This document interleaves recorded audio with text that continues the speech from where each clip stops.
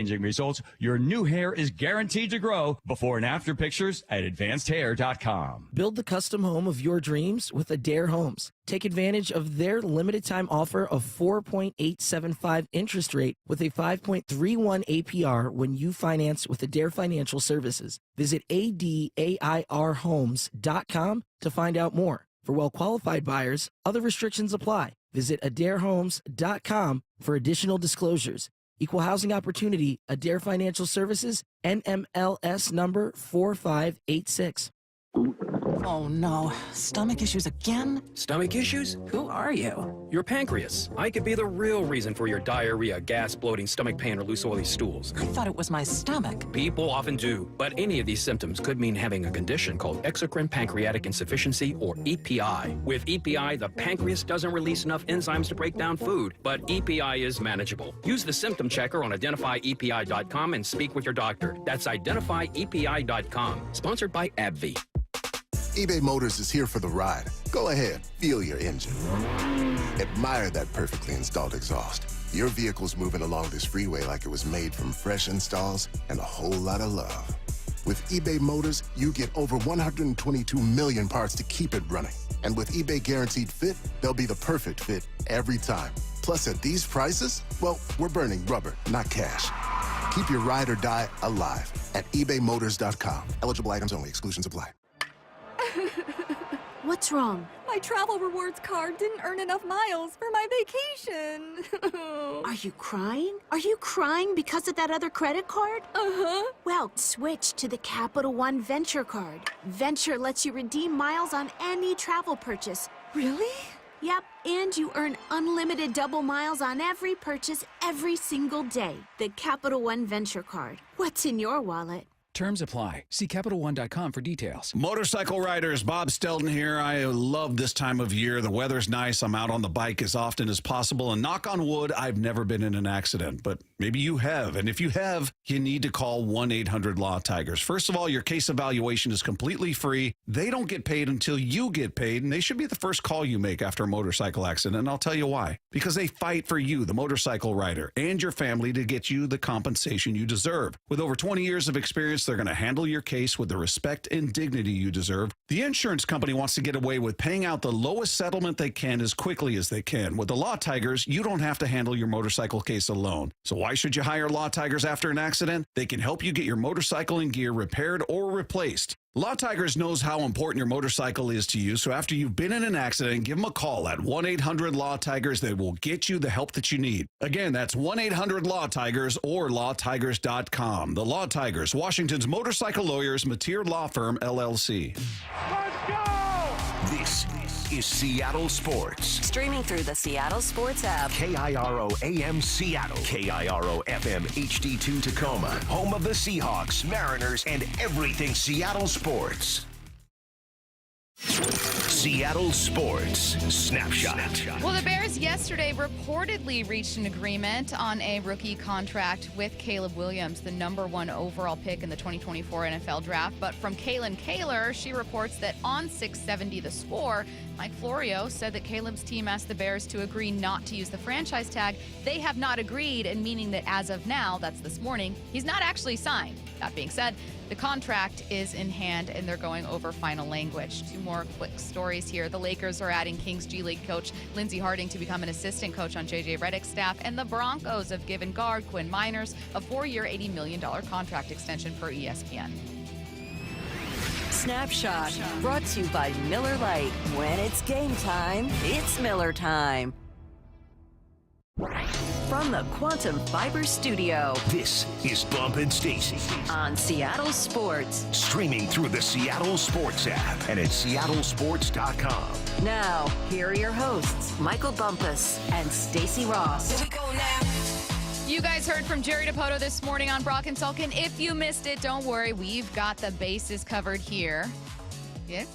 Did everyone? I see what you did there. Because we're talking about baseball. Mm-hmm. And then I said we've got the bases covered. But by bases covered, I mean we've got sound for you to hear. Okay. So it's a good pun when you explain it, and that's. What base would you cover? What position would you play? Ooh, good during the Mariners? I would say first base because I'm allowed to be the least athletic, but I'm second base. I don't know. I was thinking that exactly. Okay, but don't think size because I am small. Yeah, second base is usually where you put the smallest guy. Yeah, no, I know, but you got hands though. But think ability to be athletic. You know what I mean? Like first base is where you're going to throw like sometimes an older veteran. Oh, so you're trying to go shortstop? Yeah, but I'm left-handed. No, absolutely. Stacey. I'm saying the opposite of that. I'm left-handed. I'm limited to where I can play. I gotta play. You're ruining everything for everyone else. So you're going to be what? No, you're first. I'm hitting dingers, Stacey. Okay, is it possible? You're second base. Yeah, you're second for sure. There's nothing wrong with that. That's too much pressure. You got it. It's too much pressure. You got it. I'm going to get blamed for so many broken double play attempts. It's the life of a second baseman. I know, truly. Yeah, and I don't know how you'd handle it if a runner came sliding. Well, Bump, where do you play? Are you our shortstop? Oh, you know I'm center field all day. Oh, God. So Bump gets to be Let's center go. field? Yeah. Where's Matt? Actually, I used to catch punts. Matt is behind the plate. Matt's in the pen. Matt's not on the field. Matt's never on the field. He's a bullpen coach. There we go. Jerry Dipoto was on with Brock and Salk this morning, had plenty to cover. I know that everyone wants to know, hey, what did Jerry say about the trade deadline? Just tell us. Don't worry. We are going to get to that. First, his one word to describe the first half of the season. Bump, before I play Jerry's, what one word would you use to describe the first half of the Mariners season? Roller coaster. Oh, that's fun. Curtis, do you have a word that you want to offer? Flabbergasted. That was a caller we had the other day. I think that's a good one. Matt, for you? No. Okay. That's his word. No. That's the word. Is great no. words. That works though. Take a listen to what Jerry said. In a word, imperfect. If you would have told me that I was going to be sitting here, the day after the All-Star game, and we were going to be in first place and have been in first place for all but I think 6 days of the season, dating back to the last week in April, I probably would have told you to sign me up. And I do. I don't want to be disrespectful to what we've been able to accomplish in the first half. But, we know that we need to do things differently and improve, not just around the edges, but improve meaningfully on the offensive side especially. Get a little bit more consistent than we were coming down the stretch back in the bullpen. And otherwise, it's not going to be, quite as fun on the back end of this as it was for the majority of the first half of the Bum, season. I've got to be honest. When I heard him saying perfect, I thought, that's not harsh enough, Jerry. And then he said, if you were to tell me that we were in first place and all but, a couple weeks or whatever, I'd say, yeah, sign me up for that all day. And then I thought, gosh, dang it. He's right. I can't overlook the fact that they are in the best possible position, which is in first place heading into the All-Star break. Yeah, just not with the cushion that we thought they would have after, they were up a few games. Here's the thing about Jerry. There's going to be no perfect answer right there. No. We're going to dissect whatever he says because we're watching what this team did and what they're doing, what we think they're going, and what they possibly won't do. We have all these scenarios in our head, but I think imperfect is fine because it is imperfect, right? You did start off horribly. Then you catch fire a little bit and you start winning some ball games and take advantage of other teams in your division not doing so well. And then right when you think, all right, finish the first half of the season strong and you'll be okay going into the All-Star break, you do the unthinkable and you drop 3 to maybe the worst team in baseball. So, hey, I can rock with imperfect, but there was nothing Jerry was going to say or answer, no answer he was going to have that we're just going to be like, yeah, that's exactly right, Jerry. Before we get to Jerry's answers about what they might do at the deadline or about the offense, which I know is the number one topic that we're talking about when it comes to this team, let's take a look at the trade deadline to add a little bit of context. Jerry talking about what it looks like heading into the end of July. But we've been in touch with just about everybody in the league and have an idea of where teams stand. And with just a very few exceptions right now, almost everybody is in a hold because what you see when you pick up the paper and look at the standings or flip on a site and check out where teams stand, there are almost everybody in baseball is within 3 games of a playoff spot, it seems. And if you're in that position, it makes it much more difficult to make a decision. He's not completely wrong. Only 2 teams in the National League are out of the wild card race, are absolutely out of it. The Colorado Rockies and Miami Marlins are both 16 or more games back. Everyone else is 6 or less. That includes just 3 games out of the last wild card spot for the Giants, Reds, Pirates, Padres, Diamondbacks. It does not even include the Mets, Cardinals, and Braves who are all holding those spots, with the Mets just being barely there, right ahead of the Diamondbacks, only a game ahead of them. So there's so much in flux in the National League. You go over to the American League, It's a little bit different with the Astros and the Royals being the closest outside of the wild card, but the Rays aren't fully out of it. The Tigers aren't even fully out of it, nor the Rangers. The Rangers fully out of it, just 7.5 back. That is a surmountable lead. Bump, it is a weird trade deadline.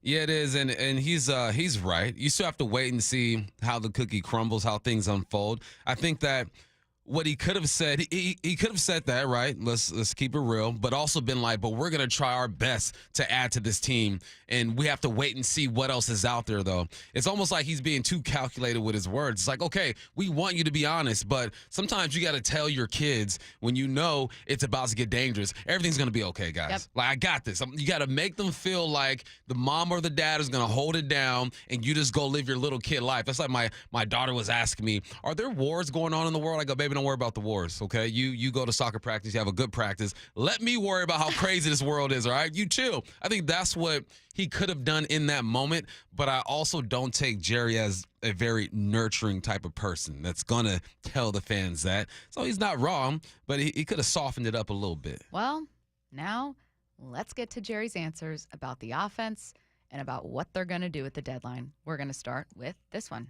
We don't make enough contact. That's plain and simple. It's our biggest hickey. It's the area where we need to make the most improvement.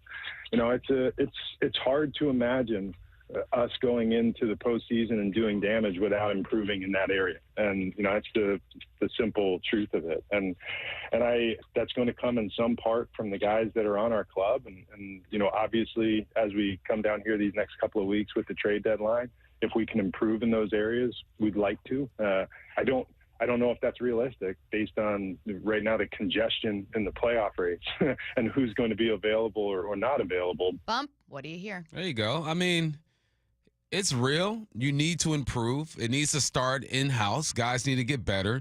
You have to wait and see what teams are going to do, what teams are going to fall off in the next 13 days or so. It's real, man, and I have no problem with that answer at all. I think if there's anything I would improve is just like the tone doesn't sound like an aggressive type of person, but it's crazy because we judge JerryPoto often. Obviously, this is Seattle sports. We're going to cover them. But it seems like when we talk to people outside of this region, these experts, these national experts, they praise Jerry and the job that he's done over here. They praise him and say, look, man, he doesn't have a lot to work with. I like the roster he put together. It all made sense. But us, we're like, we want more because we are the ones that are in the fight day to day with them and see where we thought they could have improved and want them to make us feel like everything's going to be okay. So, but yeah, that was a real answer, straightforward. I thought it was straightforward. I did not love the ending. I was like, yes, yes, yes. I thought he was being honest and frankly kind of blunt about like, we're not going to do damage in the postseason if we don't hit better. Like, I'm not going to try to, move this as, we really love our starting rotation and we think, we can be a really competitive playoff team. No, we're not doing anything. We're not a scary team. We're not an intimidating team. And I was like, right on, Jer Bear. And then we kept it moving to the end of the quote. And he was like, I don't know if adding is realistic, is essentially what he said. And I think what he's really saying is, I don't know if adding a fix or a solution is something we can do. And I think in his mind, he's pointing back to, hey, remember when I read those NL standings, all those teams that are still in it? Well, that includes the Cubs, who have Cody Bellinger. Maybe they don't trade. If you look at the American League standings and you look at Toronto as 7.5 games back, well, if they decide they're still in it or if they just decide they want to wait, well, that includes Vlad. He's suddenly not available. So you're looking at these bats who could be impactful, wondering if they're even going to be for sale. We have Joe in Bellevue Bump texting in saying, the next question should have been, why didn't you try to get better in the offseason so you wouldn't have to depend on other teams, which is never how anyone would frame a question because he very clearly tried to get better in the offseason, and that does not have any tact. However, Joe, what I think you want to know is, where's the accountability for the offseason moves? Where is that? And to answer your question, Jerry did talk about it a bit. We understand that it's a weakness on our team, and and that's on me. That's on me for looking at it from the front end of the season and believing that we made enough positive addition to offset what was a strikeout problem a year ago. And frankly, it's only gotten worse this year. And I don't know why that is truly, other than this is just. I will say this: it's a different game that players are playing today, and it's through no fault of the player in today's game. It is a lot harder to hit. It is a lot harder to make contact than it's ever been. Bump, what do you think of the take of, look, we didn't add enough offense to offset the offense we lost when we tried to cut down on strikeouts. That's on me for thinking that we did. But it's also a really hard game in today's MLB. It's easier to strike out. It's harder to hit. What do you make of that as an answer? Is that accountability to you? Like, speaking about what they didn't do, obviously you didn't do enough. We're here one game ahead, I believe.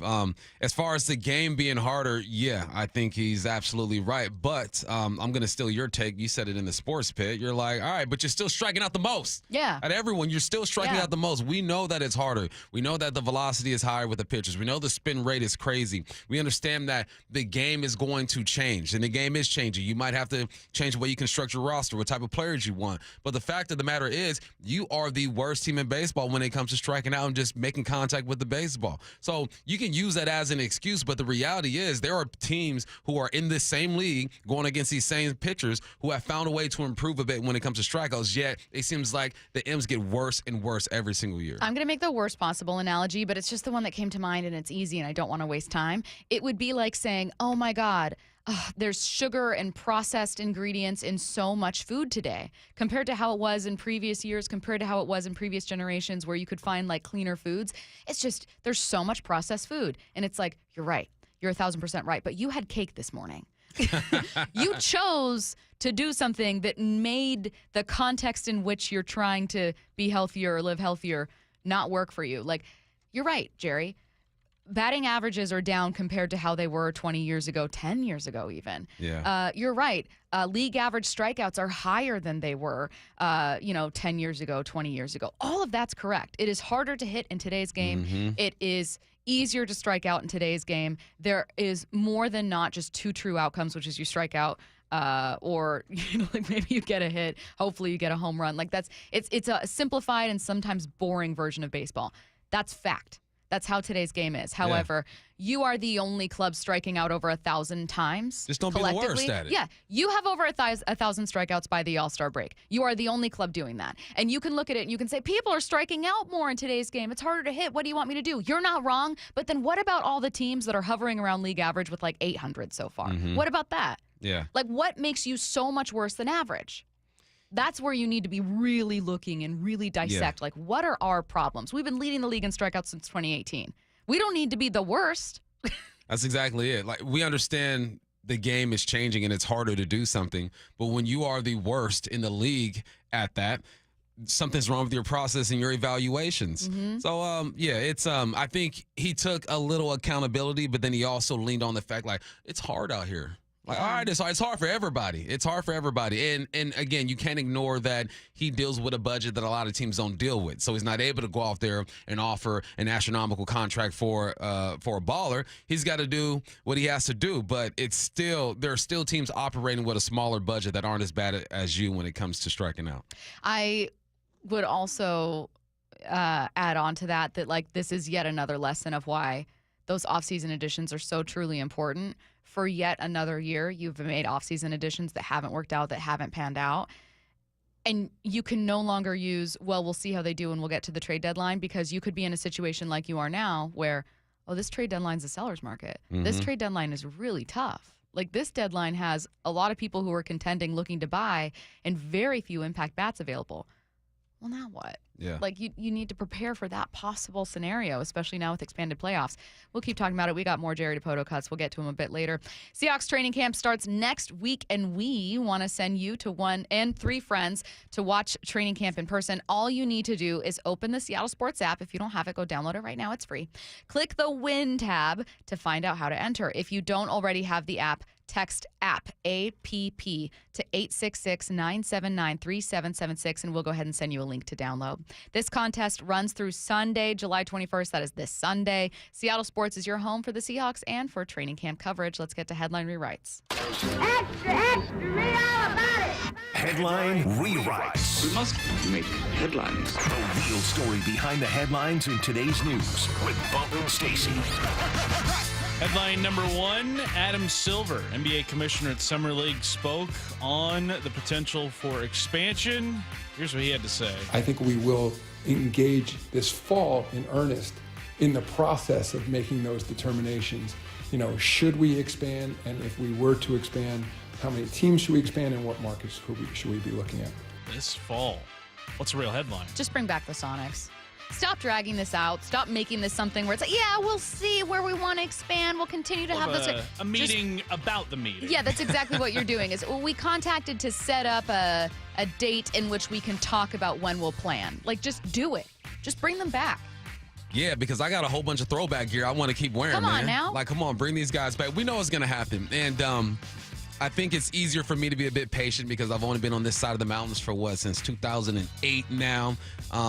Right before the team left, I didn't get really hit in the chin like a lot of you guys, a lot of you listeners did when it comes to this. But I see it happening. My kids ask me all the time, Dad, when are they coming back? I want basketball. I go, just wait a couple more years. So, yes, I'm asking you to be patient. It's going to happen. It just needs to happen faster. I'm with you there 100%. But the fact that they're talking about it is a plus. So let's get things rolling. Bring the Sonics back. I got gear I want to keep rocking. Dumb question, but do you think there are NBA owners who very, very much don't want to see expansion and don't want to see new teams added? I don't know. I don't know what it would mean. You would think that you'd bring in more money if you expand. Like you're technically sharing revenue, but you're also bringing in more revenue. You get the expansion fee, but also it takes a portion out of your future share of the revenue rights. So you get a bigger upfront payment, but going forward, it's less in terms of the revenue that you take home. So there's a trade-off, but ultimately, I think expansion is good for everybody in the NBA. You add 2 new markets, and I mean, one market that you are likely to expand to has been proven over 4 decades of history. Well, also there's a market. There's no world where the NBA expands, adds 2 teams, and one of them is in Seattle. And if that's the case, there are going to be protests. They will hear from it. There will be players saying things. It is so obviously one of the 2 choices. It's going to be Seattle and Vegas. That's it. There's no other answer. There's no other answer. Yeah. Headline rewrites. Headline number 2, in his State of Baseball address, Rob Manfred said balls and strikes could be reviewed as early as 2026. What's the real headline? Why not 2025? Yeah, why not 2025? Didn't I go off on this last week? We're sending satellites to Mars and all this stuff, but we can't figure out the dang robot computer strike zone. And then someone explained, like, Bump, they're trying to figure out the dimensions. So what? It shouldn't be that hard. We have the technology. I guarantee you human beings have the technology to get this 98% when it comes to accuracy.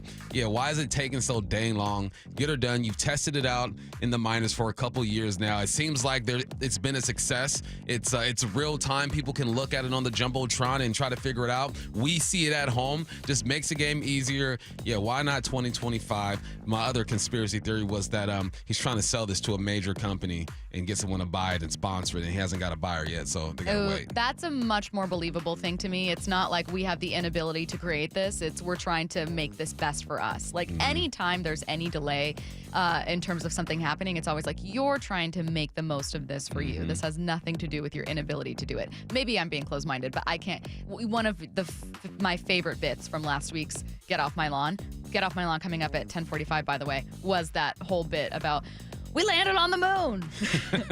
We have cars that can drive themselves. Yeah, cars that can drive and park themselves. And you're telling me we can't create robot umps? Come on now.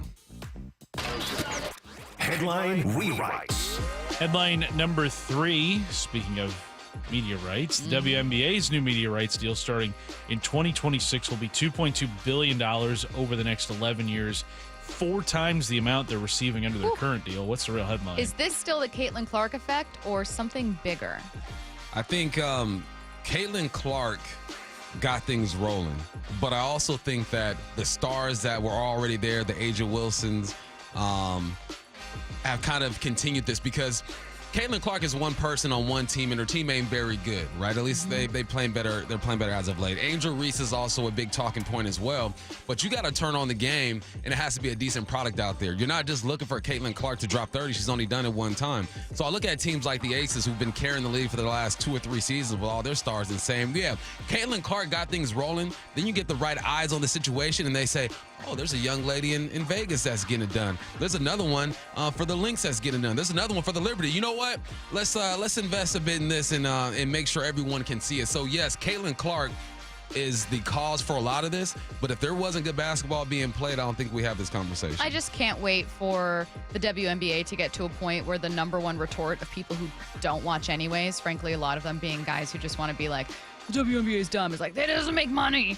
And first of all, if you don't watch the WNBA at all and you are not interested in it and you don't know any of the players, you don't need to have a big opinion on the WNBA. Yeah. I don't watch tennis. I don't. Love Serena. I don't watch a lot of tennis. Heretofore, I don't have an opinion on tennis. You're never going to hear me coming on here talking about who should and shouldn't have won, I don't know, some Open. Or like a Wimbledon. Like, you're not, it's just simply not something I'm going to do. I'm not going to dabble. I'm not going to stick my toes in that water. I think this gives people fewer who do that. Yeah. Fewer chances to point and go, well, what about this? Yeah. No, you gotta watch the product.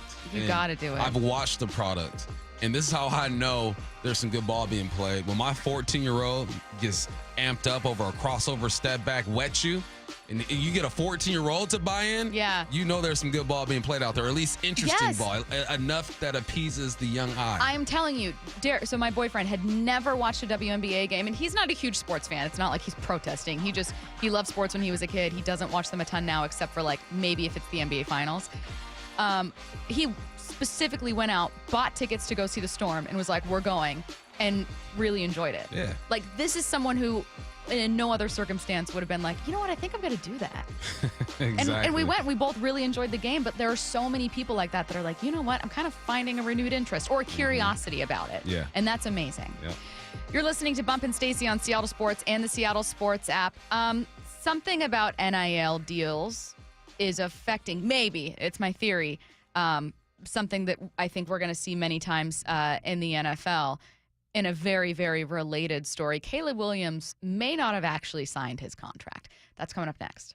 Seattle Sports, your home for Wyman and Bob. You look at the second half of the season, you got 64 games to work with there. Do we look at this as make or break? There is a defined window, because we've talked about this. You're not keeping all these guys. It's just the nature of becoming stars and losing them. We see it in every sport. Something is going to have to be a big shakeup if 2 years in a row you miss the playoffs after trending upward in 2022. This has been their best chance to win this division in years. You talked about the Astros not looking back since 2016, and you're right. On Seattle Sports and 97.3 FM HD2.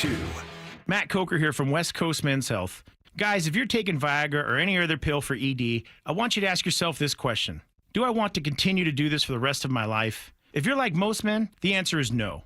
Here at West Coast Men's Health, we can restore blood flow naturally without pumping your body full of chemicals like you've been doing. Guys, you need to come in today and fix this problem now.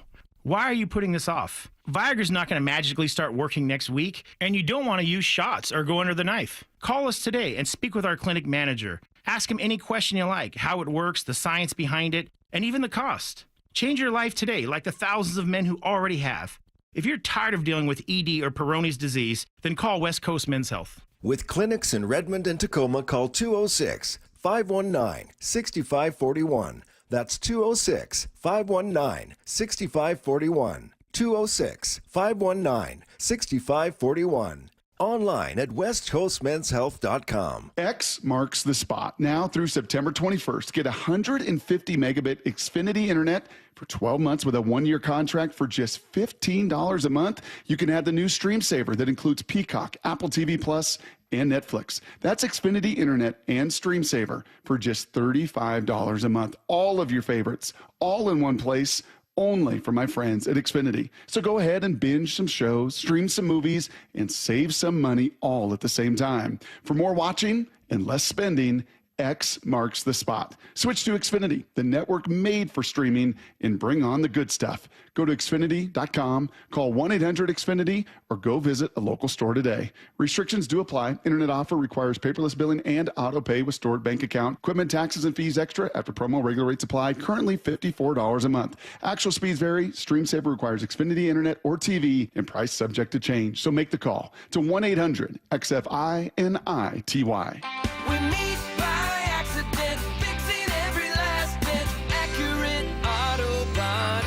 If you've been in an auto accident, you have the right to take your vehicle to any repair facility. Accurate Auto Body has been family owned and operated since 1994, and they work for you, not your insurance company. Your insurance company may not love them, but you will, because We meet by accident, fixing every last bit. Accurate Auto Body.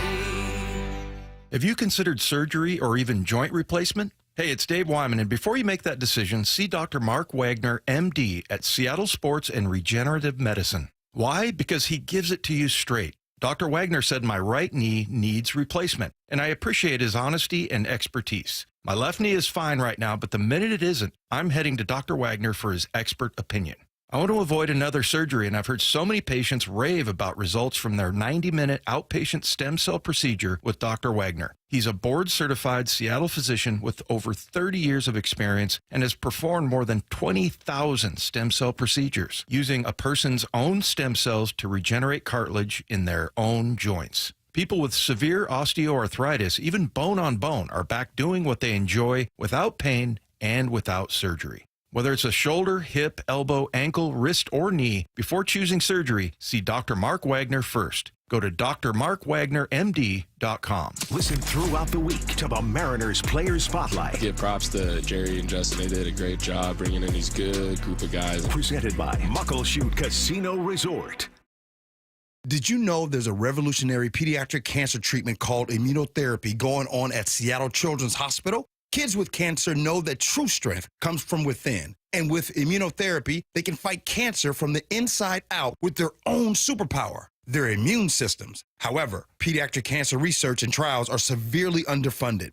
G. Scott here asking you to join the fight for all kid kind. Next time you're at Safeway checkout, please choose to make a donation. Thank you for becoming an immuno hero. now is your time to get into a new D.R. Horton home by taking advantage of their National Red Tag Savings event going on right now through July 21st. Stop by any of their participating communities and find select Red Tag homes at incredible pricing. So whether you're buying your first home or looking for an upgrade, you don't want to miss the Red Tag Savings event going on right now. Discover the D.R. Horton difference at drhorton.com. D.R. Horton, America's builder, an equal housing opportunity builder. The Mariners are all about giving you more baseball for your buck. Snag seats for as little as $10 on select dates all season long with Mariners Value Games. Plus, be sure to check out the Mariners Value Menu, available at every game and featuring 11 items priced from $2.50 to $4. Enjoy ballpark classics like hot dogs and peanuts, new treats like churros and chocolate chip cookies, and more. To get your value game tickets and check out all the value options at T-Mobile Park, go to mariners.com/value. Hear ye, hear ye. The Washington Midsummer Renaissance Fair starts this weekend at Sky Meadows Park in Snohomish. This year, we're embracing the splendor of the Elizabethan era and celebrating Renaissance Fair culture. For our opening weekend, a magical midsummer celebration awaits. Witness grandeur, whimsy, and melody as you don your most splendid attire. Parking is free. The Washington Midsummer Renaissance Fair. Tickets sold at WashingtonFair.com. From the Quantum Fiber Studio. This is Bumpin' Stacy. Weekdays 10 to 2. On Seattle Sports and 97.3 FM HD2. Yesterday we reported, well, ESPN reported, and then I just said it, that Caleb Williams, first overall pick for the Chicago Bears, had signed his rookie deal. He hadn't yet signed, so everyone was knowing he's going to play week 1, but wondering when that would happen. Random summer story. So the story comes out, oh, he signed it, fully guaranteed. How crazy is that? And that was the story, and then we were done with it. Today, Kalen Kaler tweeted that Mike Florio was on 670 The Score, Chicago-based sports station, and said that Caleb Williams' team asked the Bears to agree not to use the franchise tag on him.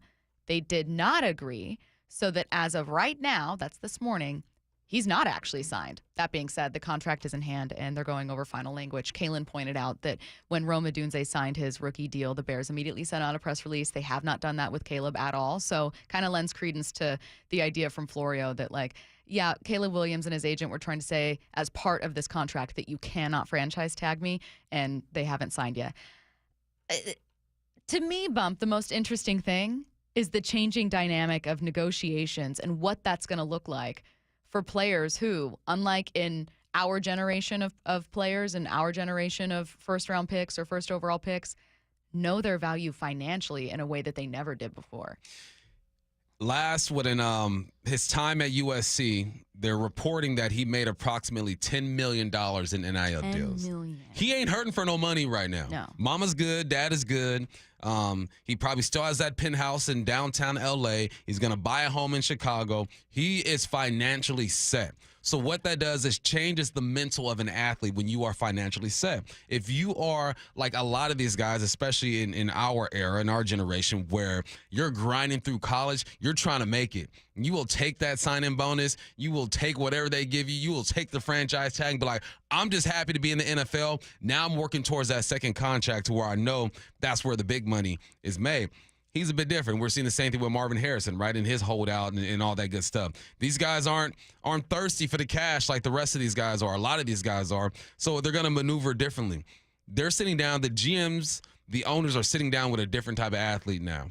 And for as long as the NFL has been around, you're pretty much sitting with the same type of athlete for the most part. A lot of these guys come from families that are financially stable and they're good, but their mental is still the same. I'm just trying to make it to the NFL so I can make my own money. You're sitting down with athletes now that already have a brand, that probably already bought a couple homes, who have companies that they've started. Mm-hmm. Hopefully they've bought some real estate. Like, they're already business-minded young men because at a young age, 18, 19, 20, they've been handed money and saying, you're already getting paid for your services, and we're going to take care of you while you're here. So it's up to these GMs and these owners to shift the way that they approach. You're not just going to sit down and be like, here's a contract, you go ahead and sign it. You're not going to sit down with an agent and he's going to push in that direction like, let's just get this deal done. It's like, no, let's sit down and let's talk about this. Caleb, what do you want out this deal? Bears, what do you want out this deal? Let's see if we can meet in the middle. I just can't stress that a rookie quarterback, even if he is insanely talented and a #1 overall pick, going to an organization, not just negotiating for a fully guaranteed contract as a rookie, but reportedly for the inability of his team to franchise tag him, is pretty monumental. And maybe he doesn't have the Bears agree to not franchise tag him, but he doesn't get the guaranteed money. Either way, I know it's not something that's happening on the field, but this is a very interesting changing dynamic about what was a very kind of basic, hey, welcome. Like you said, you're signing this contract. Maybe your agent's pushing for a little more money, but it's like, I feel like we've heard more and more about rookies that are holding out, that are taking longer to sign. They've maybe had agents where instead of getting an agent when they started going through the draft process, they've had this agent for like 3 years. Yeah. And that guy also is following these trends and knows exactly what's happening. Like, it feels like going from one job, professional contract quote, to another, and they already have this experience now. Not only that, but, well, gosh, Caleb's done commercials or Caleb's done whatever, and Caleb knows his value. There's just such a leverage with top athletes leaving college in football that was not there before, even for like a #1 overall pick. It's not like people, you look 10 plus years ago, Matthew Stafford, #1 overall, out of an SEC school, big deal. You still don't have that leverage in the way that players do now. It's a different game. It's a different game with different rules and different expectations.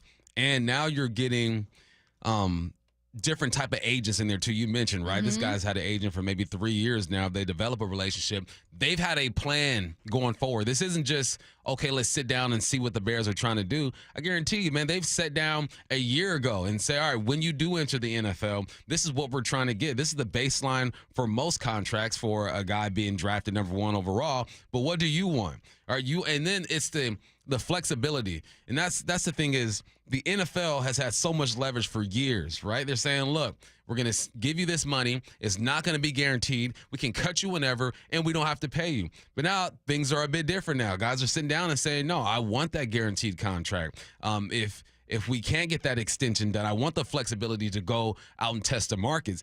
This is a position that no one's been in the NFL, owners, GMs, coaches, or whatnot.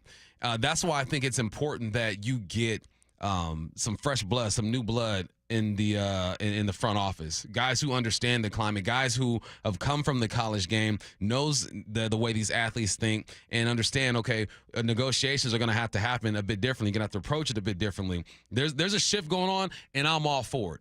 I'm all for it because I think because there's not a lot of guaranteed money in football, a lot of guys have 1 year, they lose their shot, and then you're done. You have no financial stability. Granted, you got to be good. I'm not saying like the last pick in the draft, Brock Purdy, needs to just be financially set. No, you got to earn it.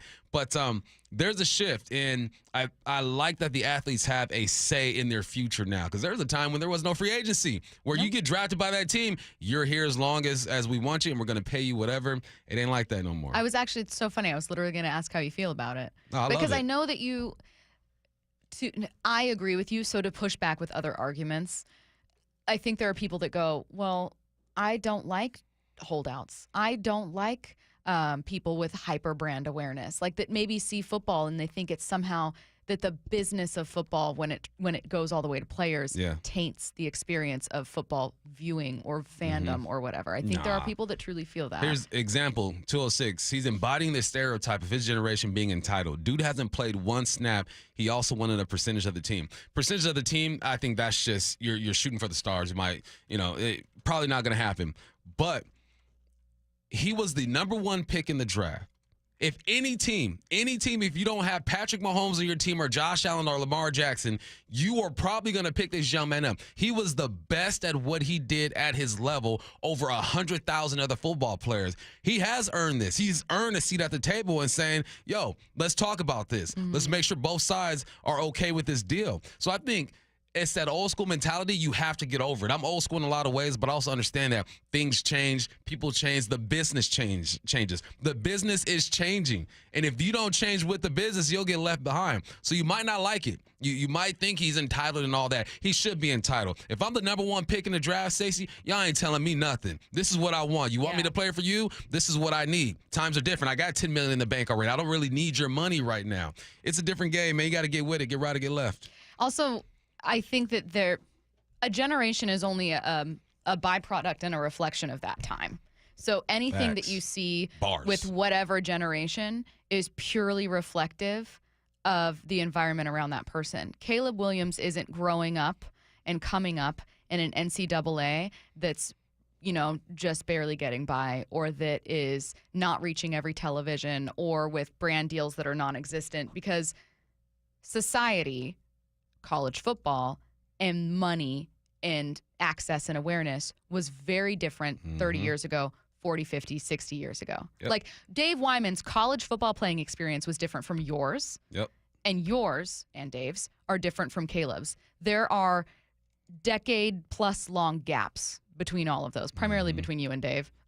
A little less. No, it's decades between me and Caleb. So let's say 20 years between you and Caleb, 20-ish plus between you and Dave. Like, that's so much change. And with that change has come millions and millions, billions in revenue. It's a changing dynamic. So you can apply that to anything else, like, oh, young people, they have short attention spans. Well, look at the way technology has changed with young people and the world that they've grown up in. Like, I completely get it, but it's been a byproduct of exactly the world they've lived in. And I don't think that means it's always bad. There are times you and I will joke about, like, oh, Gen Z. But Caleb is doing exactly what the people handing him this contract are doing. It's just that of you're seeing it. Exactly. That's all it doing. is. Get Off My Lawn coming your way next.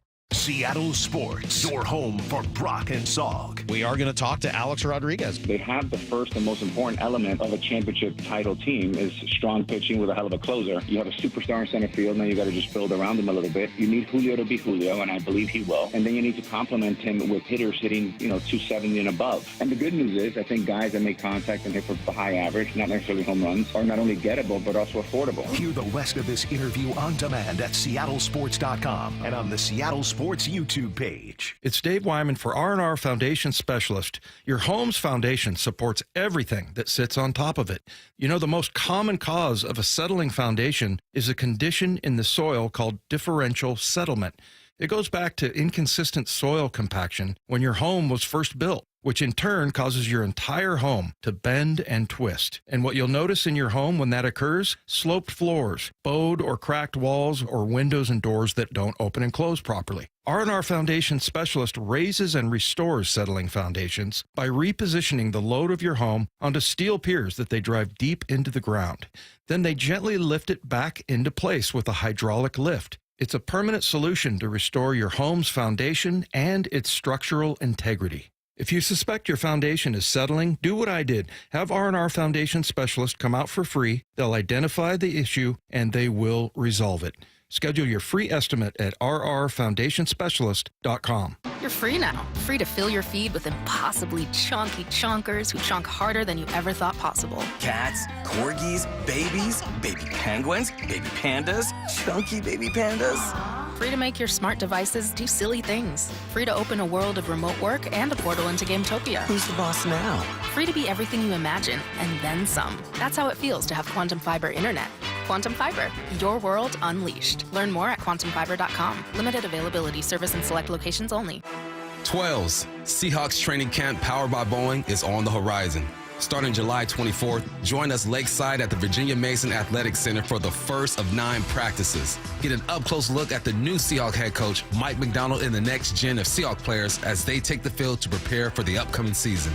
Summer in Seattle and Seahawks football, what's better than that? Register now at Seahawks.com/training camp. That's Seahawks.com/training camp. Free consultations, no fee guarantees, 5-star reviews. J.P. Pendergast with Pendergast Law explains the importance of going beyond these familiar offerings. Accident victims want an attorney, Tom, that satisfies their needs. Someone who handles those needs with the highest degree of care. Pendergast Law offers the no-fee guarantees and free consultations, but these only scratch the surface. Okay, explain more. We make sure that every member of our team is genuinely passionate about helping others.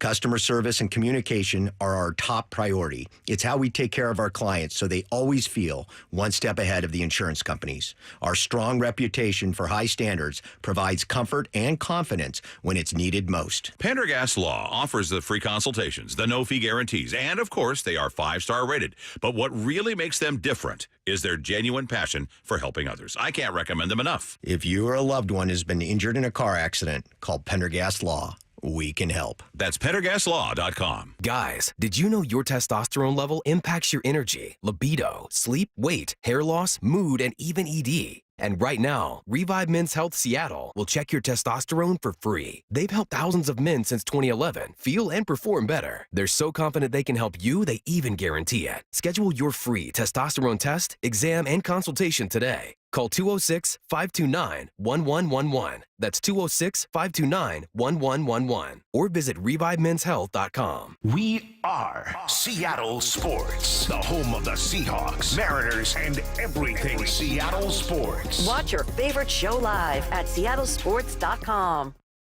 Hey, Brock Heward here, along with IRG Physical and Hand Therapy President and CEO Shannon O'Kelly. Now, Shannon, I need to ask you if what I've been hearing is true. You don't need a referral, really, to see a physical therapist in the state of Washington? That's exactly right, Brock. The state of Washington is a state that has what's called direct access. That means that if you get up in the morning, for example, and you hurt your back or did something to your muscles or tendons or joints, you can call a physical therapist directly, and we can get you in that same day and start your care and your recovery process. How can patients get scheduled with IRG? Oh, it's easy. You just contact us at irgpt.com. We'll direct you to our concierge service, and we'll take care of all that for you. We handle all the authorization, verification. We want our patients to understand their insurance benefits and what the outcomes are going to be with their visit to IRG Physical and Hand Therapy. Please, please, please don't let injuries keep you from your passion. Schedule online today at irgpt.com and start the journey back to your best self. Let's face it, nothing makes you look older than you really are than thinning hair.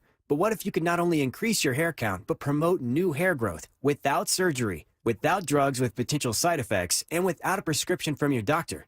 Well, now you can, thanks to a breakthrough new supplement called Hair Grow, provided by New Nordic, the #1 supplier of dietary supplements in Europe. Hair Grow is now available in the U.S. Only Hair Grow contains tocogaya, a powerful antioxidant that has received a U.S. patent. Multiple clinical studies show Hair Grow is safe and effective in promoting new hair growth. In one study, 95% of the patients using Hair Grow saw increased hair count. Don't lose more time and more hair. Try Hair Grow today to feel and look your best. Available online at Amazon, Walmart.com, and NewNordicUSA.com, or in stores at your local CVS. Look younger and feel more confident with Hair Grow by New Nordic. at newnordicusa.com or in stores at your local CVS. From the Quantum Fiber Studio. This is Bumpin' Stacy. Weekdays 10 to 2. On Seattle Sports and 97.3 FM HD2. In less than 15 minutes, we'll be getting back to baseball, talking Mariners with ESPN's David Schoenfield. Before we get to that, it's time for Get Off My Lawn, where Michael Bumpus is going to tell us the 3 things that are really grinding his gears this week. Bump, what's bothering you? Oh, man, it's been a week. It's been a good week. And good enough for me to be grumpy. So let's get right into it. The first one. I'm 40. Man, let's talk about some quarterbacks. Okay. You know, I think Patrick Mahomes has a real opportunity to be the first team to win back-to-back-to-back Super Bowls. The Green Bay Packers did something like it in the 60s, but it wasn't really a Super Bowl yet. So you take that for what it is. But we focus on the quarterback so much, right? And especially here in Seattle, because you got Geno Smith leading the charge, and people are saying, man, they should draft a quarterback. Sam Howell needs to play. And I heard a stat that said, y'all need to simmer down and chill. Do you know how many quarterbacks that are under the age of 35 right now that have a Super Bowl ring? 1, 2. No, Matthew. Who's the second one? Matthew Stafford's 36. Patrick Mahomes. Just Patrick one. Mahomes. Wow. Yeah, Quarterback Wow. under the age of 35, and Russell Wilson is the next one at 35. I was going to say Russell Wilson and Matthew Stafford. I know they're in their mid-30s. Those are the only ones. So I'm getting old. That's what that tells me. I point this out just to say, I was look. hoping they'd be an answer. I point this out just to say, look. Just let these quarterbacks chill. Let them develop. You got to be patient with this quarterback stuff. I know you guys are anxious for the Seahawks to go and do something else. No, they got a quarterback who's in his 30s who understands the game, who can let everything else just marinate and sit. You got Sam Howell who could develop behind Geno. Finding a quarterback is a slow game. It's a patient game. As much as you guys want a top 10 quarterback to come in here and save the day, even if he does come in here, he ain't saving the day. I'm a firm believer Caleb Williams is not going to the playoffs this year. He will look like a number 1 pick at times, and he'll look like a rookie quarterback at times. It's just I'm encouraging people just to take your time with this. I'm not saying just accept mediocrity and say, all right, this team doesn't have to improve. What I'm saying is you have a quarterback that's capable right now, and it is so hard to win a Super Bowl. If you're not Tom Brady or Patrick Mahomes or Matthew Stafford, you ain't sniffed that thing. It's just Lamar Jackson, 2-time MVP, hasn't played in a Super Bowl. Josh Allen, probably the second, third best quarterback in the game, hasn't played in a Super Bowl. It's a tough business to find a quarterback. So just take your time with Geno. I think Geno's going to win some games this year. He's going to help this organization. So, I mean, that's what I'm saying, man. Get off my lawn, man. The 35 Nut Club. Let's get it. No, I'm a man. I'm 40. That's a great stat. Because I think everyone thinks of, Roethlisberger, one of the youngest quarterbacks to win. Obviously, we have that memory, unfortunately, because it came against Seattle in 2005. You have, we all remember, obviously, Patrick Mahomes' first win. He was very young. Russ was obviously under 30 when he won, but it's been a minute. It's been a while. Ooh, that's a great stat. What's next? All right, next up. Let's talk about Copa America once again. I know you guys love soccer. Argentina. They won this thing, right? They beat Colombia 1-0. There was a lot of drama going on afterwards, but the biggest drama that went on, Enzo Fernandez, who plays for Chelsea in the EPL, who has a lot of black players on that team, African, French, all that good stuff. But they black. They look like me, all right? And he posted a video after the win of them singing one of the most racist songs you've ever heard in your life. They're talking about the French team and how they're not really French and they're all from Africa. He's talking about transgender people, and he's putting this on live, and he's dancing and he's smiling, and then he comes back and says, I was just caught up in the moment. Don't give me that BS. That's who you are. That's who you are. If that's who you're going to be, you be that every single day and deal with the consequences when you go play with your black teammates. You be that every single day and deal with the consequences when you're out in public. I hate when people who are racist and then, that's not me. That's not who I am. It is. You're singing the song. You're smiling. Just like the people who march and put mask on their face. Show yourself. If you are going to be racist every single day, and you deal with what comes for you after that. It's disgusting to me. That's not who I am. I was caught up in a moment. I've never been caught up in. I can sing raps. I'll sing rap songs around my white friends, and I won't say the N-word. I just won't say it because I don't want anyone to feel comfortable saying that. So I'm not going to say it. I don't care who you are, where you're from, from what you're doing, you got to be conscious of what you're saying. You have to be conscious of it. And when you come out and say, that's not who I am, I don't believe you because I saw your smile. I saw your teammates celebrating, doing all that stuff. So Enzo Fernandez, man, Chelsea should kick his butt off the team and all the black homies get after him because that's ridiculous. It's an inability to say you were wrong. Or Right. it doesn't feel good to be wrong. It doesn't feel good to do something that hurts other people. And instead of coming out and being like, I was really wrong for that. You're right. Like, I thought it was funny, and I've since learned, and shame on me, knowing that you're going to get a wave of people that are just going to be really upset with you for a while.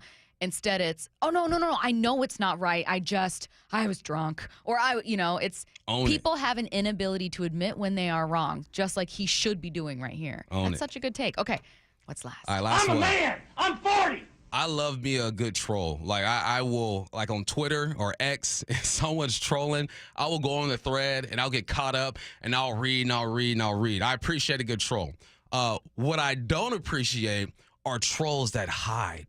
Trolls that are hiding behind this account that just has a number and a fake picture up there. I'm like, listen, it's all good to troll. If you're going to troll, you better put your face out there, put your name out there. Do it. Why are you hiding, right? If you want to talk crap about any athlete, any organization, myself, Stacy, the show, whatever, if you're going to troll, come on, put yourself out there. What you scared of? What are you scared of? If you are not man or woman enough to put yourself out there and then put the account down and just leave it alone for the people who really go after folks.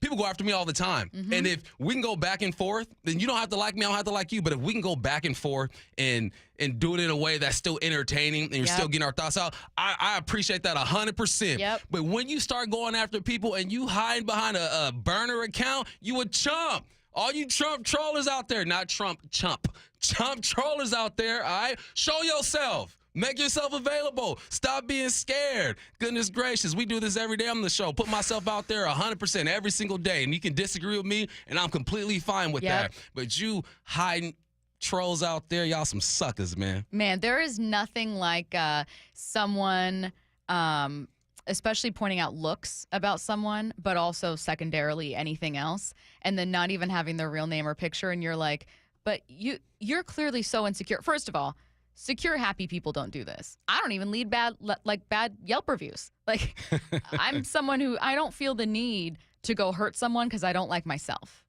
Now, there's a difference between I disagree with Bump as a tweeter, and so I'm going to go and I'm going to tweet at him like, man, you don't know what you're talking about. That's different. Yeah. If you come out and you say something about like truly mean to Bump because you're trying to poke and get him to react, and then you don't even add your own photo. When I first started, I still remember the tweets that would hurt me the most would be ones, especially about my appearance or about like, oh, you're awful. And it's like, you don't even have, like, who are you? Just truly. It's okay to be a troll, but just be grown about your troll. It's entertaining. Like half the stuff I think people just want a reaction. Yeah. You know, and whatever. As long as you're not being like racist, sexist, or whatever, offensive like that, and you just want to tell somebody they're wrong, cool. Put your name on that thing, though. Do it. Well, and that's the thing. It's like, man, it is hard to have an opinion and attach your name and your face and your whole chest to it. It is hard because then when you're wrong, you look stupid. But I think that's also why trolls don't do it. It's just, well, now I can be anonymous. I can say this thing and then I never have to be accountable for it ever again. Yeah. Oh, that's a good get off my lawn. That was a good one. We're talking baseball with David Schoenfield next. Seattle Sports, your home for Wyman and Bob. You look at the second half of the season, you got 64 games to work with there. Do we look at this as make or break? There is a defined window because we've talked about this. You're not keeping all these guys. It's just the nature of becoming stars and losing them. We see it in every sport. Something is going to have to be a big shakeup if 2 years in a row you miss the playoffs after trending upward in 2022. This has been their best chance to win this division in years. You talked about the Astros not looking back since 2016, and you're right. On Seattle Sports and 97.3 FM HD2. So, how's your research going? Surprising. After I figured out the top-rated TVs in our price range, I went shopping for deals. And who's the best? It wasn't the internet, and it wasn't the warehouse club. But? It was video only. They had better deals on the Samsung, LG, and the Sony TVs that got the highest scores. Better than online and at the club? I know! Video only beat them all. And now we can afford an even better model for the same price. My research really paid off. If we buy it video only. Exactly. Otherwise, we'll be sorry. At Video Only, you won't find huge stores with refrigerators or microwaves, but you will find the best deals on top-rated TVs, soundbars, and monitors. Shop around. Just make sure you visit Video Only, because if you don't, you'll be sorry. In South Center, Bellevue, Linwood, Federal Way, and Tacoma, Video Only. Jake was suffering from osteoarthritis when his doctors asked him to consider surgery. However, there's a 9-month recovery period where essentially you're not walking and you're not putting much in the way of weight on. That wasn't going to work for him, so he decided to see Dr. Mark Wagner, MD, at Seattle Sports and Regenerative Medicine for stem cell therapy. I heard the ads, and that caused me to do due diligence. And how are you doing now? There's not really any pain now at all. I have no limitations in what I want to do. Wow, so you're able to do anything you want to do? I recently played golf at Cycle House down in Pebble Beach, walked 18 holes, which I hadn't been able to do for a number of years, and then went for about a 2-mile walk with my friend. I take it you'd recommend stem cell therapy to others then? Absolutely. Had I known then what I know now, I would have done this several years ago and saved myself a lot of pain and suffering and agony and limitation to activity. Before you choose surgery, consider stem cell therapy with Dr. Mark Wagner, MD, at Seattle Sports and Regenerative Medicine. Schedule your consultation at drmarkwagnermd.com. At Shane Company, we have endless ways to create personalized jewelry that lets your unique style shine. Come marvel at our rainbow of gemstones and find the one that speaks to you. Customize your ring setting and add a personal touch to it, like an engraving on the band. Stack rings and layer necklaces to create your signature look. At Shane Company, we're dedicated to creating unique jewelry you won't find anywhere else.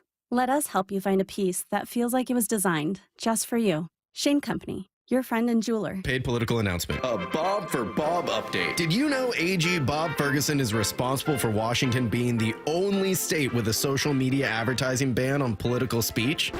In 2019, Bob's lawsuits made Washington the only state that doesn't allow you to run political ads on social media. Voter beware, because Bob's vendetta against your free speech won't stop when Bob gets what he wants. Governor.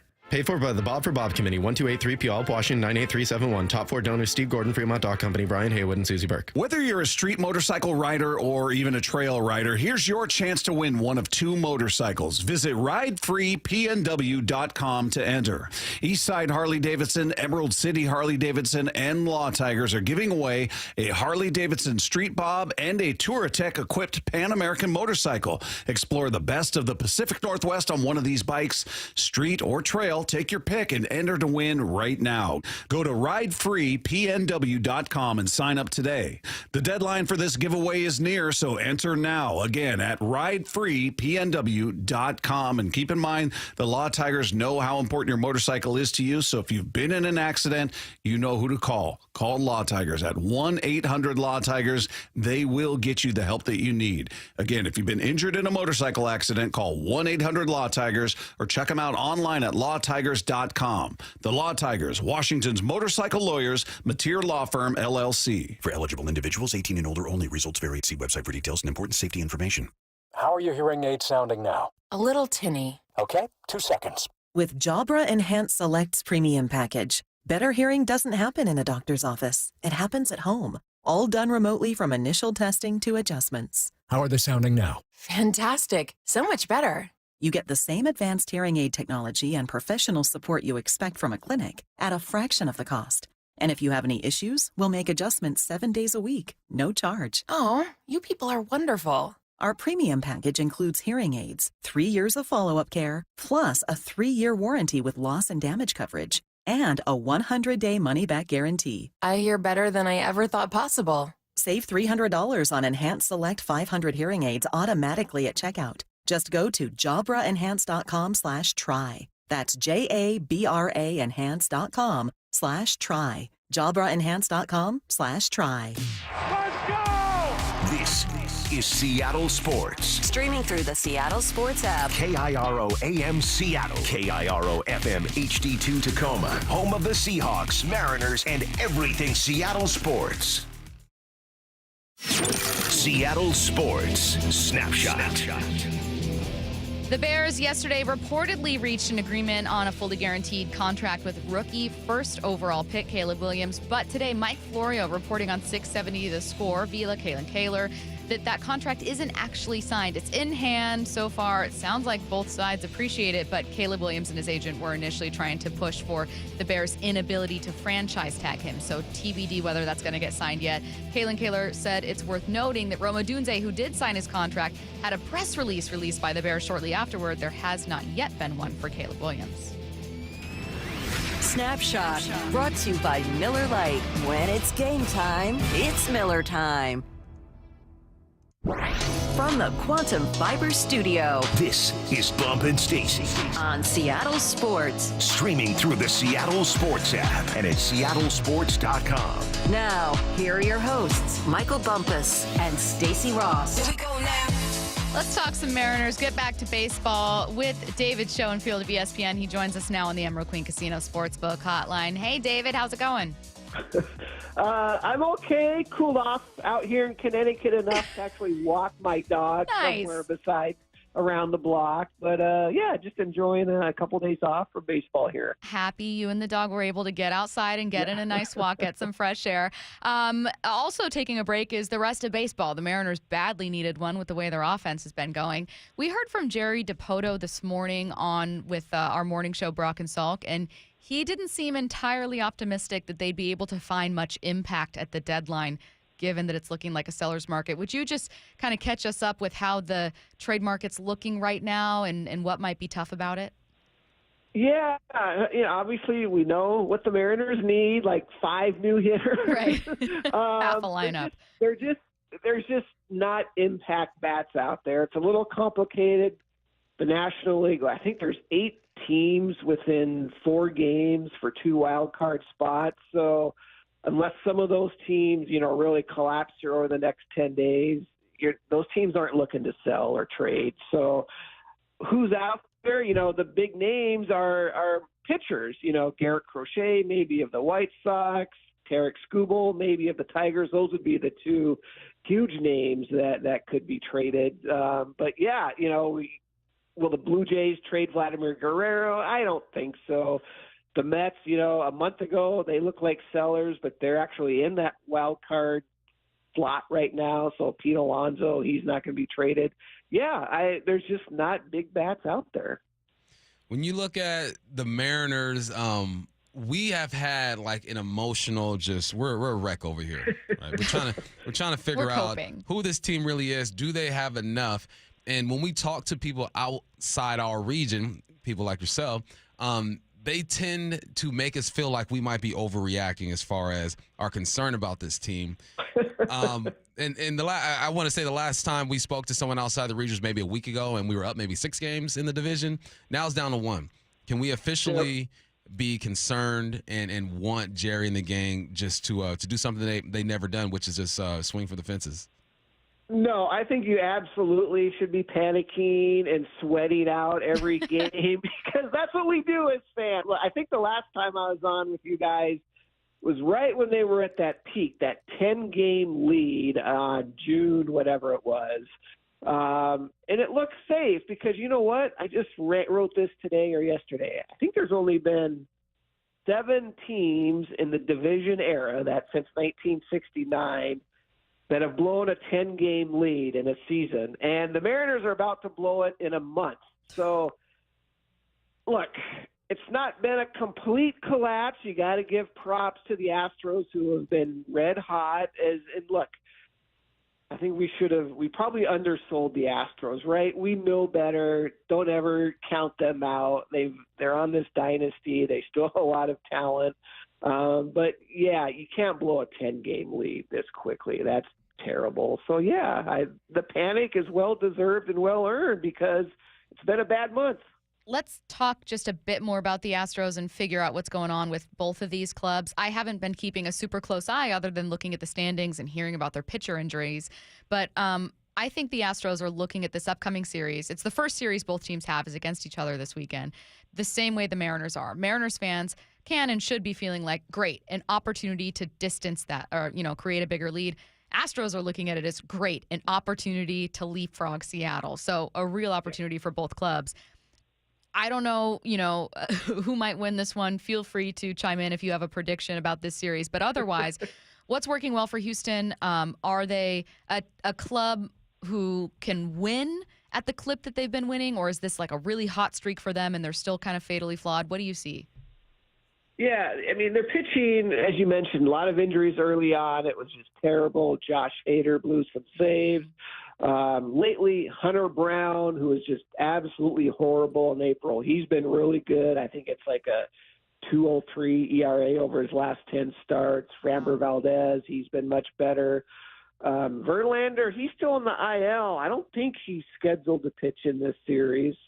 They don't have a lot of depth in their rotation, at least until they get Verlander back. They might get Luis Garcia back from Tommy John surgery, but everything you're hearing is the Astros are going to look to be aggressive. And again, they need pitching, and that's what's out there. So now they have a bad farm system, so they don't have the talent there to get a Crochet or a Skubal, but they might get a rental kind of pitcher. So they'll add another starter. That'll make them a little better. And, the offense, look, you still have Jose Altuve. Alex Bregman had a slow start. He's been better. Yordan Alvarez, slow start. He's been back to hitting like he does. Kyle Tucker, I think he's still hurt right now, but, he was an all-star. So they're going to score runs. It's all about their rotation, and it's been much better the last month. Do you think there's enough in the Mariners' farm system to acquire one of these big names, or do you feel as if they're going to have to give up, if they were to go after a big name, they're going to have to give up a starting pitcher? I don't think they're going to trade any of their starting pitchers. One, they don't have the depth. I mean, their top five when Brian Wu is healthy is, obviously terrific, but it thins out after that. I mean, Emerson Hancock's kind of your number 6 guy, and I don't really trust him. And there's really nobody after that. So, yeah, you trade a starter, you're just opening up another hole. Now, what they have is a lot of really good, young, talented position players in the farm system. Now, I like all these guys. Jerry and the scouting system, people have done a really great job in building, that side of the system. But who is there, again, is there a hitter out there that you're going to trade Harry Ford for? I don't know if there is. You're going to trade Harry Ford for a Vladimir Guerrero? That's the kind of options that you might have to consider. And frankly, I don't know if I want to do that. Even if Guerrero's probably the best guy I can think of who might be available and fills a need, first base or DH. Do you want to tear apart your farm system to add him? Is that enough? That's kind of what the front office is asking itself, let alone and is ownership going to approve adding an $18 million salary, prorated for, the rest of the season. The trade market, including a very competitive National League wildcard race, makes things really tricky in terms of adding. You've already gone over the names and maybe even prospects you'd be really hesitant to part ways with. And honestly, David, I think most fans are probably with you where they go, you know what, at this rate, just hang on to these prospects. The problem is you still want to be a playoff team. You still want to do justice to this rotation that you've had. I think there's just so little faith that the offensive pieces you have, even if we thought they could be better, will. I mean, we've seen 100 games of them leading the league in strikeouts and not, getting contact consistently enough. And I guess my question is really, is there any part of you that has any kind of faith or maybe a feeling that, like, you know what, this is a club that may be able to still improve from within?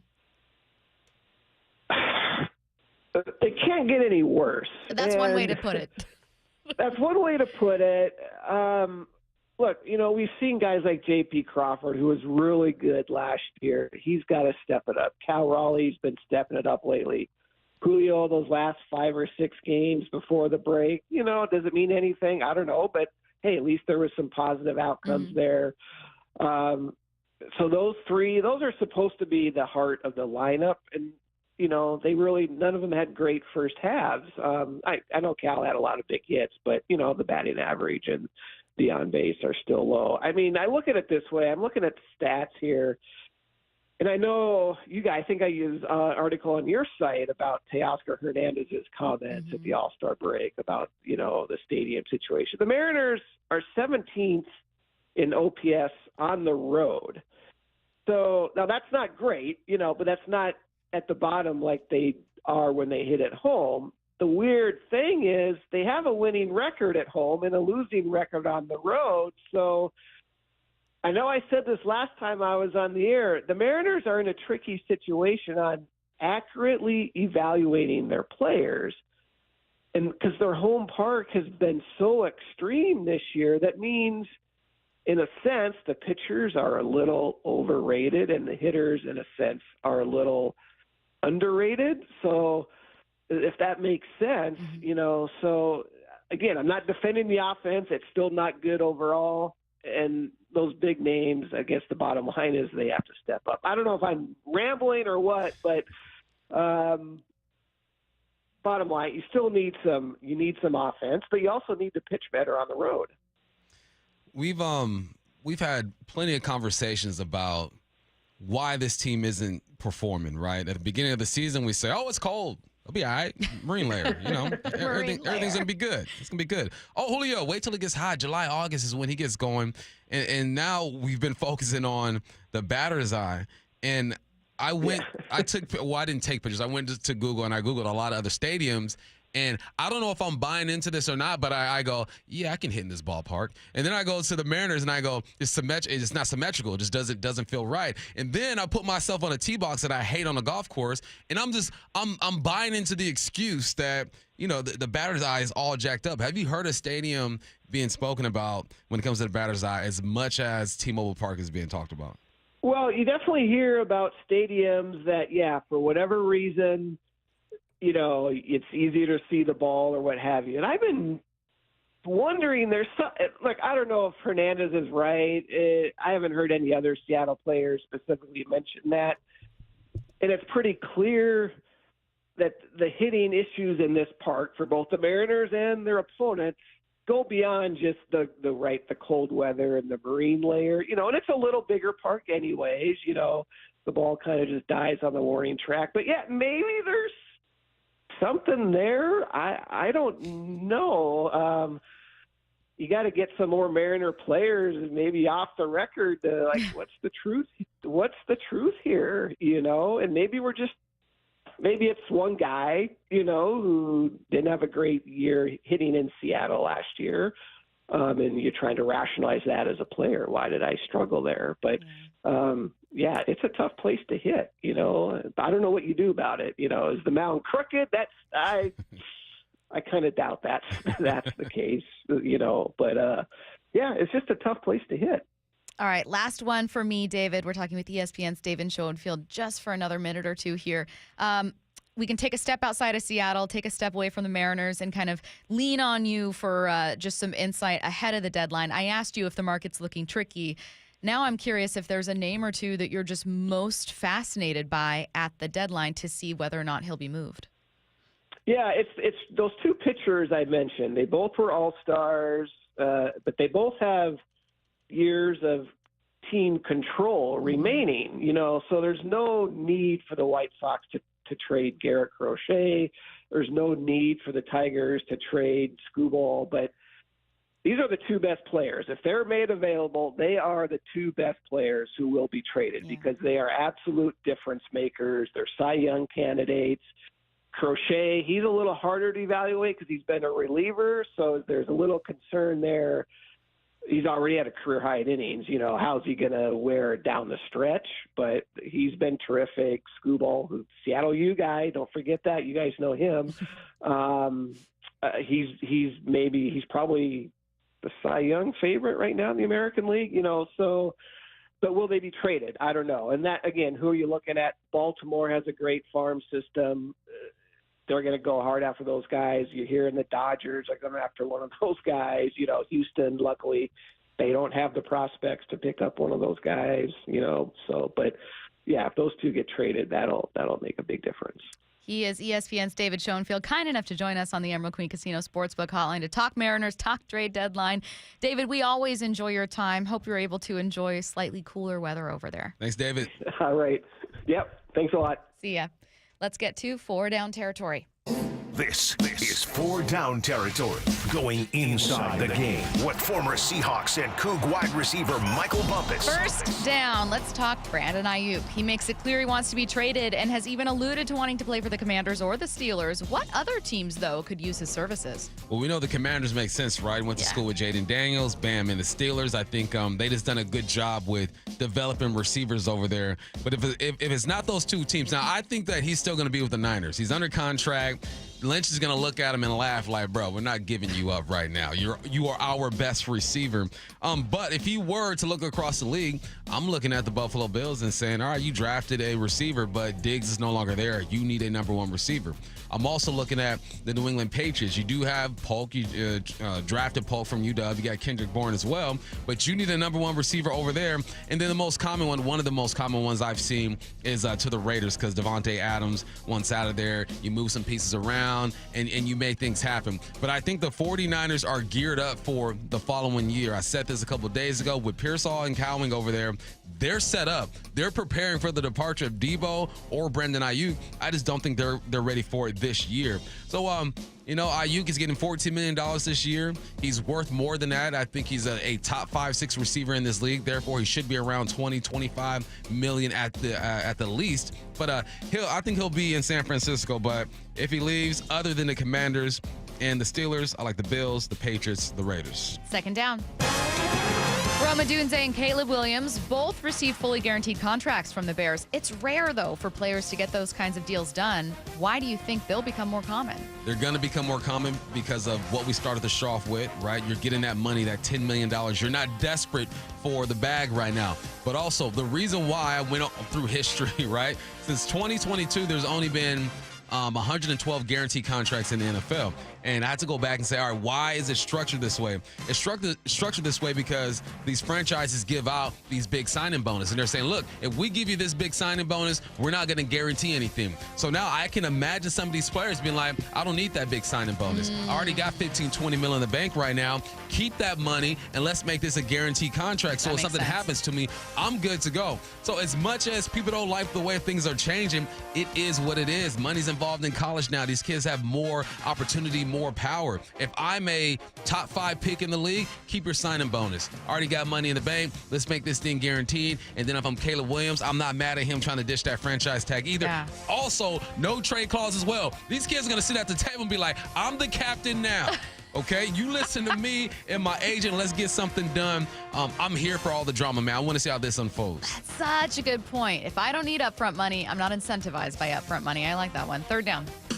We keep hearing about how deep the 2024 wide receiver class is yet again. How many rookie wideouts do you see either starting or having significant roles their first year? Man, well, we know that Marvin Harrison's going to do his thing. Neighbors, Odunze, Brian Thomas, Worthy, and Pearsall. I'm going to go to Leggett as well. I literally can go through the first 10 names on this list of guys who are drafted and say they are going to start and get playing time. Keon Coleman, I mentioned Brandon Ayuk going to the Bills to join him. You need leadership. You got Ladd McConkey over there in Georgia. We're here that he is just a slot master. Jalen Polk I talked about with the New England Patriots. There are 16 to 17 receivers who are drafted this year who are going to start for their teams or be the number 2 receivers. That just tells you how deep this class is, man. You go all the way down to the second to last pick in the draft, and Taj Washington, you're going to see him for the Miami Dolphins. This isn't okay, let's draft, develop, and stash these young guys.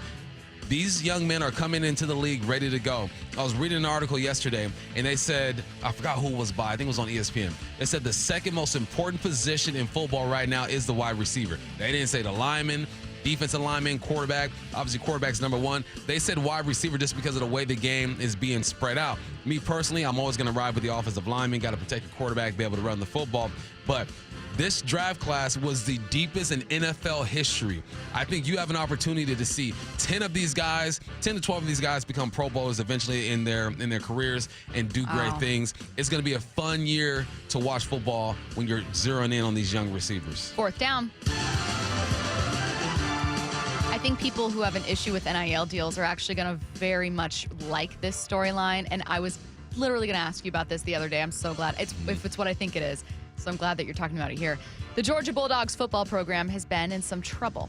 Why do you like their approach to addressing those issues within the program? I love it. And their approach is, all right, this is a semi-pro league now, right? Yep. We're paying you $250,000 this year to play football. If you get in trouble, you're getting fined and we're taking some money away. I love it. There's a reason why I don't park on East Lake. One, I got a parking spot, thank God. Right. And two, I don't want to get no ticket. No. I want to pay $15 to $50 for parking in the wrong spot. If they're going to be treated as professionals when it comes to money, they should be treated as professionals when it comes to being responsible. There have been 24 driving-related violations for the Georgia Bulldogs. 24. These young men are getting lit and hitting the streets and putting lives at risk. We saw a couple lives get taken a couple years ago. So, no, I'm all for this, man. This is where you can start trying to balance some things out. People hate that these guys are getting all this money and these women are getting all this money. All right, if you are not doing what you're supposed to do, if you are late to class, if you are not showing up for practice, if you're not going to community engagements like you're supposed to do, if you are getting in fights in bars and driving under the influence, you should be fined. Fine them. Take that money. I bet you they will tighten up real quick. Welcome to the real world, young men and women. It's not that young men who are already in college don't understand the value of money, and no one's a child, right? Everyone's grown. But it does remind me of, like, when you're a kid and you get your first job and all of a sudden your parents are like, oh, great, you can pay for your phone now. Yep. And you're like, wait, what? And so for the first time, you're very aware of your own phone usage and you're like, I can't be talking past 7 p.m. Shout out to 90s babies who understand who understand how minutes and weekend minutes and all of that used to work. Young kids, y'all have no idea. The struggle is real. The struggle. It was so real. Efficient conversations. Let me tell you what. But it does kind of remind me of that idea of like, well, if I was a player, I think I have no problem doing 50 push-ups. I have no problem running or staying late or whatever. If I have to give up money that I got a problem with that now. Yeah. Like, I think it's a great idea. Tighten I agree. up. I'm so glad you talked about it. Okay, coming up in the timeline, sometimes people say things that they never mean to be funny. Like, you very unintentionally have a hilarious moment. And anytime you do that, it's funny for everyone else but you. That's exactly what happened with one Missouri coach who used a very unfortunate acronym to describe one of his players. It's coming up next. Seattle Sports, your home for Brock and Salk. Jerry Dipoto on the line. How would you describe what we've seen through the first half? In a word, imperfect. If you would have told me that I was going to be sitting here, the day after the All-Star game and we were going to be in first place and have been in first place, I probably would have told you, sign me up. I don't want to be disrespectful to what we've been able to accomplish in the first half, but we know that we need to do things differently and improve, not just around the edges, but improve meaningfully on the offensive side especially. On Seattle Sports and 97.3 FM HD2. It's Dave Wyman for R&R Foundation Specialist. R&R Foundation Specialist doesn't just restore and repair settling foundations. They're also able to pull retaining walls back into place. Erosion of soil and poor installation are just a couple of reasons retaining walls begin to fail. So if you have a retaining wall on your property that is leaning or cracked, you can save thousands by having R&R Foundation Specialist restore the wall rather than dealing with the enormous cost of replacement. R&R drives steel piers horizontally deep into the soil to re-anchor the wall and put it back into place. They also use incredibly strong carbon fiber straps to repair cracks and restore the structural integrity of the slab. This solution even works on seawalls. So if you suspect your foundation is settling or have a retaining wall that's leaning, it's important to have it fixed properly. Have R&R Foundation Specialist come out for free and tell you what the issue is like they did for me. Schedule your free estimate at rrfoundationspecialist.com. July is Vehicle Theft Prevention Month. The Puget Sound Auto Theft Task Force, in cooperation with the International Auto Theft Investigators Association, asks you to help prevent vehicle theft and stop auto fraud. Lock your doors, use anti-theft devices, and don't leave titles or important documents in your vehicle. Install immobilization devices such as ignition or fuel disablers. Never leave keys or fobs in your vehicle, and never leave your vehicle running unattended. Paid for by the Washington Auto Theft Prevention Authority. Lexus is electrified, and the first ever RZ450E has the performance and range to get you where you need to go. With the exclusive Lexus Direct 4 all-wheel drive technology, Lexus of Bellevue has over 50 RZs available for immediate delivery with electrifying savings. Up to $18,500 lease cash on every RZ450E. Visit LexusofBellevue.com. On approval of credit through LFS, lease cash from Lexus available on select 2024 RZ styles. Must take delivery by July 31st, 2024. A documentary service fee up to $200 may be added to the purchase price or capitalized costs. See dealership for details. Guys, did you know your testosterone level impacts your energy, libido, sleep, weight, hair loss, mood, and even ED? And right now, Revive Men's Health Seattle will check your testosterone for free. They've helped thousands of men since 2011 feel and perform better. They're so confident they can help you, they even guarantee it. Schedule your free testosterone test, exam, and consultation today. Call 206-529-1111. That's 206-529-1111. Or visit revivemenshealth.com. The light is fading, your hands are sore, and the last tool has been put away. Now's the time to feel the satisfaction that comes with a job well done. But when you get your tools from Harbor Freight, something about the job feels a little different. Your wallet. Because we believe that everyone deserves hardworking tools at hardworking prices. And that's what we have here. So, whatever you do it for less at Harbor Freight. Ooh, ma. What was that? That is business phone bliss with the Ooma Cloud Phone System. It handles all our voice, video, and messaging needs. You sound very... Calm, I am. Ooma has everything I need to run my business more efficiently, like virtual receptionist, call routing, and video conferencing. And it starts at just $19.95 per month per user, plus taxes and fees. Ooma. Nice. Find your business comm at ooma.com/radio. Listen throughout the week to the Mariners Player Spotlight. Ever since I got here, I want to win a World Series in Seattle, and this city's starving for, another winning team. Presented by Muckleshoot Casino Resort. Hey, it's Mike Salk here. Just want to brag, if you don't mind, about my guys for a sec at Riverside Roofing, because they just closed a multi-million-dollar roofing project on the east side, and I'm just incredibly proud. But to be honest, not at all surprised. It speaks to the trust and the reputation that Riverside Roofing's established throughout this market with exceptional work, honesty, and just positive word of mouth. Riverside Roofing can handle any roof, any job. I've seen it with my own two eyes when they worked on my project at my house. Riverside Roofing are also certified Tesla roof installers. So go to riversideroofingllc.com and get a free quick quote on your roofing project within just 60 seconds. Don't wait, because right now is the busy season for roofers, and you're going to want to get your project scheduled while there's still time.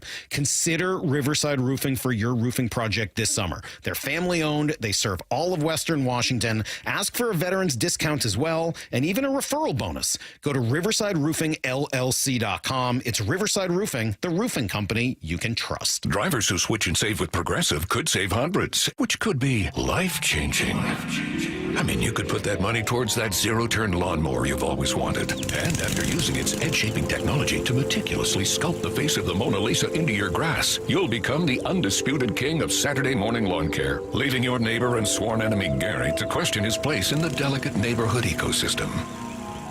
And it's all because you could save money switching at Progressive.com. Progressive Casualty Insurance Company and affiliates, not available in all states. Timmy, everybody. Great job. Next up for our 5th grade class recital, we have Samantha. 10 times better performance can make a big difference. Castrol Edge Motor Oil gives your engine 10 times better high-stress performance. Castrol Edge, better oil for maximum performance. Now through December 28th, Castrol Edge and Edge High Mileage Motor Oil are on rollback at Walmart. Claim based on sequence 9 test under high load conditions versus API SP test limits. This is The Timeline with Bump and Stacy. Brought to you by 1-800-DUI-AWAY. It is The Timeline on Bump and Stacy, reading you the top stories you're going to see on your own timeline. This one is funny. So we've all had foot in mouth moments, right? Things where we said something where your friends are laughing about you afterwards and they make fun of you and they never let it go. And you're like, oh my God, you guys know what I meant. This isn't exactly that, but I really don't think that Missouri head coach Eli Drinkwitz knew what he was doing here. I'm just gonna let you listen to it. Excited about what Caden brings to our program. He's very consistent in his approach every single day. Obviously, he's got the STI, size, toughness, and instincts to be an elite player. I don't think he meant STI. No, he meant it. He meant it. I don't think he knows another STI. He's just never had one, so he was like, I'm good. And one of the comments was, wow, way to miss size, toughness and determination. STI, probably not the acronym that Eli meant to use for that, but nah, you know what? He thought he did something really good for his players. And look, I love this kid. He brings a lot to the table, and he's only 41 years old. You should know better, Coach. Bob, what is it with football coaches and acronyms? They love acronyms. Oh, that is a fact, though. That's real. It's because you want your team to buy into something. And we make shirts and we post it on the wall in the locker room. And it's just easy. It's like, remember, guys, STI every day. STI. That's what we stand for, okay? So, yeah, but you're right. I mean, I'll include myself because I made some T-shirts in my days. Oh, we're good for those. I just love this so much. What's the coachiest thing that you do where you're like, I am a stereotype of myself? When I coach, I will sit there and swing my whistle. You know, coach sit there and just swinging the whistle. Stand there. Then every coach has the stance. The stance where you're sitting there, your arms are crossed, and you're sitting there like you're really thinking about something deep. When you're looking at little Bobby mess up the route for the 5th time, be like, yeah, Johnny's up next, Bobby, because you're messing this route up. Now, is Eli Drinkwitz saying that Caden Green has STI better or worse than what Dabo Swinney said in 2022? We built this program on NIL.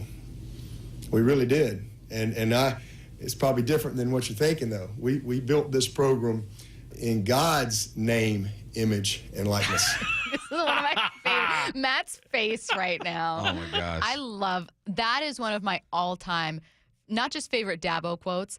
It is as though, like, an influencer or a content creator or like it's a like PFT. A youth pastor. It's seriously like PFT commenter or the guy, Joey what's-his-face, that always does like Mel Joey Kiper. Molinaro. Joey Molinaro. It's as though they made a spoof of Dabo, but Dabo said it. Now, I had the opportunity to went to a coach's clinic, and Dabo spoke at the clinic. And let me show him love. This guy can control a room. Like, his presence is felt. His football knowledge is great, but he will hit you with some corniness about every 5 minutes in his speech. And this is just one of them. But he believes it too. You know, he's a God-fearing man. He really believes that. This feels like youth pastor stuff, just like you said, Curtis. I was a kid in one of those programs, and they say some stuff. I come home like, Mom, you know what Father John said to us today? Like, come on, man. I did have someone text in. What's it? Is it SBI? It's STI. If you have ever heard of an STD, it's just what STDs are called. Yeah. Today. Mm-hmm. And that's not like a recent change. Nah. Meaning he's 41. He should know what an STI is. He should know that. It's just, man, this is 7th grade health we're talking about. Skip Bayless is leaving FS1 and Undisputed later this summer. ESPN has already squashed any ideas of a reunion.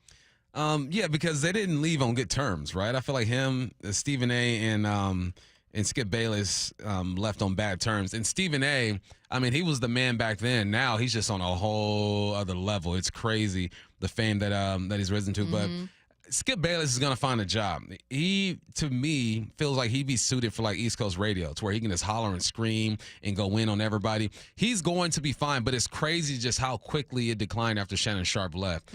They tried Keyshawn Johnson over there. It was fine. Richard Sherman makes appearance, fine. But there's nothing like the chemistry that Skip Bayless had with Shannon Sharp was good. And it was like they were combative, too. They had chemistry, but they would go at each other. And I don't think Skip feels comfortable with anybody else on at the table like that. Can I also say something about Skip? We all got to know our role. Like, I'm not a former player or an analyst, and I'm not going to like be a highlight of a sports show or whatever. And Stephen A. was a voice and personality. Like, yeah, he played in college, but you guys, he like played in college, wink. You know what I mean? But he was like the personality, and he can be the main guy, and he can be, you know, the main character of a show. Like, he's just got it. Skip is so good at antagonizing. Yeah. He is so good at being a heel. He is so good at getting something out of someone.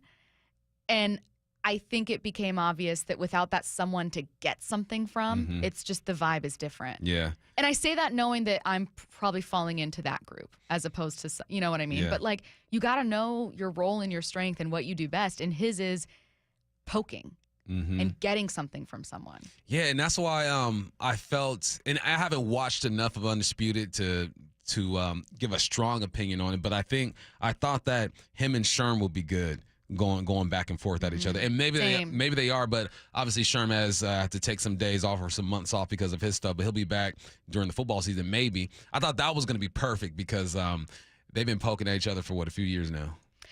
Next up, SEC. You and Curtis are both gonna love this story. SEC head of officiating John McDade has made it official. Horns down. I feel like Maury will not be a penalty. The act itself needs to be offending to the senses. If you took that act out of a football stadium and did it in a shopping mall or a grocery store, would it offend the senses to a majority of the reasonable people in the area, right? That signal would not, right? You might have some people that share that signal with you if you did that at a grocery store or in a shopping mall, depending where you are. So it's very much, we're going to evaluate it in context. I want to be very cautious about using hypotheticals, right? But I could see a scenario where an opponent of Texas makes a big play in celebrating with his teammates, possibly going back to the sideline. They're giving the signal. It's not taunting. It's not making a travesty of the game. It's not affecting our ability to manage the game. Thank you, John McDade, for being the rational man in the room. This is you see that Key and Peele skit where Obama speaks and then he has like the translator. Yeah. Okay, I'll be John's translator. Okay. This the SEC. We ain't soft down here. Throw them horns down. Talk that talk. Let's go. Goodness gracious. Bring that soft stuff over here to SEC. Not over here. I like when he said, you go to a grocery store, someone might do it with you. Yeah. That was my favorite part because what he's saying is, if you're a player and you do something and you flip off the crowd, it is widely understood that it's an offensive gesture. That no one, even older like teenagers and younger teens and whatever, it's probably when you start figuring it out. But everyone knows that's an offensive gesture and what that means. If you throw up, like the horns down, there might be other rival schools of Texas that are like, yeah, you know it. Yep. Like all you're doing is more unifying. You aren't exactly. You are. He's right. It's not offensive to the senses. It's not this universal break of a code of conduct. It's just insulting pretty harmlessly one specific school in a industry that relies heavily on rivalries. What? And if you were to see someone in the grocery store with a Texas shirt on and you were to do that, they might even laugh and be like, man, stop hating. Right? It's not, those aren't fighting words. No. Those aren't fighting words. I'm throwing horns down everywhere now. Everywhere. I don't even care about Texas. I'm just constantly going to be like, yeah, what's up? I mean, come on now. I'm so glad that he was very logical with his response with that.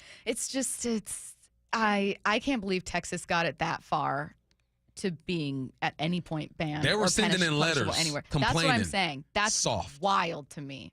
Crazy. Wild. You're Texas. Also, I would expect this from, I don't know, a school that hasn't been there before, that doesn't have that legacy, that isn't in the South, that doesn't have, this like we're bigger than that kind of mentality. It's almost a privilege that people are doing that. That means that they notice you and y'all are legit. Facts. Seahawks training camp starts next week, and we want to send one of you and 3 of your friends to watch camp in person. All you need to do is open the Seattle Sports app and click on the Win tab to find out how. Now listen, if you don't already have the app, it's super easy to add. You can go to the App Store, type in Seattle Sports, and download it. Or you can also just text the word app, APP, to 866-979-3776. That's 866-979-3776. And we will send you a link to download. We'll make it easy for you. This contest runs through Sunday, July 21st. Seattle Sports is your home for the Seahawks and for training camp. You're listening to Bump and Stacy on Seattle Sports and the Seattle Sports app. Bump got a very thoughtful, touching, beautiful gift. But he just wants to complain about just one small thing. That's next. Seattle Sports, your home for Wyman and Bob. MLB draft in the books. The Mariners maybe drafted the most interesting prospect in the entire draft at number 15. Jurangelo Sainja, an ambidextrous pitcher, throws 99 with his right arm and 95 with his left. What's your takeaway? I just hope that he's plus. Like, we're talking, you're going to burn your first-round pick. There is that value in going both. They both have to be plus to burn your first-round pick. Streaming live on the Seattle Sports app. Are you looking for a construction loan to build your dream home? Are you a local builder needing a better financing option for your next spec project? Hi, I'm Scott Rireka, CEO of Legacy Group Capital in Bellevue. Stop wasting time with local banks and credit unions and their endless guidelines. We're the experts for common sense residential construction loans. We lend our own money, we make our own decisions. And if your deal makes sense, we'll get it done fast with flexible terms. For homeowners, we advise you every step of the way with things like budget and timeline, ensuring the completion of your dream home. For builders, Legacy's not only your lender, we'll source your next deal, provide permitting services, and if you're short on equity, we'll invest alongside of you. Legacy Group Capital has lent more than $1 billion, helping over 130 local builders and hundreds of homeowners. We can help you. Construction loans don't have to be hard. Borrow smart with a common sense construction loan from Legacy Group Capital. Visit LegacyG.com. LegacyG.com. Roof now, pay later. Hi, I'm Sam Thomason, owner of State Roofing. Take advantage of our 0 down, 0 payments, and 0 interest for up to a year. We've partnered with leading lenders to make the replacement or repair of your roof affordable. Flexible financing options are available to take the worry out of an unexpected expense. Call us today at 866-ROOF-ROOF to schedule a free no-obligation estimate or visit us at stateroofing.com. That's stateroofing.com. State Roofing, the last roof you'll ever need. It's time for Cookies Country Chicken Gift Card Giveaway. Celebrate National Fried Chicken Day with cookies. That's real good chicken. 3 lucky winners, 3 $100 Cookies gift cards. Enter today at seattlesports.com/win. Hurry. Contest ends July 21. Play virtual golf on the best courses in the world and compete against your friends with Top Tracer. Mention KIRO in the golf shop and get 25% off 30-hour Top Tracer value cards valid through August. Enjoy Top Tracer at Jackson Park, Jefferson Park, and Inner Bay in Seattle. I'm Stacey Rost, and here with my friend Mark Clymer, GM of Wayscar Ford Isuzu in Auburn. Mark, I know for me, when I go to a dealership, I just don't want to feel pushed into buying something. Hey, I'm just like you, Stacey. I don't want to feel pressured when I'm trying to buy something either. So we understand that, and so do all of our employees. The bottom line is we'll give you the information that you want. We'll take care of you from beginning to end, and if it works out, great. If it doesn't, we understand. We only want to sell you a car if you want to buy one. I think the thing that I want most is to be able to trust the person I'm working with. It's a huge investment, and I got to be honest, I don't know a ton about cars. Second largest thing most people ever buy next to a home. So You're right. You want to make sure you're buying from a reputable place, you want a warranty, and you want to make sure you're covered for any reason you change your mind. And we offer that. 5 days or 500-mile, 100% money-back guarantee. Also, congratulations on 102 years. You got a big deal going on. Yeah, it's a 102nd year anniversary sale going on right now with great prices, so come see us. That's Wayscar Ford Isuzu in Auburn, wayscarford.com. Hey, it's Dave Wyman speaking to those who have recently been diagnosed with prostate cancer. I spoke with Dr. Meyer, the medical director of the Swedish Radiosurgery Center, and Dr. Meyer said Swedish CyberKnife patients are really satisfied with their experience. They report very few side effects, and they're seeing excellent cancer control 10 years later. To learn more about CyberKnife for prostate cancer, go to swedish.org/cyberknifeprostate or call 206-320-7187. Treat prostate cancer with Swedish CyberKnife. Make sure your air conditioning system is ready for a hot summer. Visit DEARservices.net for our $49 tune-up with no service fee and a no breakdown guarantee. Dear Services.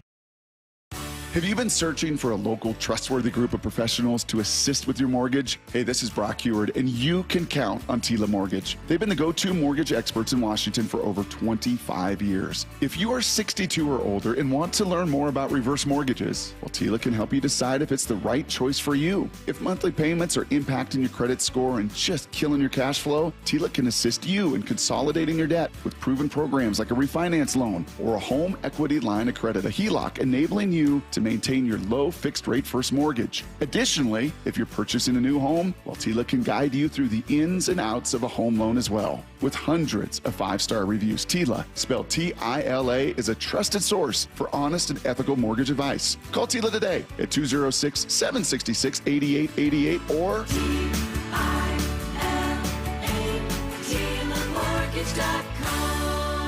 Tila Mortgage LLC is a mortgage broker. NMLS 2472046. After years of wear and tear, Joe had osteoarthritis in his wrists and shoulders. I've pretty much worked out my whole life. I actually decided I'm going to train for a half Ironman triathlon. The pain was interfering with every part of his life. Basically, can't sleep, causing those kind of problems, very limited movement. Joe had surgery, but it wasn't the fix he was looking for. The doctor told me, he's like, hey, this is just going to be a partial fix. You're going to eventually need joint replacement. That's when he decided to see Dr. Mark Wagner, MD, at Seattle Sports and Regenerative Medicine for stem cell therapy. And they're just getting better. I can basically do full motion. I don't have really any pain. What kinds of things are you able to do now that you weren't before? I like to golf, and it definitely has made my golf game not as painful. And sleeping. I'm sleeping better because I don't have that aching at night going on and have to roll over. So, are you recommending this to others? Oh, everybody I talk to.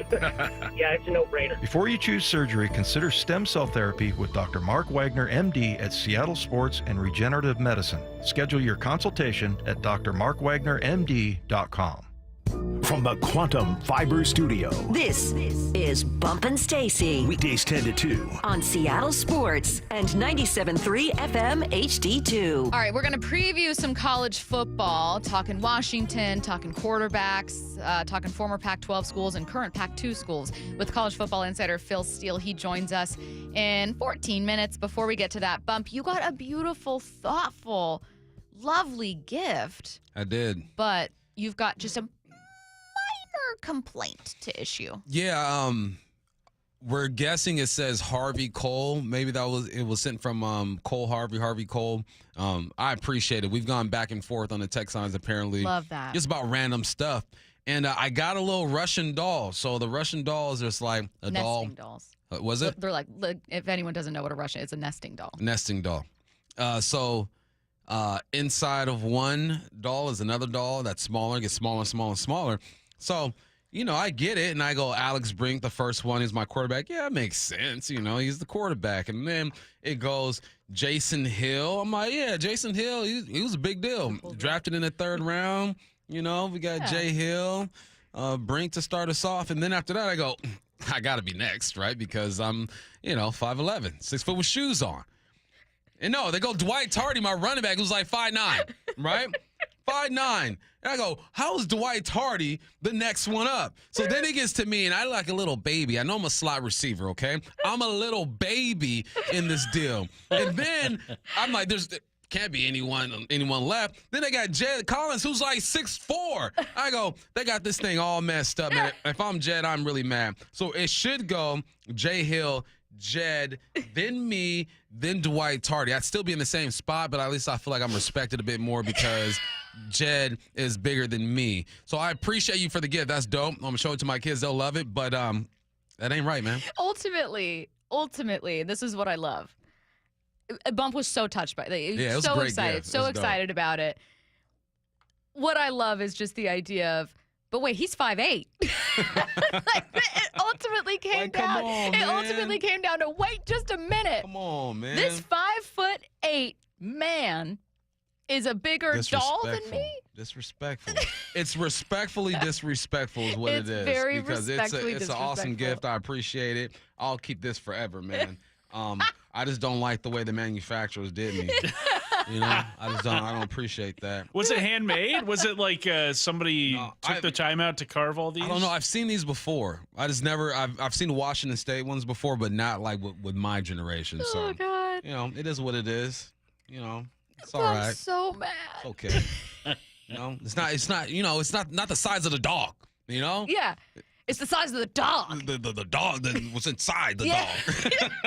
Is that how that saying goes? That's how it is. It's not the size. It's not the size of the doll. It's the size of the dog.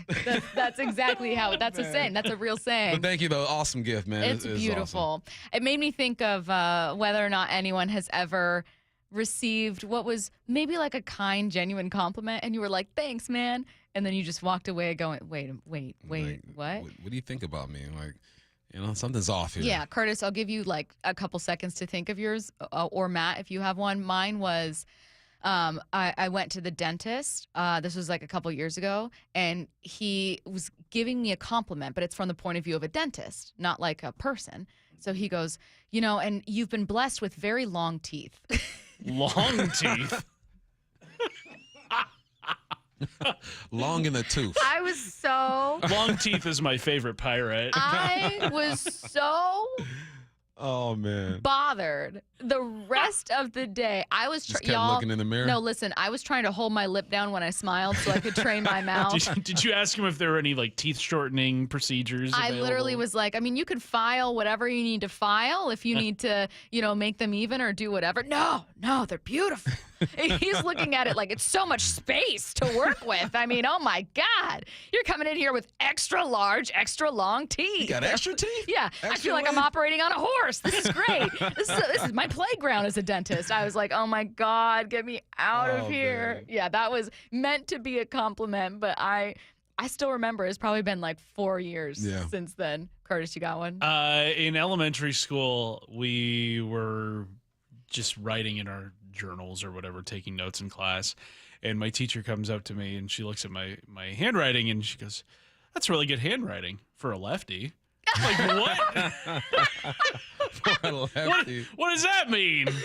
It's good handwriting regardless of what hand I'm using. No, I'm gonna start saying that for everything though. For any lefty. You, I think, are the only person I know who's left-handed. But I'm gonna Brock start. is left-handed. Brock is left-handed, Yeah. of course. I'm gonna start saying that more often, but for everything. Brock does have good handwriting. I'm gonna say stuff like, that was a really good take this morning, Brock, for a lefty. Brock, that was such a good interview for a lefty. For a lefty. It's just you're so tall for a lefty. Both of you are quite tall, so that's gonna be the take that I have. Matt, do you have one?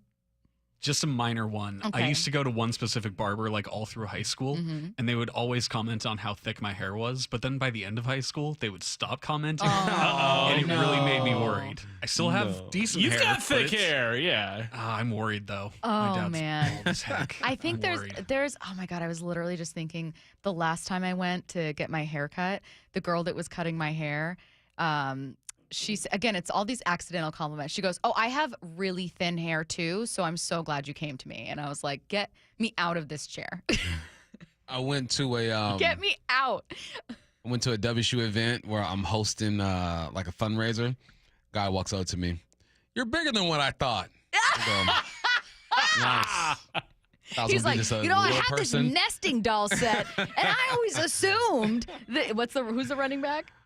Dwight Tardy. I always assumed that because Tardy's doll was so much bigger than you, that you were sitting at around 5'4". And old boy was like 5'6", 5'7". I'm like, we're not the same, okay? We're not the same. Dang.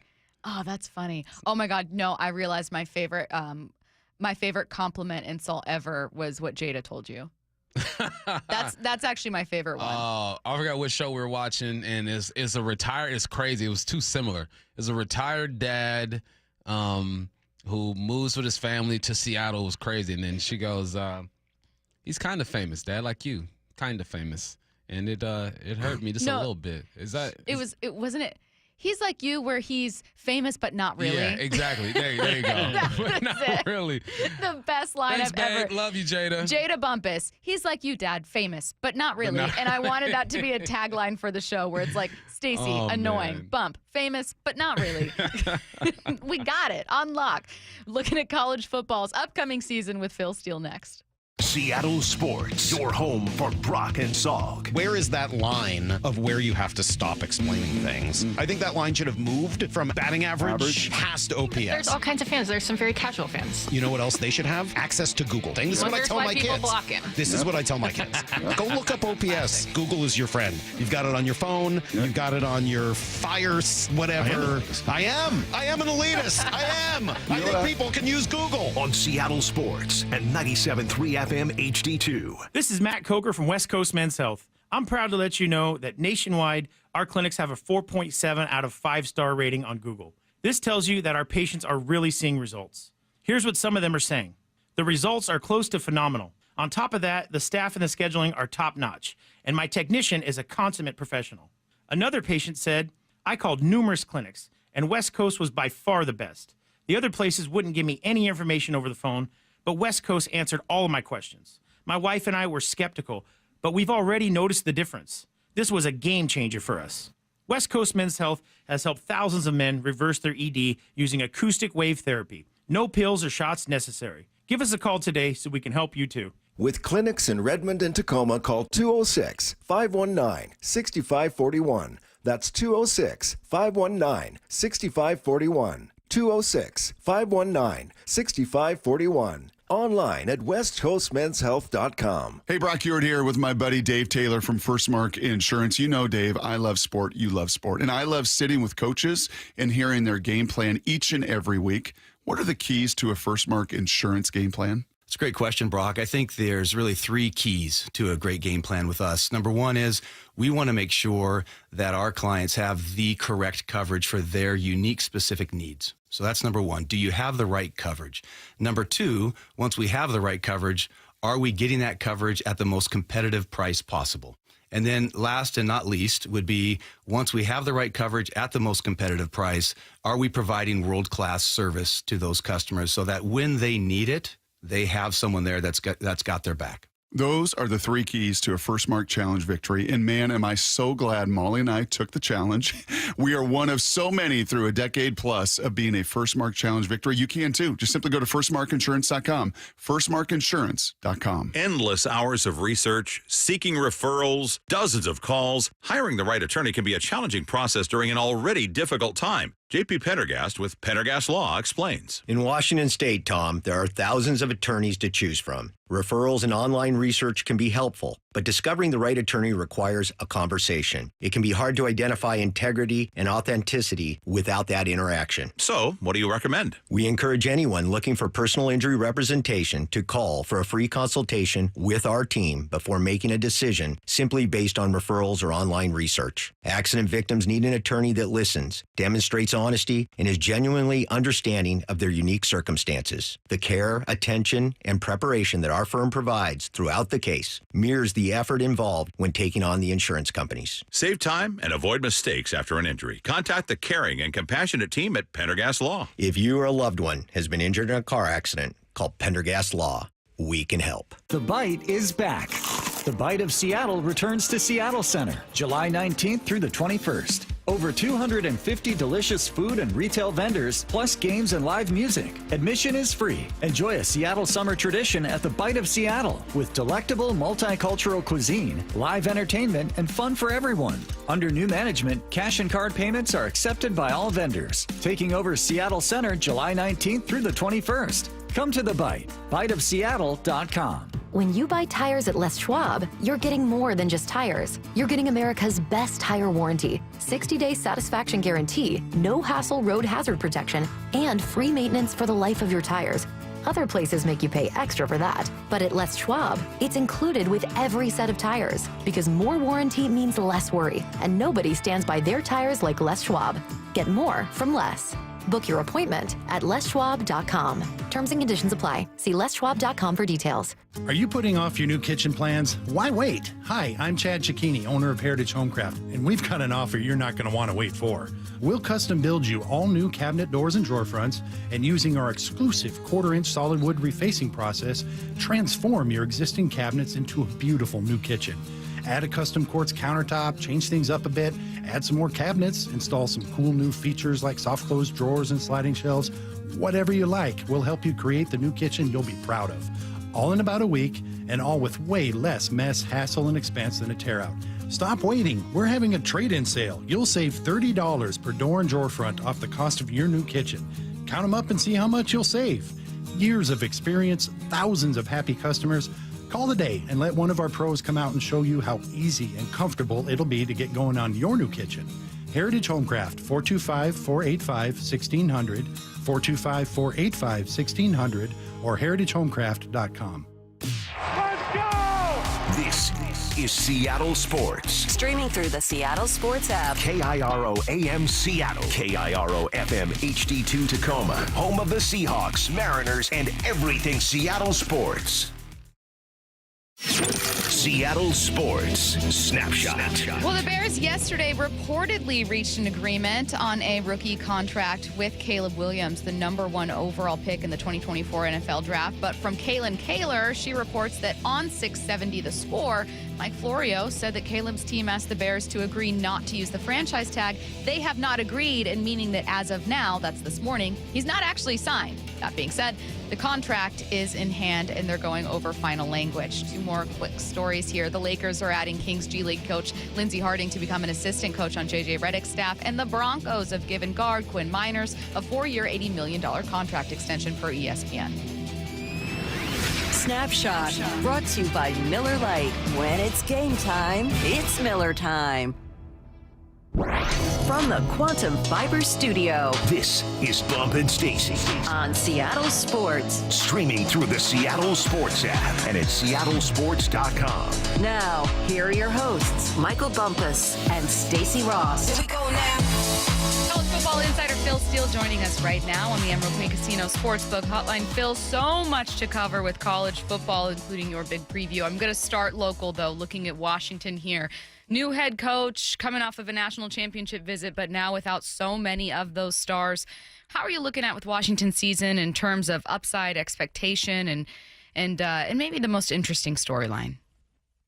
The most interesting storyline for Washington this year probably goes back to when we asked Washington for pictures of the players that are for this year's magazine that played last year, and they sent an email that said, "We don't have any." And it's pretty accurate. I mean, 0 starters back on offense, just 2 really on defense. So this is a Washington team that is brand new this year. And I'm going to go out on a limb here and say that Washington will not make the playoff this season like they did last year.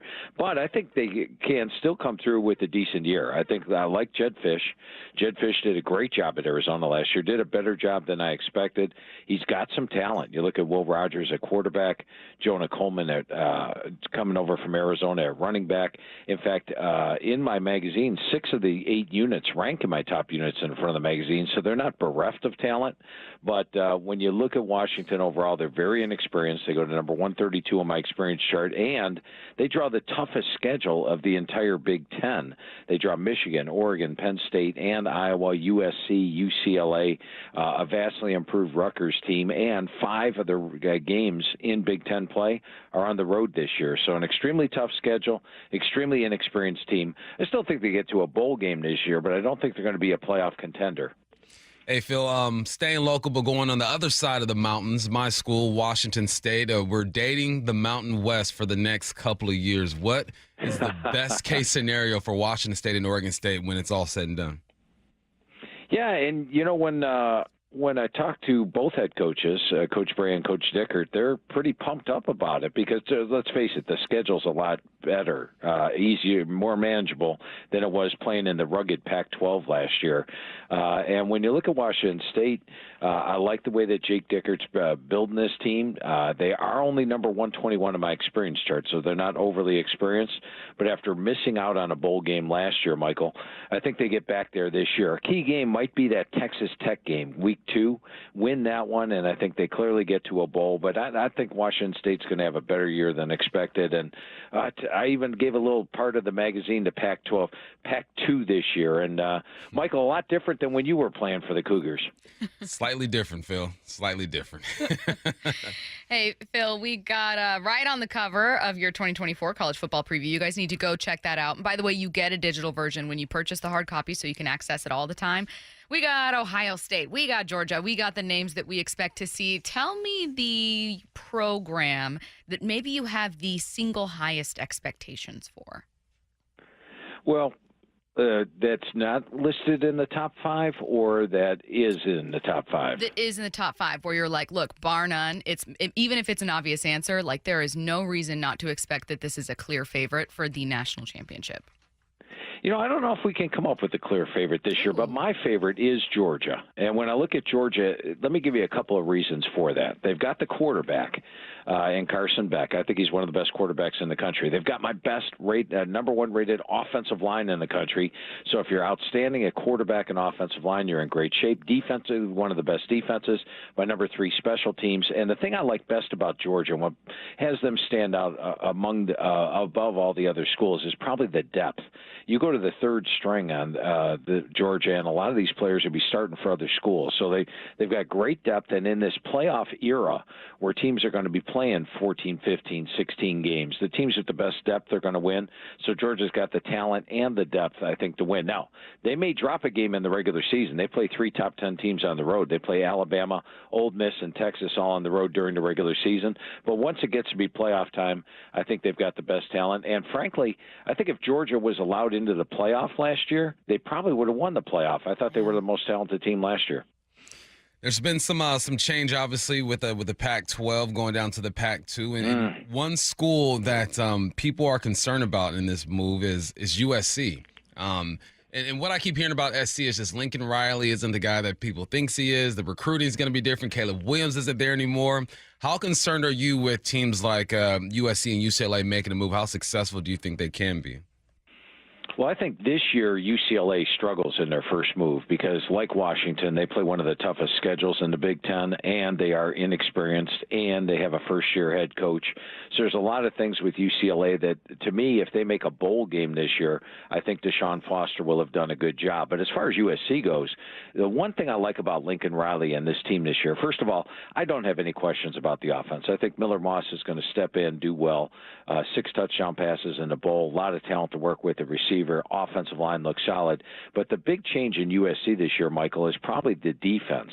They bring in Lynn, the defense coordinator from UCLA, and they bring in some UCLA recruits, plus Oregon State guy, Vanderbilt, a lot of transfer portal guys.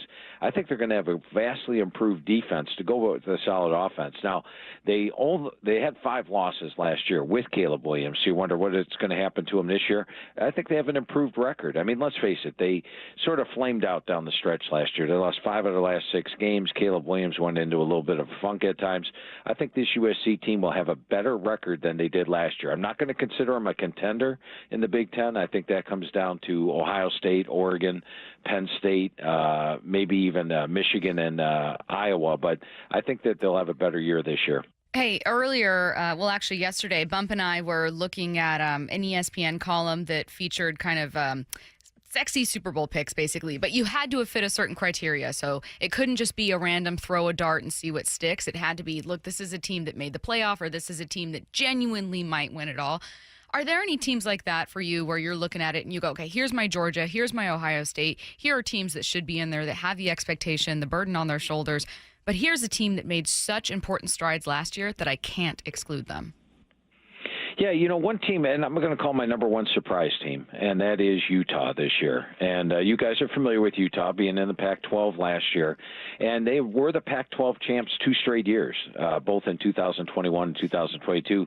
They had this guy, Cam Rising, at quarterback. Now, last year, something happened in August that went unnoticed. Brandon Rose, the backup quarterback, went down to injury. And then when Rising couldn't play, they were down to their 3rd, 4th, and even 5th-string quarterback started at one point. So they really teams could stack the box on them, and they couldn't throw the football. And they also played one of the toughest schedules in the Pac-12. They played Oregon State, USC, Washington, Arizona, all on the road. Well, this year, they get most of their tough opponents at home in Rice-Eccles Stadium, where they've only lost 2 games the last 5 years. They get Cam Rising back. Plus, they've got Brandon Rose back behind them, Sam Hurd back behind them, so I think they'll get better quarterback play. Under Whittingham, they've always had strong offensive line and defensive line, and they take a step down in schedule strength. They're going from the Pac-12, which last year, I thought the Pac-12 was the best the conference had been probably in at least 10 years. Now they're playing in the Big 12 without Texas and Oklahoma. I think Utah steps in, is the big boy in that conference in the first year. The one game that's the toss-up is at Oklahoma State, but it wouldn't surprise me if Utah not only wins the Big 12, but makes some noise in the playoff. Every time you say Cam Rising, I hear that name, I giggle a little bit because it feels like he's 30 years old for some reason. But Cam's a heck of a player, man. He is. He's been there forever, Michael. Yeah, it's wild. Let's go down south to Alabama. This is Kalen DeBoer's his first shot in the SEC, and there's a lot of pressure that comes with being the Bama head coach, as you know. What are your expectations for him? Is he set up to have a great year? What's that recruiting class look like? What are your thoughts with DeBoer and Bama? Yeah, and my initial reaction when Nick Saban stepped down and a whole bunch of players hit the portal at that point, as you recall, I was like, okay, I guess Bama's heading for a rebuilding year this year. But what happened is they hired Kalen DeBoer, who's only 104-12 as a head coach, so he's done a pretty good job. And he's got a talented team. Plus, he hit the portal well. He brought in Damani Jackson, a cornerback from USC, Keon Saab, a safety from Michigan, brings over his center with him, Parker Brailsford from Washington. If you watch Alabama games, remember all the snap problems they had last year? That's solved. Brings in Bernard, a wide receiver. And then, oh, by the way, the Lou Groza Award winner, a kicker, and Graham Nicholson.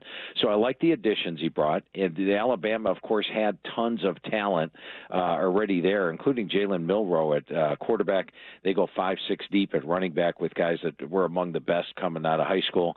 So this is a very talented Alabama team, and I actually think they're an SEC contender in his first year. So I sort of flipped after going over the team with Coach DeBoer.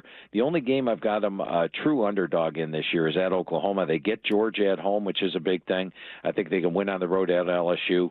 I think Alabama definitely makes the playoff this year and is an SEC contender. Let's go on quarterback watch here. That's exactly what Seahawks fans and plenty of other fans who have maybe older quarterbacks or some question marks at quarterback are going to be doing. If you are a listener right now who's like, look, I'm not really as glued to college football, I guarantee you're glued to the NFL and you want to know what this next class is going to look like. So, Phil, we've talked about Carson.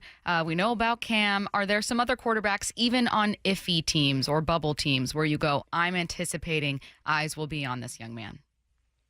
Yeah, I think when you look at the top quarterbacks coming out, naturally Carson back at Georgia, Jackson Dart of Ole Miss, probably going to lead the nation in passing with that offense they got going on there. Drew Aller of Penn State is a guy that people are sort of mediocre on him right now, but he had a 25-2 ratio last year. He's 6'5", he's 242 pounds. Watch for him to emerge this year and become a star. Naturally, Jalen Milroe, Quinn Ewers, players like that, but maybe another guy to look at would be Connor Wegman of Texas A&M. He's a guy that, if he can stay healthy, I think could be poised for a big year, and those would be probably the top NFL guys for next season. Dabo Swinney had an interesting perspective on what could happen with the college football playoff. He goes, look, there might be some guys or some teams who decide to sit some of their ballers towards the end of the season knowing that they have a spot locked up. I couldn't disagree with him more. I'm thinking, all right, well, you got to win your conference to get that first bye week that he's talking about. What do you see? Do you think that's a possibility? Do you see situations where teams sit their guys last week knowing they have a spot locked up and we start to see the college football reflect the NFL even more? I hope that doesn't happen, and right now I don't think it'll happen, especially in conferences like the ACC and the Big 12. To be honest with you guys, when you look at the ACC and the Big 12, I think their conference champ gets in. But I don't know if anybody else from the ACC or Big 12 gets in. I could see the ACC champ, the Big 12 champ, the Group of 5 champ, and Notre Dame are in. That leaves you 8 spots. That means the SEC probably gets 4 to 5, Big 10 3 to 4. I don't know if the second-place team in the ACC or the second-place team in the Big 12 gets in. So I don't think that'll happen this first year. But going on Dabo for just 1 minute, he hasn't hit the portal hard, and he gets knocked about that. But they may have the best team chemistry of any team out there because all these guys are recruited by Clemson. They're still there. They're not losing a lot of guys to the portal. I think Clemson's under the radar this year. And last year in their 4 losses, they had a 94-60 first down edge in those games. So really they weren't as far away as you would think with 4 losses last year. Hey, I know that so much of your preview is looking at strength of schedule and the teams themselves and the players themselves. And, it's really an evaluation of the teams that we'll be watching so that we know what to watch for this year. But behind the scenes and kind of the bigger picture with college football is conference realignment, right? And even though so much of the focus is on what do these programs look like, I am sure that conference realignment changed the way that you were kind of evaluating. I mean, what was maybe even in particular about the Big Ten where we saw so many top Pac-12 programs go, what kind of changed or if anything became difficult with your evaluation where you were going, well, this is something this is a wrench? Yeah, absolutely, Stacey. The one thing would be this. I've been doing a magazine for 30 years. The biggest conference I've ever forecast without divisions, probably 12. Now you're trying to forecast an 18-team conference, a 17-team conference. And you know what? There's only 9 possible outcomes. So people are like, oh, you pick a lot of ties. There's going to be a lot of ties. There's going to be at least 8 ties in that conference and you pick a team 11th now, Stacy, and people are going to look at it and they're going to be, oh, you picked this 11th. Well, I picked you ahead of 8 other teams for crying out loud. So that would probably be my biggest thing. And the other thing is with conference alignment, just on a personal note, I wish we had the Pac-12 because I always loved West Coast football. What the heck are Stanford and California doing the Atlantic Coast Conference for crying out loud? I can't fathom that, but I digress. But the 18 and 17 team conferences without divisions is pretty tough to forecast. Phil Steele's College Football Preview Magazine for 2024 is available. You can get a hard copy. Also, a digital copy is available if you prefer to just have it on your phone or tablet. I prefer that approach so I can have it all the time. Highly, highly recommend. A must-read every single year. Phil, you've been so generous with your time. Thank you so much. Thanks, Phil. Hey, a lot of fun talking football with you guys today. Thanks for having me on. Let's get to Headline Rewrites. Extra, extra, read all about it. Headline Rewrites. We must make headlines. The real story behind the headlines in today's news with Bump and Stacy. Headline number 1, Adam Silver spoke at NBA Summer League last night and confirmed expansion talks will begin in the fall. Here's what he had to say. I think we will engage this fall in earnest in the process of making those determinations. Should we expand? And if we were to expand, how many teams should we expand and what markets should we be looking at? What's the real headline? Just bring back the Sonics. Just do it. Stop constantly putting this off. Stop constantly talking about expansion. And also, just actually put action to words. I think what this league has kind of enjoyed since the Sonics were stolen is being able to dangle Seattle as a relocation chip in order for owners to get more funds for stadiums, or in order for the league to do something, or in order to, get fans to purchase merchandise without them actually having a team. I don't know what it is, but it feels like Seattle's been used as a chip far too often. Well, been used. Now let's put it into action. Let's do this. And imagine the chaos that will go down if any other city that's not named Seattle, Las Vegas got a basketball team in expansion. I don't think that's going to happen. Climate Pledge has been redone. It's beautiful. It's all set up. It's all set up for the Sonics to come back. So if they weren't talking about it, I would be a bit concerned. But because they are, all right, just make it happen quick. Headline Rewrites. Headline number 2.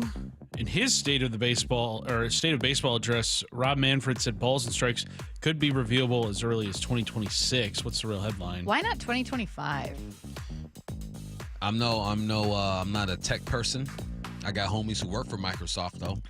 I got a homie who builds thrusters on spaceships to go to Mars. To go to Mars. Dang. Literally, he helps build the thrusters that guide spaceships to go to Mars. Yet we cannot figure out the damn robots in the strike zone. It's getting ridiculous. Get her done.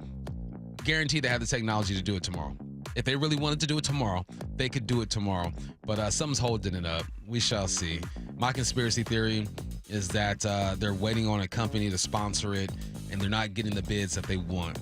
So, just hurry up, please. Please and thank you. Headline Rewrites.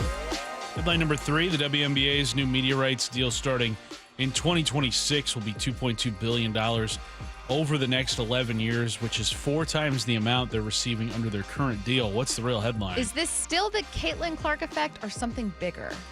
Caitlin Clark got things rolling. And then once she got things rolling as far as just bringing more eyes to the All-Star. An example of this, or to the WNBA. Example was Asia Wilson had 70,000 votes last year for an All-Star appearance. This year, she had like dang near 500,000. So eyes are being put on the WNBA because of Caitlin Clark. But don't get it twisted. There are some ballers in this league.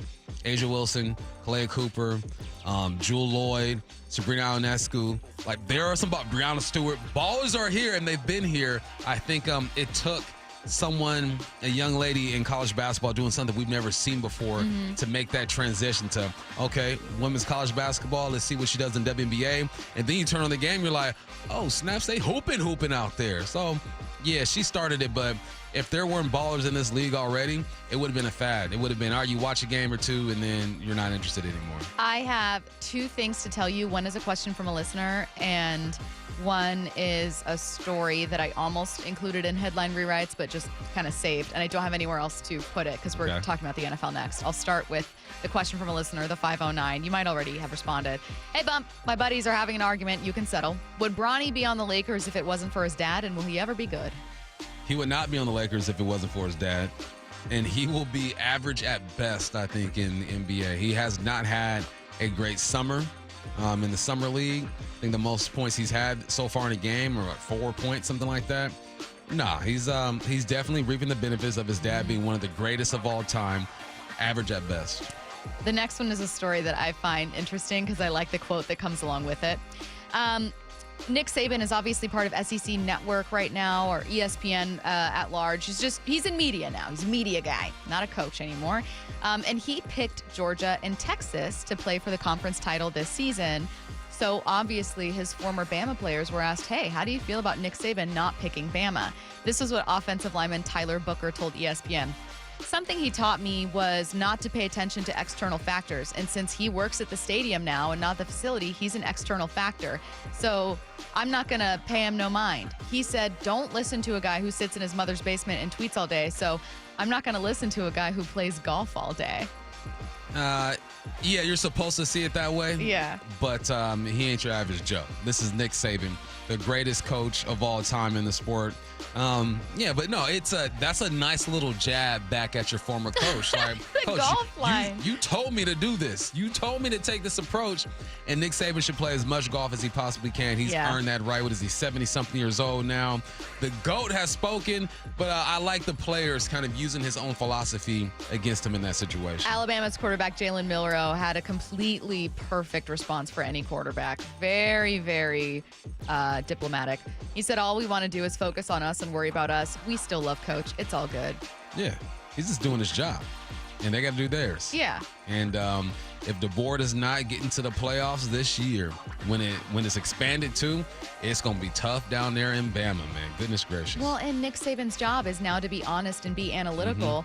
He's not only no longer in charge of trying to solve the questions that Alabama has, but he can see the questions and isn't responsible for covering up for them. So if he's on here and he's saying, look, I think Georgia's a better team this year, that's the same thing Phil Steele thought when he joined us just 15 minutes ago. We asked him, who's the best team? If you just had to pick, he's like, I don't think you can name someone that's a surefire champ. But Georgia is very good. They have the best offensive line, one of the best quarterbacks. That makes for a great, very difficult to beat team. Yeah, I guarantee you when Nick Saban was watching film on Georgia, he knew where they were better than him in certain spots. All right, they're better here, they're better there. Here's the difference. In football, I think coaching has the most influence out of any other sport. It's start and stop. You call the plays, you make the adjustments, your players go out there and execute. In his mind, he's thinking, okay, they might be better in certain areas, but when it comes down to coaching, I believe in me and my staff. Now that he's no longer a coach, he can just look at the team and be like, yeah, they're nice. I don't know that Aaron Rodgers is loving the news coming from Adam Schefter this morning. That's next. Seahawks training camp starts in 7 days, and we want to send one of you and 3 friends to watch in person. All you need to do is open the Seattle Sports app and click the Win tab to find out how. If you don't already have the app, simply text app to 866-979-3776, and we'll send you a link to download. This contest runs through Sunday, July 21st. Seattle Sports is the home of the Seahawks, and your home for training camp. Summer is the time to feel and look your best, but I'm not talking about your abs or tan. Guys, I'm talking about your hair.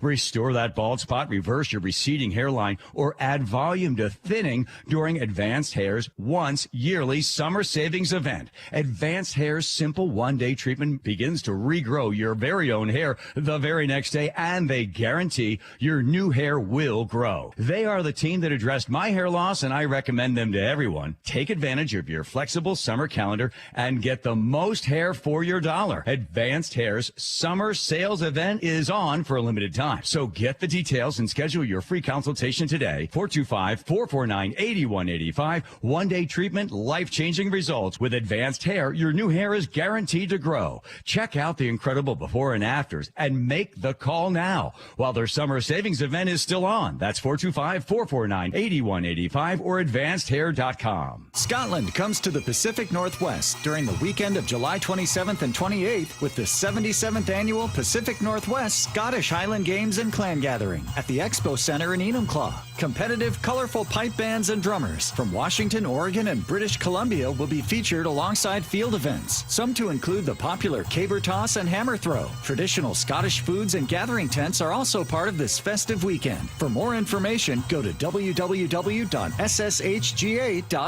Tired of slow play? Kickstart your day with an early round of golf. Get a round in before work with early morning light and faster pace of play. From Bellingham, Everett, and Marysville to Linwood, Bellevue, and Seattle, even out on the coast, there's a premier course near you. Play Interbay, Jackson Park, Jefferson Park, West Seattle, Bellevue, Legion Memorial, Walter E. Hall, Linwood, Cedar Crest, Lake Patton, Ocean Shores, or the Crossroads Par 3. The courses are in great shape and ready for your next round. Go to premiergolfcenters.com to book your tee time today. It's time for Cookies Country Chicken gift card giveaway. Celebrate National Fried Chicken Day with Cookies. That's real good chicken. 3 lucky winners, 3 $100 Cookies gift cards. Enter today at seattlesports.com/win. Hurry. Contest ends July 21. Riverside Roofing LLC.com. Enter your address and receive a hassle-free quick quote on your roof replacement within seconds. Do it this summer and save time, money, and just get your project done. Go to Riverside Roofing LLC.com, the roofing company you can trust. Not to brag, but Progressive's Name Your Price tool is mankind's greatest tool ever. Even better than the wheel. Sure, without the wheel, we wouldn't have modern transportation or funny videos of dogs riding skateboards. But without the Name Your Price tool, we wouldn't have easy access to auto insurance options based on our budget. And, well, cars do need wheels. They also need insurance, and insurance never goes flat. Learn more about the greatest tool ever, the Name Your Price tool at Progressive.com. Progressive Casualty Insurance Company and Affiliates. Price and coverage match limited by state law. Not available in all states. Don't miss limited-time doorbusters during Pro Savings Days, right now at Lowe's. Starting July 15th for 3 days only, you can save $60 when you buy a DeWalt 12-volt multi-head drill driver. Was $189, now $129. Plus, get 50% off a DeWalt Tough Grip 110-piece screwdriver bit set. Shop these deals and more while supplies last. Because Lowe's knows savings, Lowe's knows pros. Valid 7/15 through 7/17. Selection varies by location. Subscribe to the Seattle Sports YouTube page to find new and exclusive content from your favorite shows and personalities daily. Just head to YouTube, search Seattle Sports, and click subscribe. Sinking or uneven concrete around your home? You need to call Matt Vey Foundation Repair. Hi, I'm Matthew Cote with Matt Vey Foundation Repair. If you have an uneven, cracked driveway, sunken sidewalk, or sagging cement porch, we offer an easy and cost-effective solution. When you call Matt Vey, you'll get a realistic bid, meticulous cleanup, and a lifetime warranty. No one else offers that kind of guarantee. For your free evaluation, call 8449-MATT-VEY or visit gomattvey.com. Do it the right way, the Matt Vey way. Rock built, rock solid. I started Davis Law Group 30 years ago with the goal of bringing the highest quality of legal representation to accident victims. Seattle has changed a lot in that time, and the needs of drivers and accident victims have grown. I'm happy to say that we have too. We've expanded our team to take on the biggest challenges for accident victims across the state. Contact Washington's best personal injury team today at 206-888-8888 or visit us online at davislawgroupseattle.com. At Fisher Investments, we may seem like other money managers, but we're different. Are you really that different than the rest of us? We are. As a fiduciary, we always focus on what's best for our clients. What services do you offer besides investing? We have a team of specialists in financial planning, estate planning, and more. Your clients rely on you for all that? Yes, we ensure clients receive unparalleled service at every step of the relationship. Okay, but you still sell commission-based products, right? No, because we believe that's a conflict of interest. We prioritize service over sales goals. So, then how do your fees work? We have a simple and transparent fee that's a percentage of our clients' portfolios. So we do better when our clients do better. Wow, we're more different than I thought. At Fisher Investments, we're clearly different. Learn more at fisherinvestments.com. Investing in securities involves the risk of loss. From the Quantum Fiber Studio. This is Bump and Stacy. Weekdays 10 to 2. On Seattle Sports and 97.3 FM HD2. I am so sorry to Aaron Rodgers, but Davante Adams may not be traded after all. His agents are shutting down any trade rumors involving their client. From Adam Schefter this morning, Bump, he said a statement from Davante's agents, Kenny Chapman and Frank Bauer, regarding the recent trade talks surrounding their client. Quote, "This is baseless, unfounded speculation. Davante is expected to be with the Raiders. There's been absolutely no trade talk, period." They added period. Period. They meant it. Period. He should have snapped his with a fingers T. after that, too. Period. Period. Look, man. It's not baseless. Davante Adams has been floating stuff out there about that situation. Talk to your boy first. Talk to your boy. But this is what agents are supposed to do. You do not want to send a message to the Vegas Raiders like, look, Davante wants out of here, especially with Antonio Pierce over there. You got a new quarterback. It's not looking great for Davante in Las Vegas. I'm sure he would want to be with his former quarterback, but that's bad for business. So I think the agent of Davante Adams needs to have a talk with him. Be like, look, man, I know the receiver was filmed a year ago, but you are going on Club Shay Shay and making your rounds and putting stuff out there. You got to be more strategic. But I think Davante's out of there after this year, though. The Raiders are an interesting team. Tell me what you think of them. Now, they did add Christian Wilkins, made him, at the time, I think, the highest paid defensive tackle on the free agent market. We were talking about what that might mean for Leonard Williams. So they added defensive help. They brought in Gardner Minshew.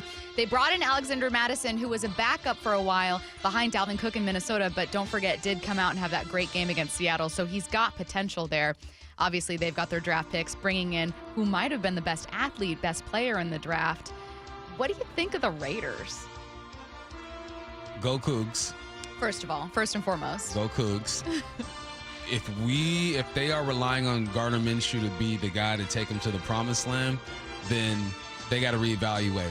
And I think the best way to accelerate this process is to trade Davante Adams, get draft capital, and go ahead and go after a quarterback. I think Gardner Minshew is good enough to be a starter in this league, but when you have the potential that this team has, you need a bona fide star under center. I completely agree. I think that they had an interesting draft. Normally, they've made like horrible decisions with first-round picks. I did not mind their decisions this year. They've got good talent defensively with Max Crosby, now Wilkins. It always comes down to quarterback. It does. No matter who it is. Get your guy. If Gardner was a backup somewhere, you'd have a really, really, really good backup situation. Yep. And I think he can start for a few years and then let someone develop. I think he's the perfect bridge type of guy. He will be in this league for 10, 15 years. But he needs someone with a little more firepower. Now, for his part, Davante was on Shannon Sharp's podcast, Club Shay Shay, talking about a potential reunion with Aaron Rodgers. Just offered a package big enough to satisfy the Raiders' need and you be reunited with Aaron. Would that have been something you'd have been open to? Well, I'll answer it like this. If I'm to be reunited with anybody, it will be Aaron. Okay. But or be relocated and be anywhere, it would be with Aaron. But that's not really my, there's a lot of that stuff going on last year in the media and them asking, what are you going to do about this? Are you thinking about going here? And they talk about whatever without me even being involved in it. And it ended up getting all the way to the point where it got in the locker room and people was thinking that it was, I was the driving force. And I'm like, y'all just don't understand, man. I could see how a lot would be taken out of context, especially when it comes to if you used to play for that guy with that guy, or if you're just a huge name. He's one of the biggest stars for the Raiders. He is still a top 6 receiver in the game. And when you see his talents, when you feel like it's being wasted in Las Vegas, and you get to the age of 31, I think he'll be 32 in December, speculation starts because you want to try to win one. You want to try to go out on top. And then you look at the New York Jets situation and you say they could use a Davante now. They got Garrett Wilson, Malachi Conley, I think his name is, from West Kentucky. I think he's going to be fine too. But there's no Davante Adams over there. Natural speculation.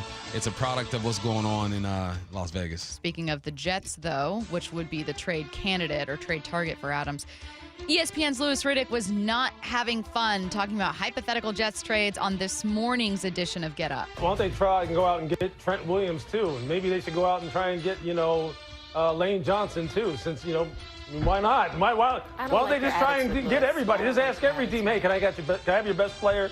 Can I get your best player? You know what? Because I don't, you know what? We spend so much time talking about, listen, how about the quarterback just stays healthy? How about they just protect him? How about he just stays on the field for 17 games? How about they just do that? All right? How about, Greeny, I'm tired of your team, to be honest with you, dude. I'm tired of talking about your team. I tired understand of talking about your team, man. They're fine right now. They're fine. Just let them play. We don't Just need let them play. fine. I actually think they're good enough right now to compete. What do you think? First off, Lewis, relax. It's July. There's nothing else to talk about. Nothing. Aaron Rodgers is Aaron Rodgers. Devontae is Devontae. There's a connection. We don't have the resources you have. We're not talking to GMs. We're not talking to head coaches or whatnot. That made for good TV, I'm sure. But Lewis, you know what it is. It's July 17th. Ain't nothing going down right now. That's all we got. Yeah. Also, Davante Adams, we've all been treated to new episodes of Receiver. I'm sure you've watched many, if not all of them. Yep. Part of this rumor isn't just, Aaron Rodgers is there. Aaron Rodgers has drawn in Randall Cobb and other pieces to come to the Jets. Will they trade for Davante? Yes, Davante is one of the Raiders' very best players, but Davante is also mic'd up in this moment on Receiver saying, I got to get out of here, like clearly frustrated. So there's fuel that's been added to the fire. There's a flame that was lit. It's not like people are pointing going, maybe they should, reach out to the Chiefs and ask for Travis Kelce too. Like, there's no rumors. No one thinks Travis Kelce's unhealthy. He just altered his contract. He just got some more money from the Chiefs.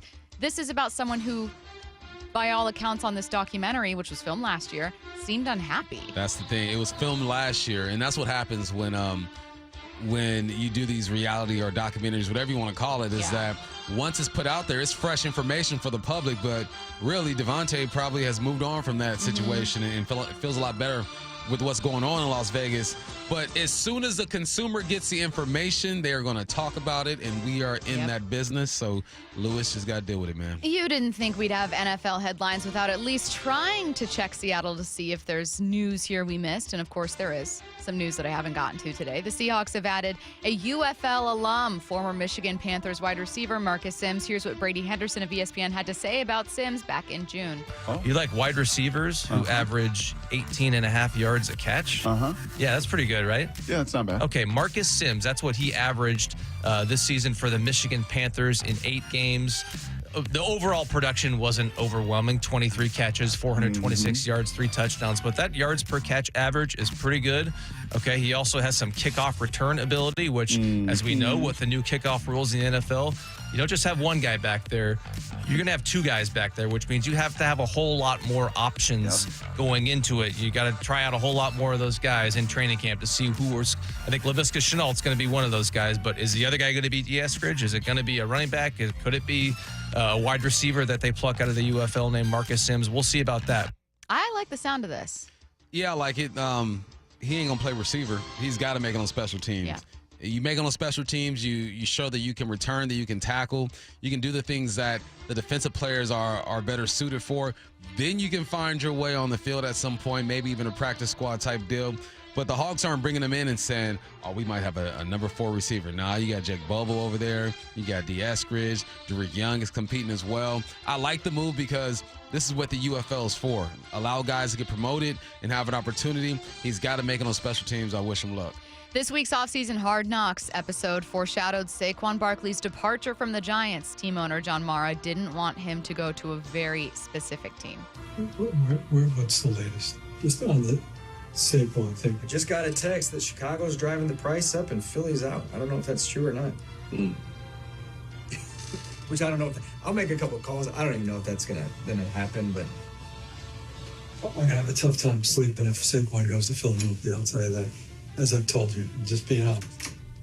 I've been around enough players, so but he's the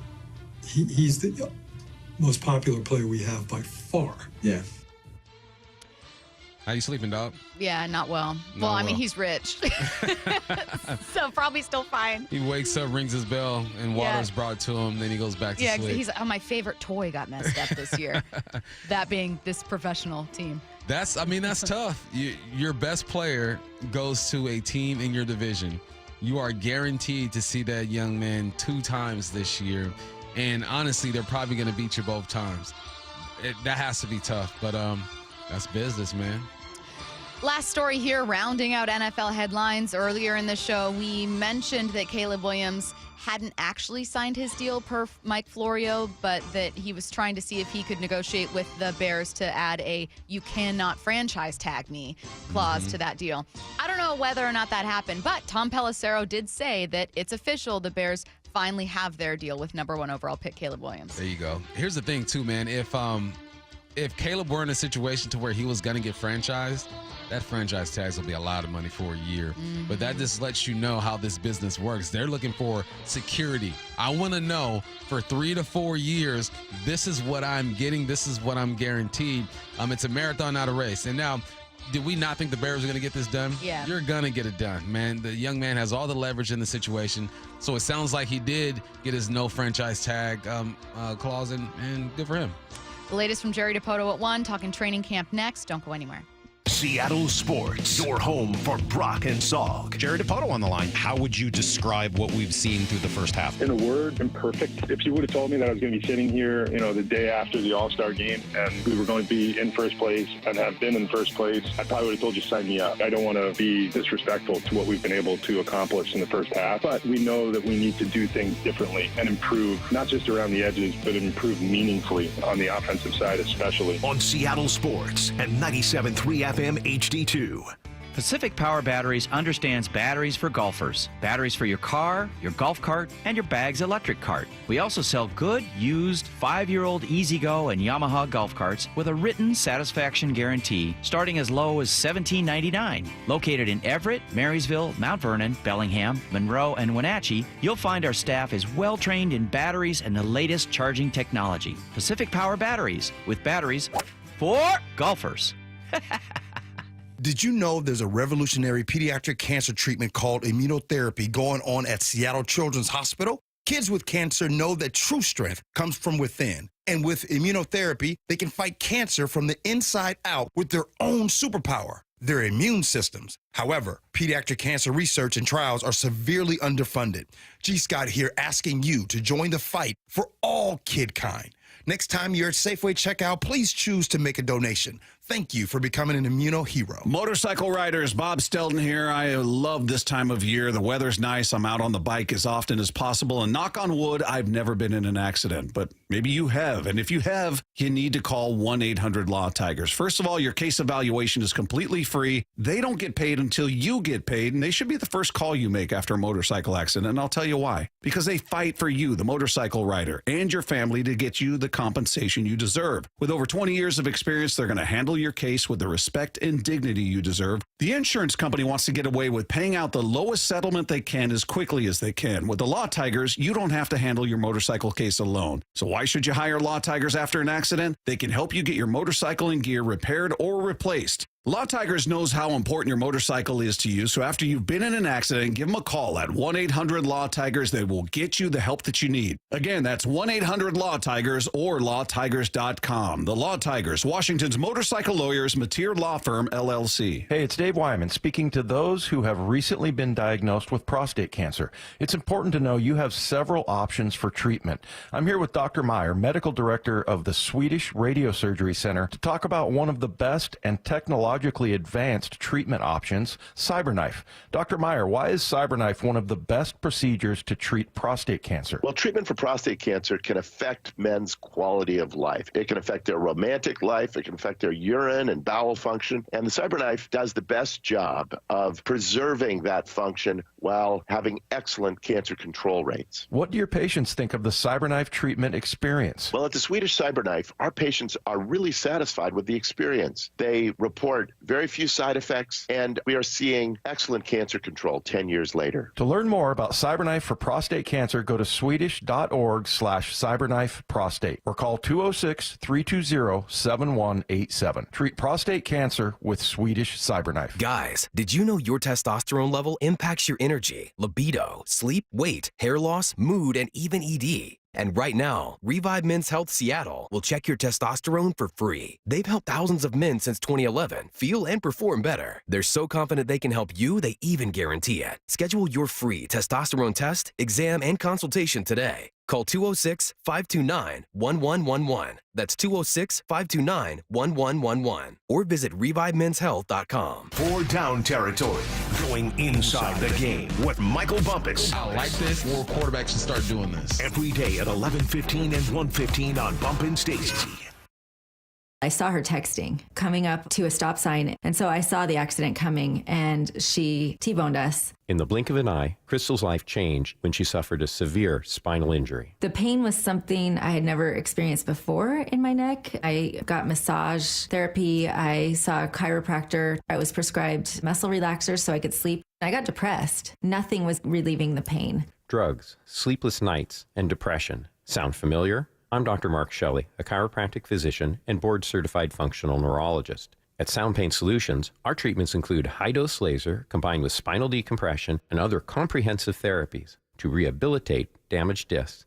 We use treatments that are non-surgical, FDA-cleared, drug and pain-free. I was able to get off my pain medicines, and I was able to sleep through the night, and that was what I was desperate for. To learn if you're a candidate for our treatment, call us. Sound Pain Solutions, 855-996-3536, or click soundpainsolutions.com. Wayscar Ford, Isuzu in Auburn is celebrating 102 years of serving its customers. I'm here with my friend Mark Clymer. And Mark, I might give you a hard time and say, do you remember when you guys first started? Yes, I remember, young lady, when it started. No, of course not. But yeah, I've been around a while, and 102 years is something special. And it's quite a milestone. It's because of the service that we give our customers. So every car that we sell comes with a 5-day or 500-mile, 100% money-back guarantee. Change your mind for any reason, not a problem. Bring it back for a full refund.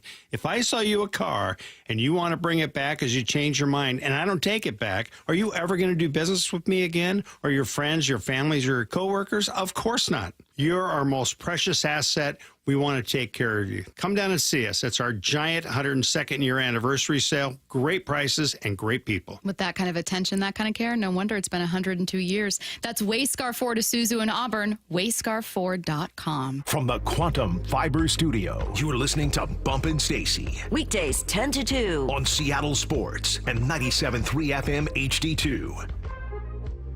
Jeremy Fowler of ESPN has been releasing these lists where he talks with executives, coaches, and scouts, and then ranks the top 10 at any given position in the NFL. So we already went over the quarterbacks. Patrick Mahomes, number 1, no surprising. Dak Prescott was a controversial number 10 because he got in over Jalen Hurts and Brock Purdy. So he's gone through all the position groups. No Seahawks yet. Curtis, I don't remember. Was it his list that had defensive tackles? He had Leonard Williams and Dre Jones as honorable mentions. But no Seahawk has made the top 10. So I was waiting for wide receiver.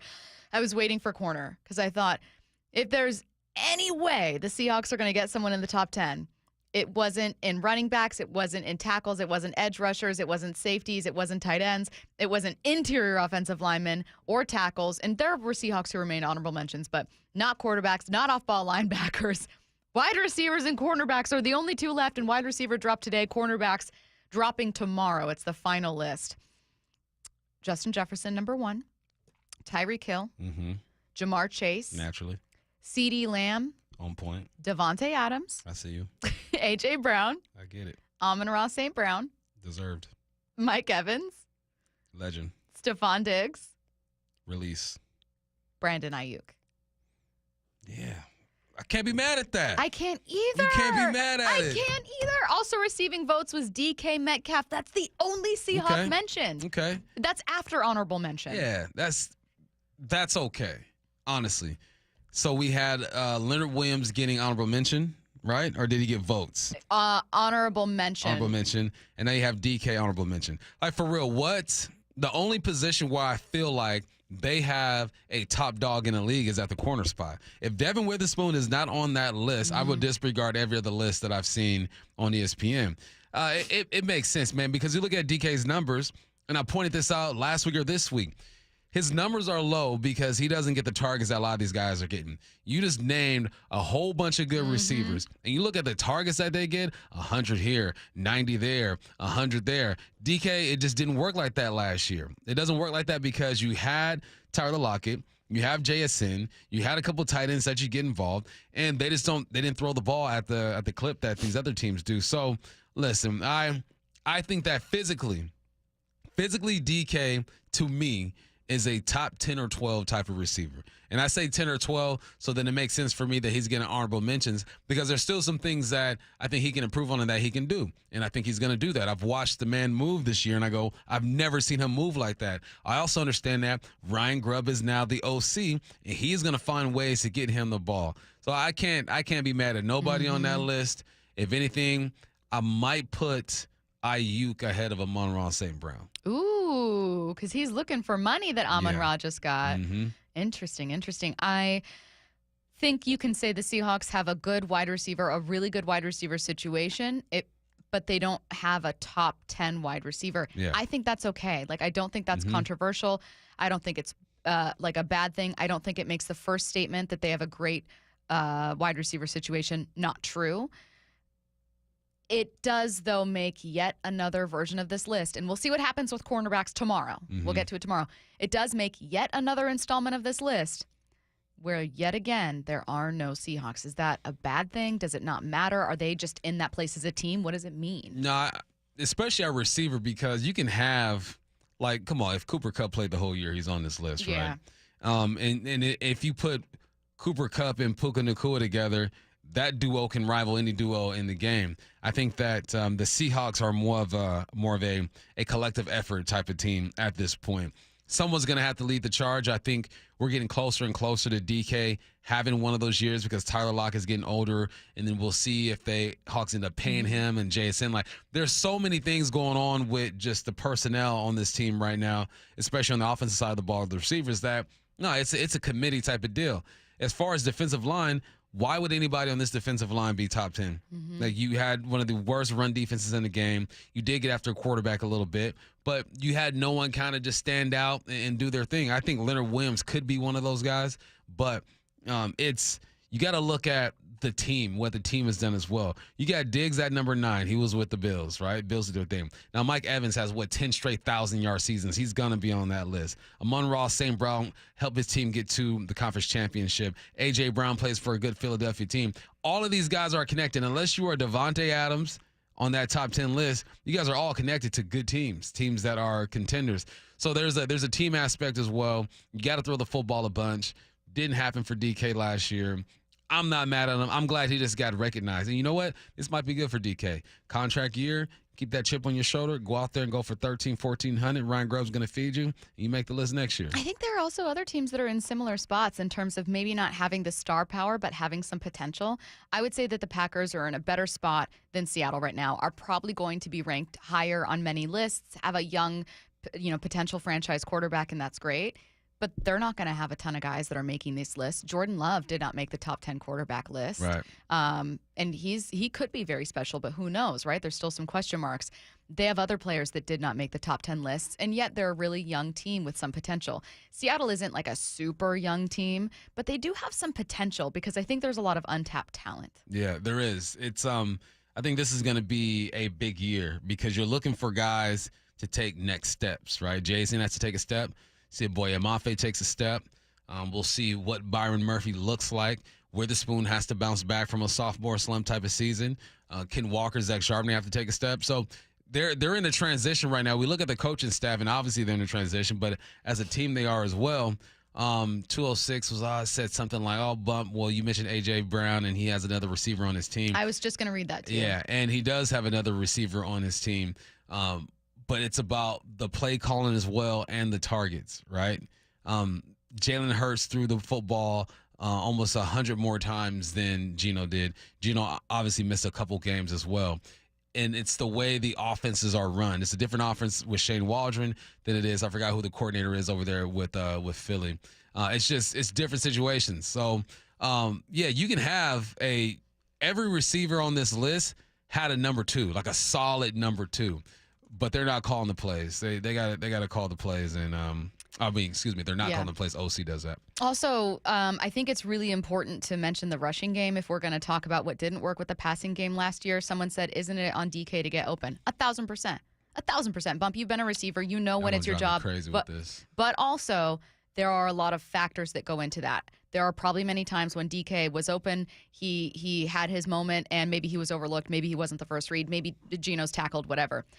There are other moments where maybe DK's not open, but it's not because he can't be open. It's because an opposing defense knows that the Seahawks aren't going anywhere with their run game. I mean, if you look at, let's say, some of the rushing leaders from last year, if I look at Detroit, which had a pretty solid run game, the 49ers that had one of the best run games in football, the opportunities there for Amon-Ra St. Brown and Brandon Ayuk are very different than the opportunities that were there for DK. I think Brandon Ayuk, you mentioned it, Brandon Ayuk, Amon-Ra St. Brown, probably overall better receivers, but DK and subsequently Tyler, JSN were limited by a limited and one-dimensional offense. Yeah. And let me remind you, this is how a football play goes for a receiver. Ball is snapped, gets to quarterback. Quarterback has to be protected. The play call has to be right for your route to get open. If not, you're running a decoy route. The quarterback has to throw you the football, and then you get your opportunity to make a play. DK had 119 targets. The top guys in this league are getting 170, 180, 160. A.J. Brown, 158. Very, very, very good points. We'll see what happens with the cornerback list tomorrow. I would love, for the sake of recognition, for Devin to be on it. I would love, for the sake of content from you, for him to not. I'll say that. Seahawks training camp starts next week. We want to send you and 3 friends to watch camp in person. It's super, super fun. Make sure you bring water. All you need to do is open the Seattle Sports app and click the Win tab to find out how. If you don't already have the app, simply text the word app, A-P-P, to 866-979-3776, and we will do the job for you. We're going to send you a link to download it, make it so easy. This contest runs through Sunday, July 21st. Seattle Sports is your home for the Seahawks and for training camp coverage. Jared Dipoto had some really interesting, fair things to say about offense in today's MLB, but that doesn't mean it's an excuse. That's next.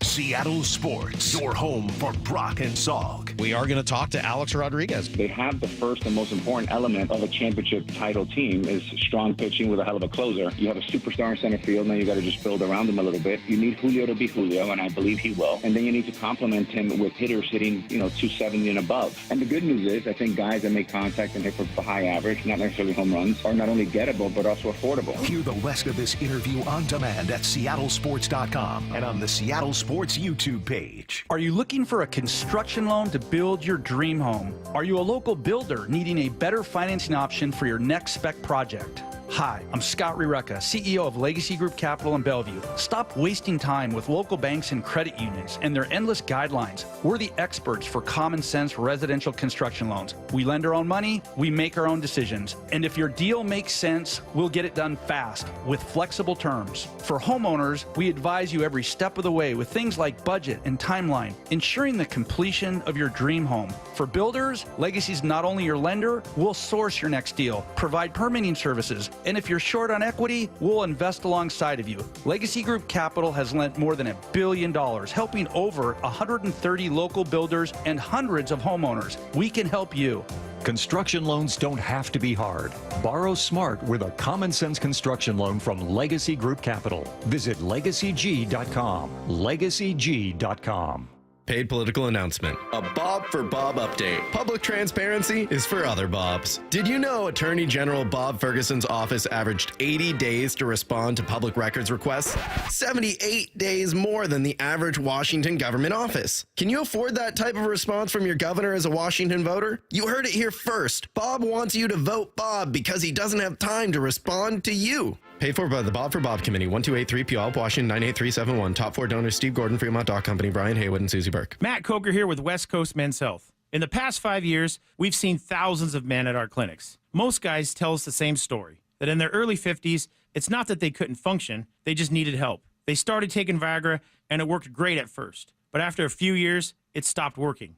The problem is that their arteries had become more restricted since they started taking it, because Viagra does not unclog arteries. Here at West Coast Men's Health, we use acoustic wave therapy to target the real problem. We break down plaque and clear up the arteries so blood can flow like it did in your 20s. This restores function. And guys, listen to this. You won't have to take a pill anymore. So if this sounds like you, give West Coast Men's Health a call today and see how we can help. With clinics in Redmond and Tacoma, call 206-519-6541. That's 206-519-6541. 206-519-6541.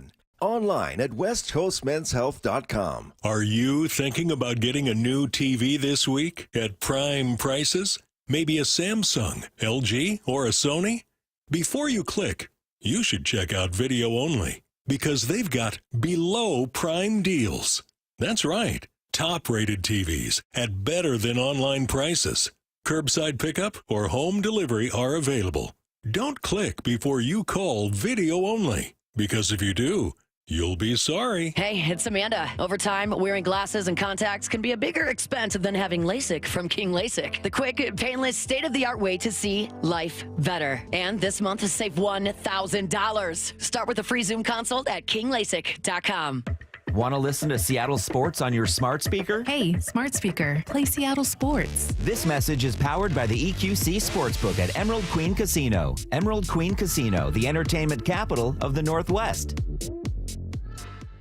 Hear ye, hear ye. The Washington Midsummer Renaissance Fair starts this weekend at Sky Meadows Park in Snohomish. This year, we're embracing the splendor of the Elizabethan era and celebrating Renaissance Fair culture.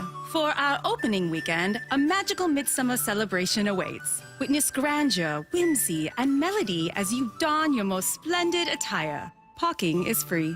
The Washington Midsummer Renaissance Fair. Tickets sold at WashingtonFair.com. We all know what UV rays can do to our skin, but they can also do damage to your car. Keep that from happening with 303 Protectant. 303 Protectant keeps the sun's harmful rays from causing fading and cracking in rubber, plastic, or vinyl surfaces. From the dashboard to the tires, 303 Protectant keeps your car looking new longer. Get 303 Protectant today at Advance Auto Parts. Visit 303radio.com for more information. Some people just know the best rate for you is a rate based on you with Allstate. Not a rate based on Terry and Keeps. And makes the car behind them. Oh no, they're about to. Save with DriveWise and the Allstate app and only pay a rate based on you. Not available in every state, subject to terms and conditions. Rating factors and savings vary, and in some states your rate could increase with high-risk driving. Allstate Fire and Casualty Insurance Company and affiliates, Northbrook, Illinois. This is Seattle Sports. Streaming through the Seattle Sports app. KIRO AM Seattle. KIRO FM HD2 Tacoma. Home of the Seahawks, Mariners, and everything Seattle sports. Seattle Sports Snapshot. Caleb Williams, first overall pick in this year's draft by the Chicago Bears, has officially signed his rookie contract per Tom Pelissero. There was talk this morning that Williams hadn't actually signed after it was reported he did yesterday, but it seems that's since been ironed out. Nick Saban may still have love for Alabama football, but he doesn't owe them blind loyalty. That was obvious on SEC Network when Saban, now a college football analyst for ESPN, picked Georgia, not Alabama, to appear in the national championship game. Saban said he believes in Alabama's players, but has questions about their secondary. As for their players, they're taking notes from Saban himself, choosing to ignore outside noise. Snapshot, brought to you by Miller Lite. When it's game time, it's Miller time. This hour is brought to you by Mazda of Everett. From the Quantum Fiber Studio. This is Bump and Stacy. On Seattle Sports. Streaming through the Seattle Sports app and at seattlesports.com. Now, here are your hosts, Michael Bumpus and Stacy Ross. Here we go now. Mariners baseball, president of baseball operations, Jerry Dipoto, was on with Brock and Salk this morning and had so much to say about this team. Earlier, we played a couple cuts about his outlook on the offense, of what they'd done so far, and maybe the approach at the trade deadline. He talked about it being a very quiet, tough trade market. Didn't sound super optimistic they'd be able to add an impact bat. There was a broader conversation that he had with the guys about just offense in MLB today, and I think we were going to explore whether or not that's very, very fair or maybe a really poor excuse. There's other cuts we're going to get to as well. So let's go to what Jerry had to say in general about offense in today's game. This was in part inspired by Alex Rodriguez, a separate Brock and Salk interview where Alex said, stop going away from average. Like, I don't want to see someone get a contract extension. He's hitting 210. Like, why aren't we valuing this stuff? And while I respect players that have come before, and, you know, frankly, I was one of them. It was just a different game that we were playing, and these guys are playing right now. And I'd like to tell you we could snap our fingers and solve our problem with strikeouts, it's not going to be that easy. Particularly, it's not going to be something that we're able to solve in 2 weeks. Hopefully, we're able to solve it over time, and I believe that we'll do that. It's going to happen developmentally. It's going to happen over time. It's probably not going to happen in the snap of a finger. Bump, I don't blame him for saying, yeah, it would be great to hit for contact. Alex, would you like to tell us how?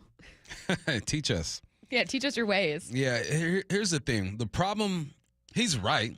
It is a different game. The pitchers are better than they were back in the day. You got some pitchers with like 4, 5, 6 pitches. Like, it's crazy the things you have to prepare for.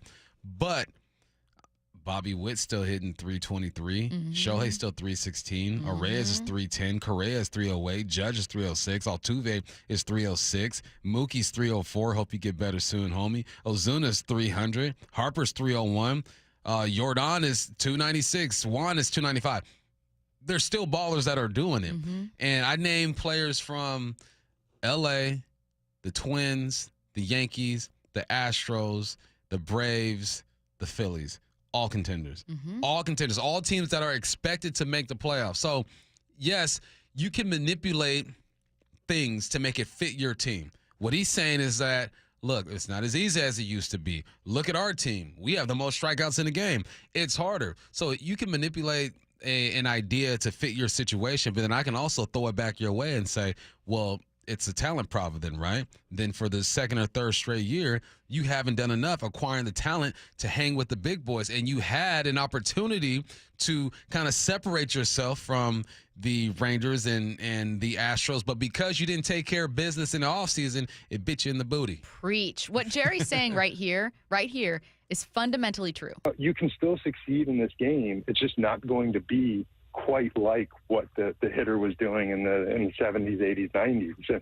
And I do think that we have tried to make these adjustments in player development, in talking about approach, and talking about swing type. And here over the last, we'll call it half dozen years, the sinker has come back into, fashion.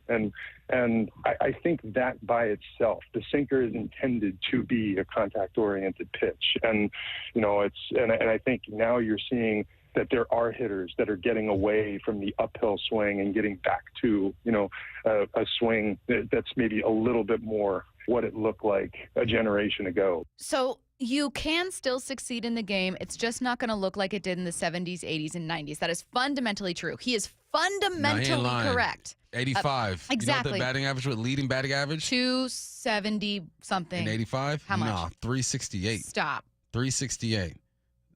Wade Boggs. 368. That's what I'm saying. Like, it's just, we all have our baseball heroes.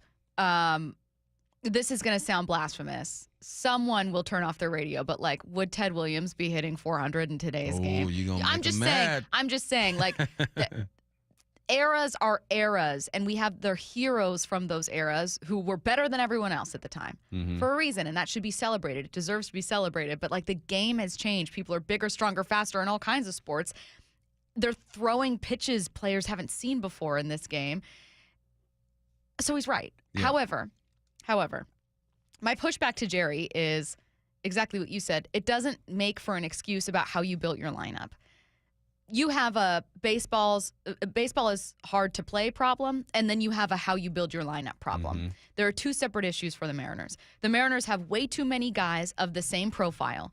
Where's your Steven Kwan? That sounds silly. Steven Kwan is a rare talent, and I know that that's stupid, but Steven Kwan is succeeding in today's game. Yep. Luis Arias is succeeding in today's game. You don't have guys and are not building guys or building rosters that include guys that can hit like that. You've got a bunch of guys that have some power, that can hit a home run, but are going to strike out a ton. And when that team gets hot, they've got 3 home runs in a game. Everyone looks great. Everyone's having fun. Everyone's hoisting the trident. When they're cold, it's horrible baseball because everyone is striking out 30% of the time.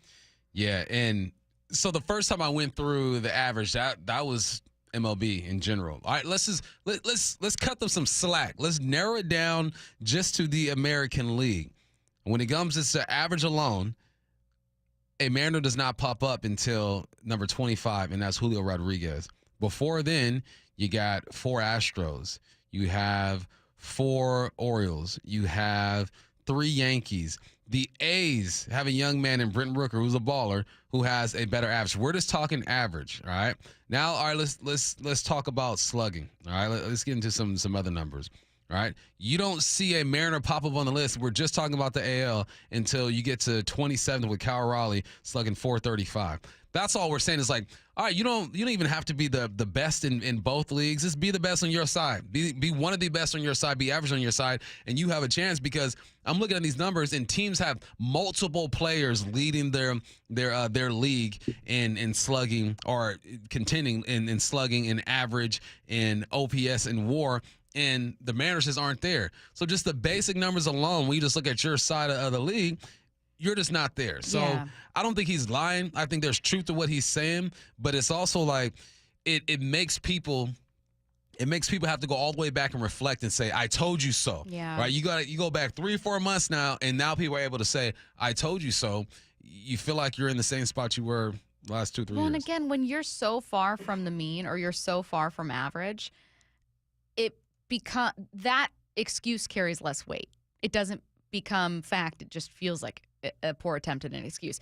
I don't necessarily think that's what Jerry's doing. I think what Jerry's doing is try to paint like we're trying our hardest. Yeah. Do not think we're not trying. I think that's what the message he's trying to send. I think the message he's also trying to send is, hey, we've got to get a lot better from within. Mm-hmm. I don't know how many impact bats are going to be available. Yep. And that's I all get facts. it. I yeah, get all it. facts. I Mhm. completely get it. But like I have a hard time linking, hey, players are striking out in today's game more than ever before, with the Mariners being at 1,000 strikeouts, the only club to surpass 1,000 by the All-Star break. Middle of the road, like whoever is number 14, 15, they're going to be around 800 to 820 strikeouts right now.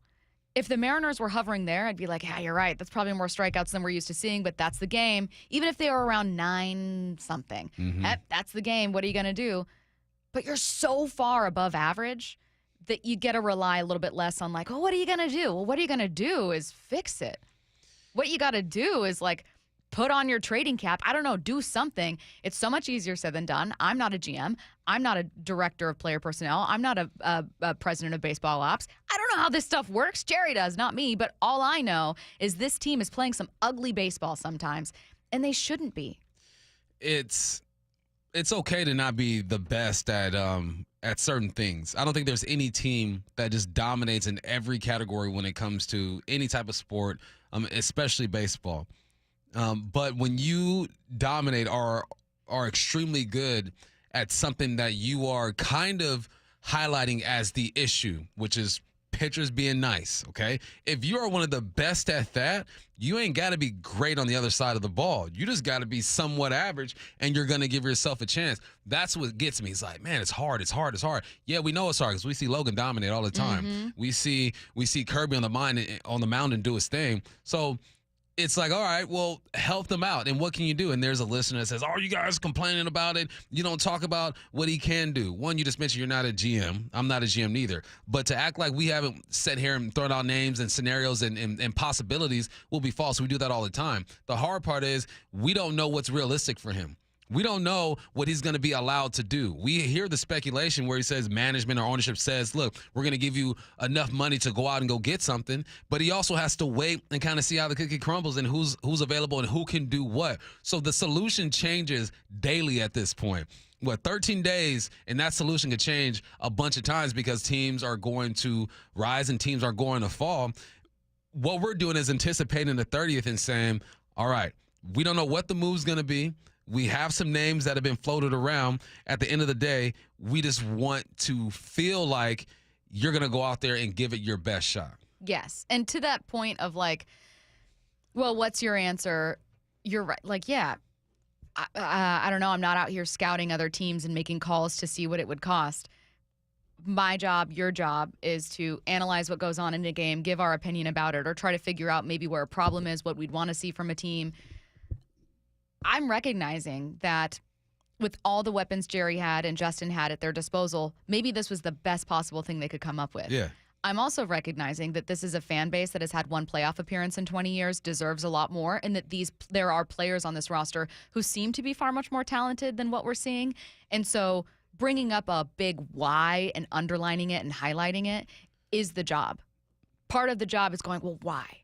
Why? Like, just asking the question, hey, this doesn't feel normal. Hey, the amount at which you've struck out, you leading the league in strikeouts since 2018, this doesn't feel normal. Why? Like, what's going on behind this? And if your answer is, well, it's hard to hit a baseball today, I'm going to go, okay, you're right. You're right. I don't want to. That's this kind of tone from Jerry that keeps me from saying, when the shift was a thing, just hit it the other way. Like, there's no part of me that has that reaction to it, right? Yeah.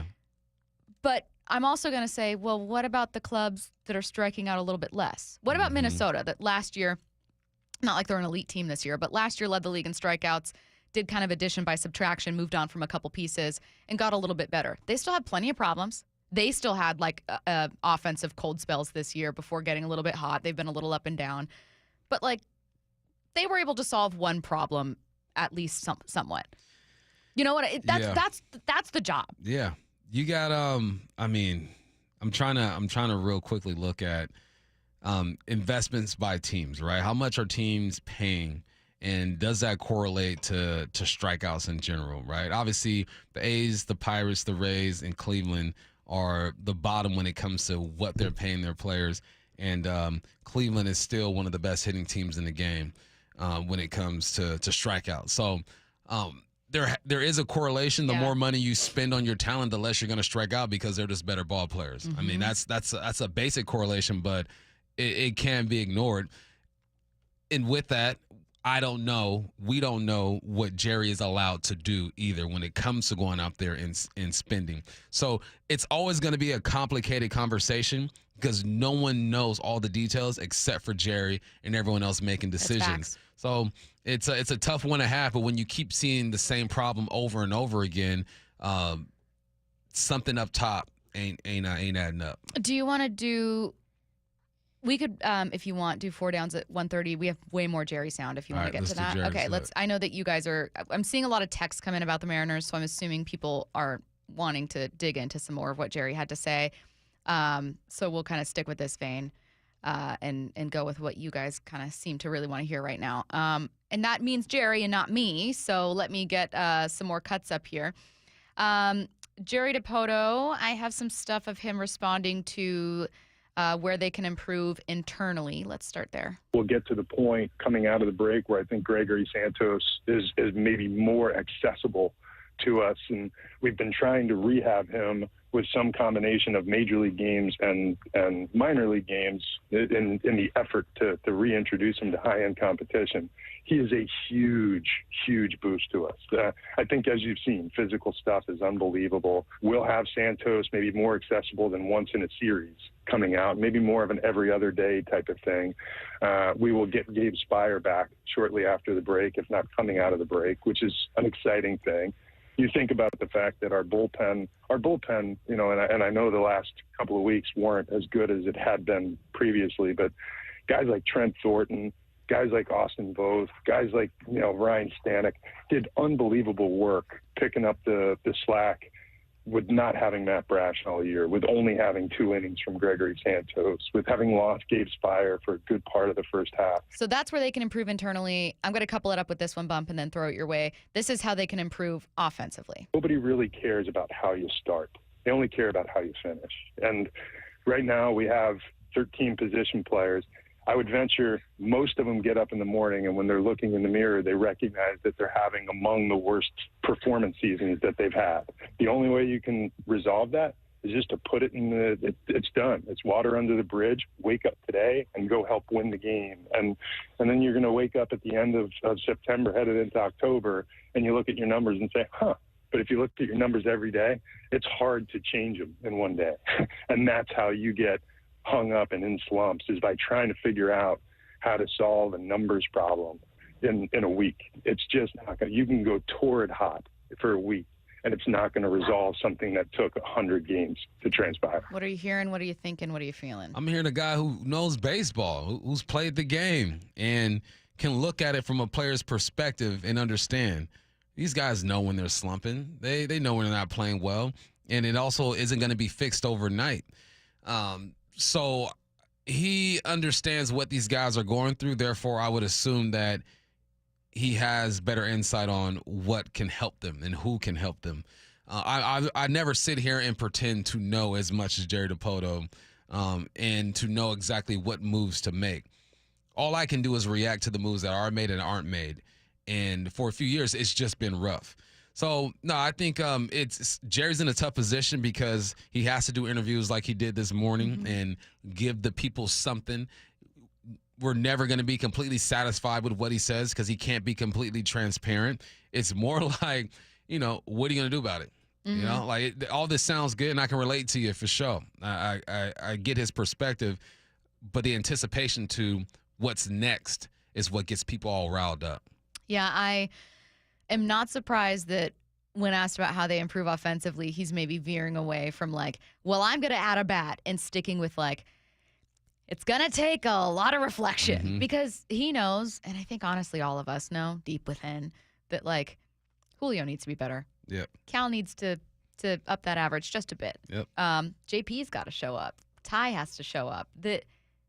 And honestly, I started out by saying, none of this is an excuse, but I will give Jerry and Justin a nod here. I didn't think this offense would be as bad as it has been. No, me either. When I was looking at them, we're heading into spring, and you and I are looking at this roster. We're going, man, this third base platoon makes me nervous. No, Polanco could be kind of nice. No part of me was going, oh, they're going to increase their strikeouts.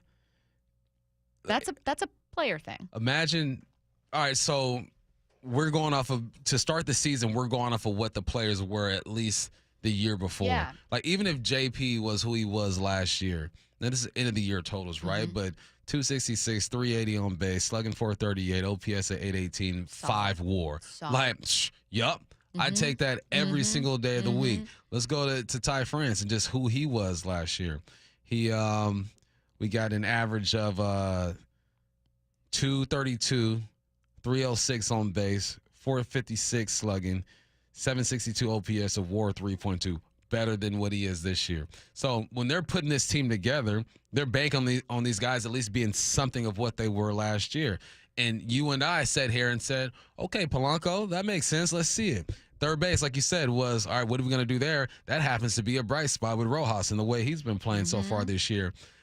So, yeah, man, this is it's tough. It's frustrating, but it also requires patience until the 30th. And then after that, you just got to ride with your squad after that. It is what it is. No other moves will be made. Harry Ford is not coming to save the day. He probably ain't going to be in the organization after the 30th. After the 30th, it is what it is. Until then, every single day, I'm going to look at what other teams are doing and who's going to be available and put together a wish list. So we had David Schoenfield on earlier in the show, and he was like, not going to lie, the two best talents available at the deadline will be two starting pitchers. That hurt. Yeah, it did, but he's not wrong. And people are also doubting whether Vlad will be available. Maybe Luis Robert is, but he's oft hurt and will be a high asking price. You pointing to JP's stats from last season, and you were 1,000% right when you were like, I'll take that guy. I was thinking, absolutely, I'll take those in a heartbeat. Over 750 OPS, sign me up. I was literally thinking, if last year's Julio and last year's JP were available at the deadline, they'd be great additions for the Mariners. Almost better additions than almost anyone else. It doesn't mean I don't think the Mariners should maybe try to be aggressive or try to improve. I do not think they should be sellers at the deadline. I think they should treat this like they want to hang on to first place for the life of them and get to the playoffs and push forward.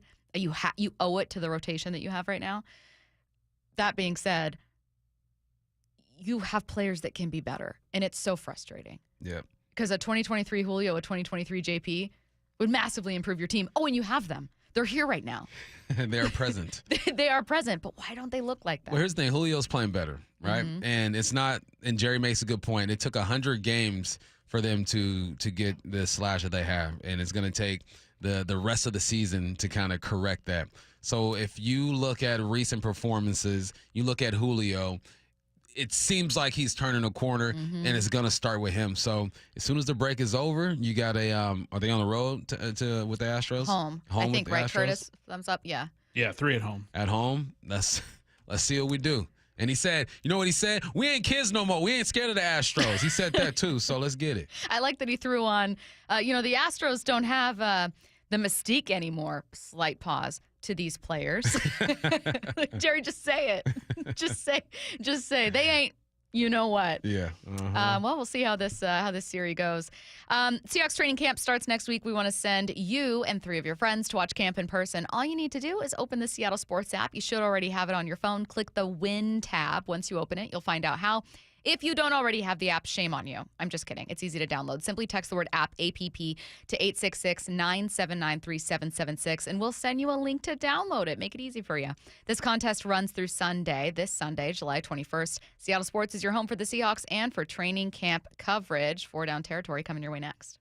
Seattle Sports, your home for Wyman and Bob. MLB draft in the books. The Mariners maybe drafted the most interesting prospect in the entire draft at number 15. Girangelo Senja, an ambidextrous pitcher. Throws 99 with his right arm and 95 with his left. What's your takeaway? I just hope that he's plus. Like, we're talking, you're going to burn your first-round pick. There is that value in going both. They both have to be plus to burn your first-round pick. Streaming live on the Seattle Sports app.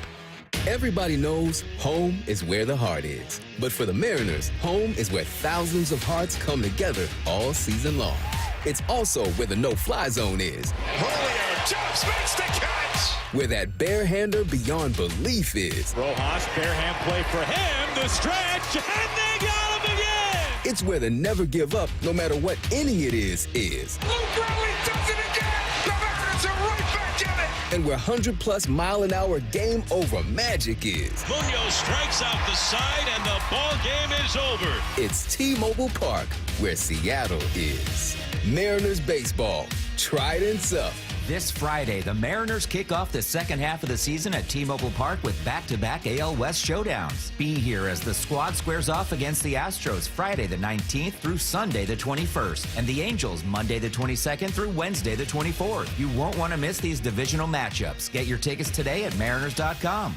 Trucks, pickups, and more SUVs. You want a better selection of dependable new and pre-owned trucks? Well, you've got it when you visit Chevrolet Buick GMC of Puyallup or Chevrolet of Everett, part of the Harnish Auto family. You simply won't find a better experience when buying your next truck. Plus, enjoy oil changes and powertrain warranty for life on all new vehicles. Taking care of you for over 4 decades. Check out the outstanding selection from the Harnish Auto family, Chevrolet of Everett and Chevrolet Buick GMC of Puyallup. A better experience. Getting quality employees to fill positions in your company is essential, but finding those people can be a major hassle, unless you use ZipRecruiter. ZipRecruiter makes finding quality people a breeze. And right now you can try it for free at ZipRecruiter.com/free. With ZipRecruiter, one click sends your job to hundreds of top job sites. But more than that, ZipRecruiter's advanced technology identifies the candidates with the skills you need, sends you a list of great matches to review, then actively invites them to apply for your job. And the results speak for themselves. 4 out of 5 employers who post on ZipRecruiter get a quality candidate within the first day. That's right, the first day. Now you can focus on your business and let ZipRecruiter do the work finding the best people for you. See for yourself. Experience the ease, efficiency, and power of ZipRecruiter for free. Just go to ZipRecruiter.com/free. That's ZipRecruiter.com/free. ZipRecruiter.com/free. People are going to want to see you fall when you get to the top. 3 stars, 1 season, changing history. Cardoso for 3. Banks it in! To plan these environments, this is what we work for. We fought so hard all season long. You could not have scripted a better ending to this magical women's college season. Kiki Rice, Camila Cardoso, and Caitlin Clark.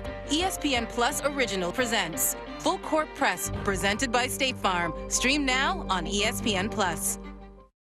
Life insurance. Why are you putting it off? Can't afford it? Too much hassle? Think you don't need it? There's lots of excuses for putting off life insurance. But if you weren't there, who would pay the mortgage and other bills? With Ethos, you could be covered in 10 minutes and boom, family protected. Ethos, fast and easy online term life insurance. Up to $2 million in coverage with no medical exam. Some policies as low as $1 a day. Answer a few health questions and get your free quote at getethos.com. That's getethos.com. Subscribe to the Seattle Sports YouTube page to find new and exclusive content from your favorite shows and personalities daily. Just head to YouTube, search Seattle Sports, and click subscribe. You know what's coming to Snoqualmie Casino? A brand new, huge expansion, new hotel, an expanded gaming floor, a spa, and a whole lot more. For now, they've got some great country concerts coming. Craig Morgan on August 22nd, Twitty and Lynn on September 26th. And before the show, stop by for Falls Buffet or Vista, which always has amazing happy hour menus starting at 4 o'clock. It's all available at snocasino.com. It is Seattle's closest, only 30 minutes from downtown. Seattle's closest, Snoqualmie Casino. Are you putting off your new kitchen plans? Why wait? Hi, I'm Chad Cicchini, owner of Heritage Homecraft, and we've got an offer you're not going to want to wait for. We'll custom build you all new cabinet doors and drawer fronts, and using our exclusive 1/4-inch solid wood refacing process, transform your existing cabinets into a beautiful new kitchen. Stop waiting. We're having a trade-in sale. You'll save $30 per door and drawer front off the cost of your new kitchen. Count them up and see how much you'll save. Heritage Homecraft, 425-485-1600 or heritagehomecraft.com. Hey, it's Dave Wyman speaking to those who have recently been diagnosed with prostate cancer. It's important to know you have several options for treatment. I'm here with Dr. Meyer, Medical Director of the Swedish Radiosurgery Center, to talk about one of the best and technologically advanced treatment options, CyberKnife. Dr. Meyer, why is CyberKnife one of the best procedures to treat prostate cancer? Well, treatment for prostate cancer can affect men's quality of life. It can affect their romantic life. It can affect their urine and bowel function. And the CyberKnife does the best job of preserving that function while having excellent cancer control rates. What do your patients think of the CyberKnife treatment experience? Well, at the Swedish CyberKnife, our patients are really satisfied with the experience. They report very few side effects, and we are seeing excellent cancer control 10 years later. To learn more about CyberKnife for prostate cancer, go to swedish.org/CyberKnifeProstate or call 206-320-7187. Treat prostate cancer with Swedish CyberKnife. This hour is brought to you by Mazda of Everett. This is 4 down territory, going inside the game. What former Seahawks and Coug wide receiver Michael Bumpus. First down, Brandon Ayuk made it clear he wants to be traded. He's even alluded to wanting to play for the Commanders and Steelers, but let's take them off the table. What other teams could use his services? First, let me say that I don't think Brandon's going anywhere. Settle down there in San Francisco. They got a plan. That's why they drafted Pearsall and Cowan, because they're saying, look, got to pay Debo, got to pay Brandon eventually, but I think it's not going down. But forget the Commanders and the Steelers. That's his wish list. Here are the teams that I think should pick him up. I'm going to Buffalo and hollering at the Bills real quick. Josh Allen has shown when he has a legit number one receiver, my man is deadly. They did draft Keon Coleman this year. But why rely on a rookie when you can get something that's already polished up and ready to go? The next team I think he should look at, or should look at him, the New England Patriots. You got yourself a quarterback in Drake May. Jalen Polk was drafted over there in the later rounds. Kendrick Bourne is there as well. You bring in Brandon Ayuk, Polk can be the number 2. Kendrick Bourne can be the number 3 or vice versa. Doesn't matter. And you still got veterans like Juju Smith-Schuster on the roster who can help you out as well. And the last one, it's just the Raiders. We've heard all the drama about Devontae alluding that he wants to dip out and play with Aaron Rodgers. His agent comes out and says, it's baseless. Where are you guys getting this from? From your mans. That's where you're getting it from. Your boy Devontae put it out there, and we are running with it. And then you holler at Netflix, too, because they help create all this drama as well. It is what it is, and the agent understands that he's just doing what he's supposed to do and trying to deflect all of this. I don't think he's going anywhere, but other than the two teams he wants to go to, I like the Bills, the Patriots, or the Raiders. The Bills would be very, very, very, very interesting because they're such a good team, but with a giant question mark in that room. Second down. Rome Odunze and Caleb Williams both signed with the Bears and received fully guaranteed contracts. It's rare, though, for players to get those kinds of deals done, but you think they're going to become more common. Why? They are, man. The game is changing. Since 2022, there's only been 112 guaranteed contracts, and the reason why the NFL doesn't guarantee contracts is because they entice you with this signing bonus. They say, look, man, what you want? You want 25 mil up front? 25 mil up front, but we're not going to guarantee you a contract.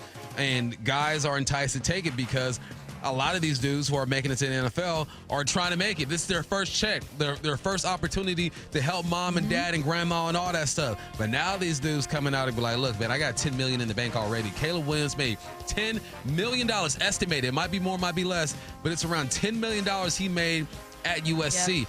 He ain't worried. He got a house already, maybe a couple. Mom's taken care of. He doesn't need all that money up front, even though he did get a nice little signing bonus with the Bears. But I'm thinking coming out of college, guys are going to be less inclined to take that big signing bonus, tell these organizations to keep it. You just guarantee my contract, and then we'll talk after that. The leverage is shifting in the NFL, and I'm happy because for a while, the owners have just been running this thing any way they want to. The league runs it any way they want to. It is shifting now. You might not like the influence that these young men have, but it is what it is. Get right or get left. I ain't mad at Caleb or anybody else trying to get that guaranteed money. Third down. We keep hearing about how deep this 2024 wide receiver draft class is. How many rookie wideouts do you see either starting or having significant roles in their first year? Man, it's been said, this was one of the deepest draft class in NFL history. Of course, it started with Marvin Harrison. He got it done. Then you got guys like Roma Dunze. You got Malik Neighbors. You got all these dudes. But after that, there are some names that people, unless you are a football fanatic like myself, there are some names that you're just not going to hear about. Xavier Worthy, of course, you might have heard about him, the fastest 40 of all time. Ricky Pearsall, Xavier Leggett, who I think is going to be good for the Panthers. Keon Coleman, who I just mentioned. Lad McConkey out of Georgia with the Chargers. You got say his name right, Adonai Mitchell. Adonai, thank you. With the Indianapolis Colts. I'm just saying, I just named you about 6 guys. Stacey, there's going to be about 12 to 14 guys, I think, in this draft class who are either going to start or have at least 500 yards for their teams. The wide receiver position has evolved immensely and evolved in a way that guys are coming into the league and they are ready to go. Signed, sealed, delivered. As long as I can pick up this offense, I should be good to go. And I think it's going to be fun. I read an article on ESPN, and it pretty much said that receivers are the second most important position in football. Haters gonna hate. I understand that. But I think there's truth to that. Obviously, offensive linemen protect the quarterback. They help create run lanes and all that good stuff. But the game is being spread out. We're not packing the game in and looking for Derrick Henry no more. We're opening the game up and looking for Christian McCaffrey and Alvin Kamara in the backfield and then receivers for days. So, no, this is going to be great. I think this could go down. I think when it's all said and done, this wide receiver draft class is going to have like 10 guys who are Pro Bowlers consistently when it's all said and done. So, no, I'm excited for the receiver position. Go get your money. And have fun watching these kids, man. Ranked purely in terms of just media darling / quotable character, Keon Coleman would be number 1. Yeah, for sure. You and Curtis might have talked about this when I was out. I think it was Thursday or Friday. Did you talk about him being asked if he would ever play golf with Josh Allen or how he wants to bond with Josh Allen? Said something like I'm Tiger Hood or something like that, right? No, that was them asking him during I think when they were interviewing him. Yeah, like, hey, what do you do in your free time? So then he was asked, like, hey, would you go play, like, golf with Josh Allen? Like, how are you going to bond with him? And he was pointing out, like, this guy's so talented. I'm not about to go play golf with someone who can throw. So then he goes, maybe we'll go throw rocks in a lake together instead. That's pretty fun to do. It's really fun. I love the idea, though, of just being like, you know how I'd love to bond with my quarterback? You just want to go, like, throw rocks. Forget that. Go throw rocks or There's something. nothing more, there is a lot of stuff more enjoyable, but watching an elite golfer strike the ball, I don't care if he's whooping my butt. I would do that any day of the week. Just Google Keon Coleman and watch every video he has made since being drafted. There's one with Adam Schefter on Schefter's Pod where he asks him to name his top 3 snacks, and then he goes through like 50. He understands. He gets it. He's like, look, I'm marketable. I have a personality. Hey, did you know he averaged like 30 points in high school basketball? He averaged like 30. I didn't know that. that. I watched his highlight tape. He was dunking on fools, man. This guy, freaky athlete. He is my like non-Seahawk rooting heavily for. That's your guy? Yeah, that's him. All right. 4th down. Going college ball with this one. Last one here. The Georgia Bulldogs football program has been in some trouble. We all know that. Why do you like their new approach to addressing issues within the program? Because they're being treated like professionals. If you're going to get paid like professionals, I think you should be held to the same standard. Now, what's happening is Georgia has 24 driving-related violations over the past X amount of years. That's drinking and driving, speeding. It's crazy. We all know what happened with Jalen Carter. Unfortunate. what's going on there, but they have a problem. So what Georgia has decided to do is we're going to find these young men just like they do in the NFL, right? Player conduct type stuff.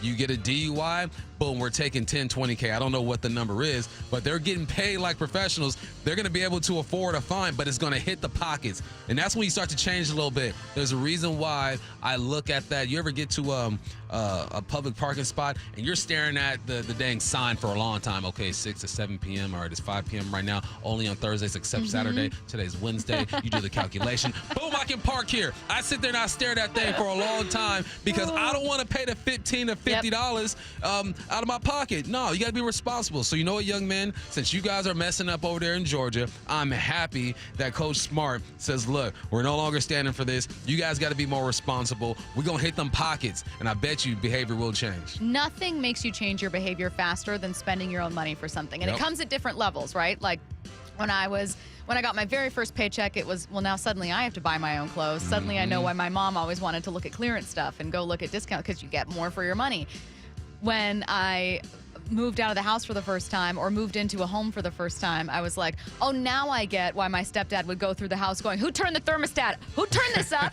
This is 72. What are we made of money? And turn them dang lights off, too, when you leave the room. And I finally got it. I got my first, I will never forget, the first utilities bill I paid in college when we were all renting a house was during the winter time. It was 8 girls, and we decided it would be cheaper than turning the heat on would be if all of us had space heaters for our bedrooms that were left running at all times. House not go up in flames with that's that a many fair space heaters. That's a fair question. Those are More fire importantly, hazards. our utilities bill was obscene. Yeah, it was dumb. The water bill's obscene. All of a sudden it was, how long has she been in the shower? That's a long time, right? Hey, me and my homies in college, sleep with hoodies on, layer up. Let me tell you what. Layer up. You finally get it. Anybody. And then even little things like, I don't want to leave the light in the hallway on because you know you got to replace that bulb. You not only have to buy it, it's a weird shaped one that you got to climb up and do it. It's just, you become your father. You get responsible. Yeah, exactly. All right, rate, review, subscribe to the Mupp and Stacey podcast, available wherever it is you get your pods, as well as on seattlesports.com and the Seattle Sports app. Get your questions in for what I need to know. Any question at all. If it's top of mind for you and you're thinking, you know what, I'd love to have Bump and Stacey answer this for me. Send it in now. 866-979-3776. That's next.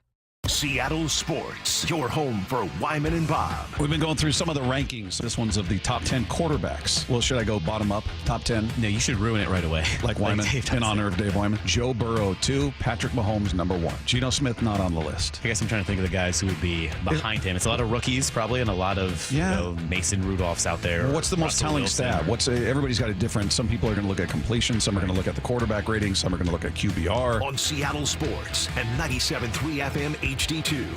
Matt Coker here from West Coast Men's Health.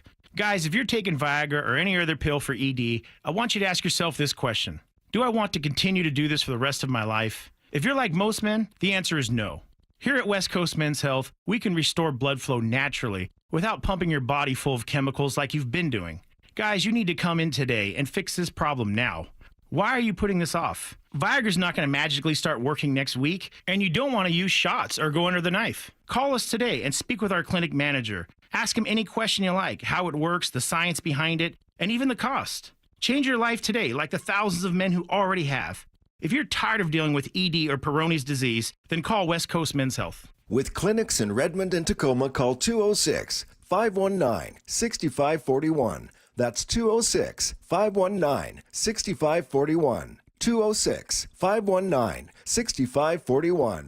Online at westcoastmenshealth.com. From whiplash to herniated discs, there are a few car accident injuries we've all heard of. J.P. Pendergast with Pendergast Law explains that even the most common injuries differ from one another. Pre-existing conditions, health history, beginning of treatment. There are hundreds of factors that make every person and every injury unique. While these variables aid medical treatment, the strongest case recoveries must also take them into account. Could you explain a little bit more? Our team at Pendergast Law is obsessed with turning over every stone to differentiate each case. This requires thorough investigation, diligent listening, and relentless research. We never pursue cases with a one-size-fits-all approach. We built our success by treating every injury and every case with the individualized attention our clients need and deserve. Pendergast Law's individualized approach to even the most common injuries makes the difference in case outcomes. It's another reason why I can't recommend them enough. If you or a loved one has been injured in a car accident, call Pendergast Law. We can help. It's time for Cookies Country Chicken gift card giveaway. Celebrate National Fried Chicken Day with cookies. That's real good chicken. 3 lucky winners, 3 $100 cookies gift cards. Enter today at seattlesports.com/win. Hurry. Contest ends July 21. Scotland comes to the Pacific Northwest during the weekend of July 27th and 28th with the 77th Annual Pacific Northwest Scottish Highland Games and Clan Gathering at the Expo Center in Enumclaw. Competitive, colorful pipe bands and drummers from Washington, Oregon, and British Columbia will be featured alongside field events, some to include the popular caber toss and hammer throw. Traditional Scottish foods and gathering tents are also part of this festive weekend. For more information, go to www.ssHGA.org. RiversideRoofingLLC.com. Enter your address and receive a hassle-free quick quote on your roof replacement within seconds. Do it this summer and save time, money, and just get your project done. Go to RiversideRoofingLLC.com, the roofing company you can trust. Bonneville International radio station contests are open to participants 18 years of age or older that are residents of Washington State unless otherwise specified. Employees or agents of the station, Bonneville International Corporation, other area radio stations, or any entity associated with the contests are not eligible to win unless the station otherwise specifies at its own discretion. Persons who have won in the last 60 days from a station contest or event may not be eligible. Full general contest rules are available on seattlesports.com or in person at the station during regular business hours. Listen throughout the week to the Mariners Player Spotlight. Give props to Jerry and Justin. They did a great job bringing in these good group of guys. Presented by Muckleshoot Casino Resort.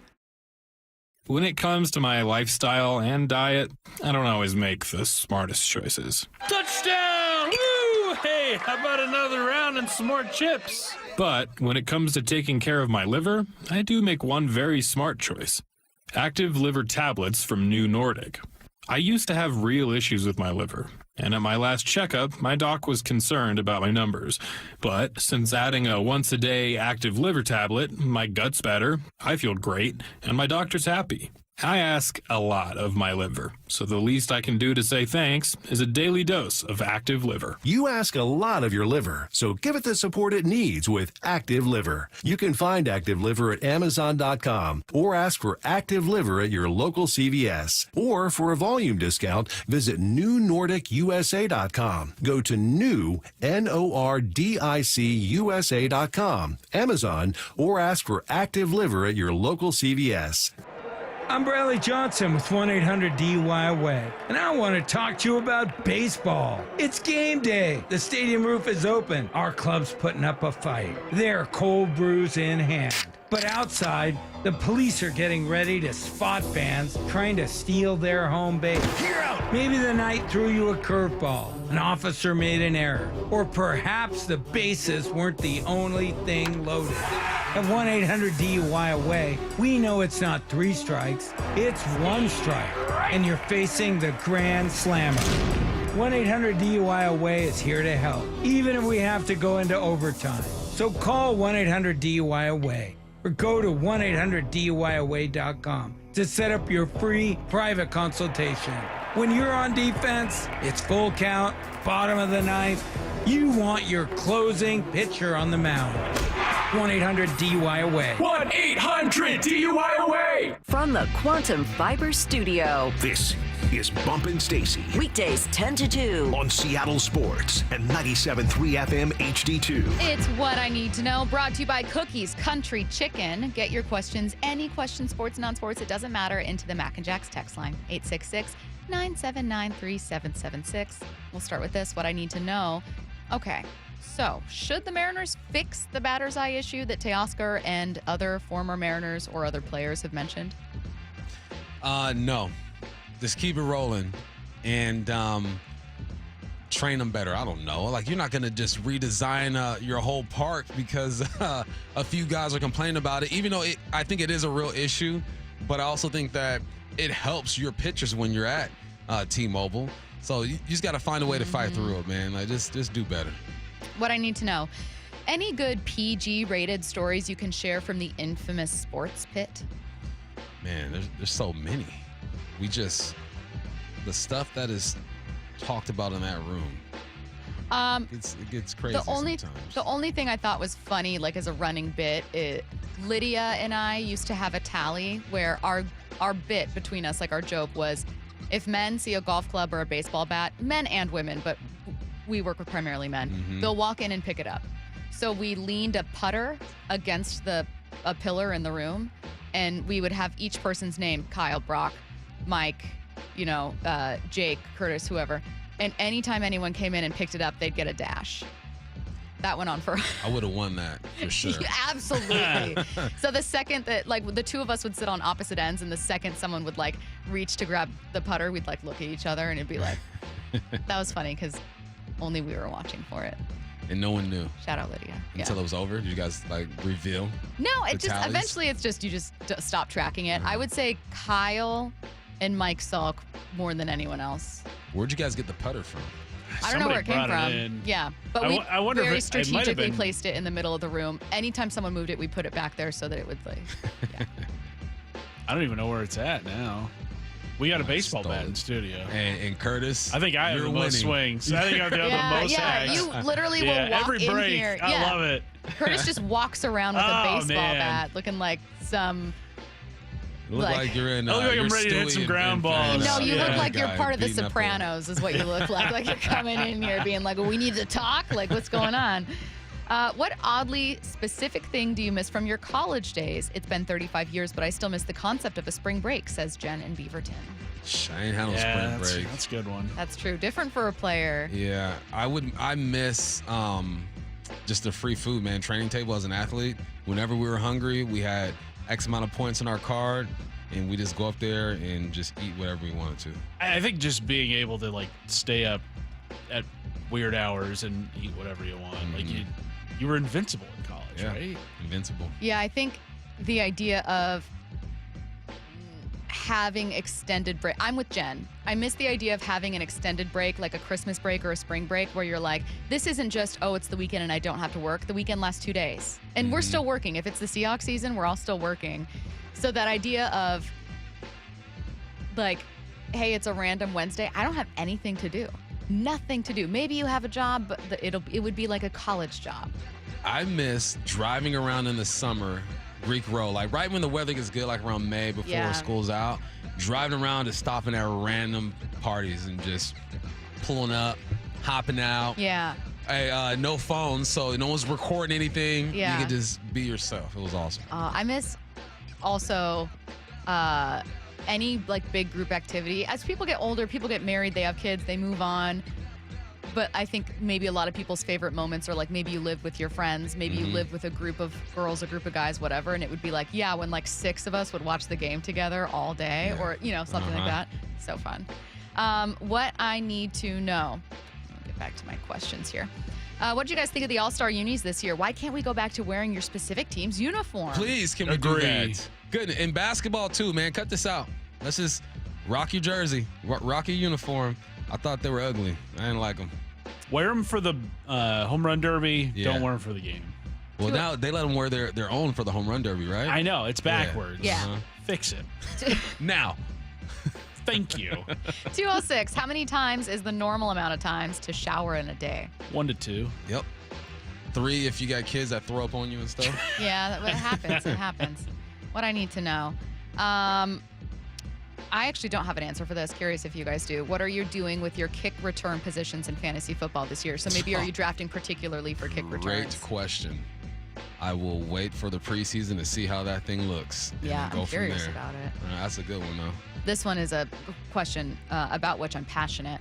What I need to know, how many pillows are too many on the couch and bed? This person said, and do sports pillows count? I don't understand that part of the question, so I'm ignoring it. Like a pillow with like a logo on it or something? Not important to me. You should have no logoed pillows on your couch. I got a pretty big couch, and I got like 1x1 type pillows. We got like 12 of them things on there. This is for your bed or for your couch or bed? Couch or bed? 2 different answers, by the way. Bed, I think 2 rows, the ones you sleep on, the decorative ones, and a little one in the middle to make it look all fancy? The correct answer is as follows. When it comes to bed, for a full or queen size bed, 4 is a reasonable answer, up to 6 if 2 are Euroshams and or Euro pillows and or 2 are smaller decorative pillows. You cannot have, when it's too many, is 2 Euro pillows, sounds like too 4 many. standard pillows, and then 2 decorative pillows. That is too many pillows. However, I didn't know there were so many names for pillows. yeah, Euro is like a square, but you can have like a 20 by 20, which is just like slightly bigger than a standard, or you can have 24 by 24, 26 by 26. This is Stacy's version of like football jargon, where Mom's like, and then you got the Y options. You slam. Exactly. I'm like, now if we're talking, about a Euro, and then maybe you're doing, like an oblong kind of pillow, or like a longer one, like then it's getting very specific. I currently have 5 pillows on my bed, not including 2 Euro pillows, which if I include those, then I'm going to remove another pillow. Okay.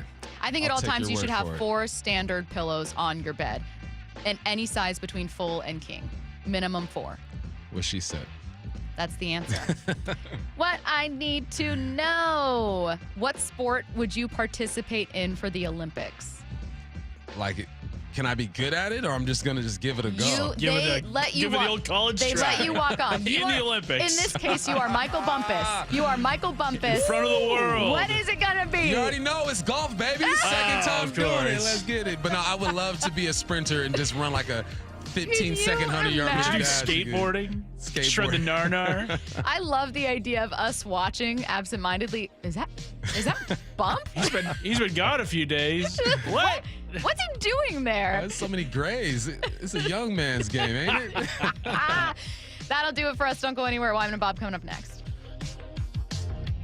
Seattle Sports, your home for Wyman and Bob. MLB draft in the books. The Mariners maybe drafted the most interesting prospect in the entire draft at number 15. Girangelo Sainja, an ambidextrous pitcher, throws 99 with his right arm and 95 with his left. What's your takeaway? I just hope that he's plus. Like, we're talking, you're going to burn your first round pick. There is that value in going both. They both have to be plus to burn your first round pick. Streaming live on the Seattle Sports app. Whether you're a street motorcycle rider or even a trail rider, here's your chance to win one of 2 motorcycles. Visit ridefreepnw.com to enter. Eastside Harley-Davidson, Emerald City Harley-Davidson, and Law Tigers are giving away a Harley-Davidson Street Bob and a Touratech-equipped Pan American motorcycle. Explore the best of the Pacific Northwest on one of these bikes, street or trail. Take your pick and enter to win right now. Go to ridefreepnw.com and sign up today. The deadline for this giveaway is near, so enter now. Again, at ridefreepnw.com. And keep in mind, the Law Tigers know how important your motorcycle is to you, so if you've been in an accident, you know who to call. Call Law Tigers at 1-800-LAW-TIGERS. They will get you the help that you need. Again, if you've been injured in a motorcycle accident, call 1-800-LAW-TIGERS or check them out online at lawtigers.com. The Law Tigers, Washington's motorcycle lawyers, Mateer Law Firm, LLC. Paid political announcement. A Bob for Bob update. Did you know AG Bob Ferguson is responsible for Washington being the only state with a social media advertising ban on political speech? In 2019, Bob's lawsuits made Washington the only state that doesn't allow you to run political ads on social media. Voter beware, because Bob's vendetta against your free speech won't stop when Bob gets what he wants. Governor. Paid for by the Bob for Bob Committee, 128-3 Puyallup, Washington, 98371. Top 4 donors, Steve Gordon, Fremont Dock Company, Brian Haywood, and Susie Burke. X marks the spot. Now through September 21st, get 150 megabit Xfinity internet for 12 months with a 1-year contract for just $15 a month. You can add the new Stream Saver that includes Peacock, Apple TV Plus, and Netflix. That's Xfinity internet and Stream Saver for just $35 a month. All of your favorites, all in one place, only for my friends at Xfinity. So go ahead and binge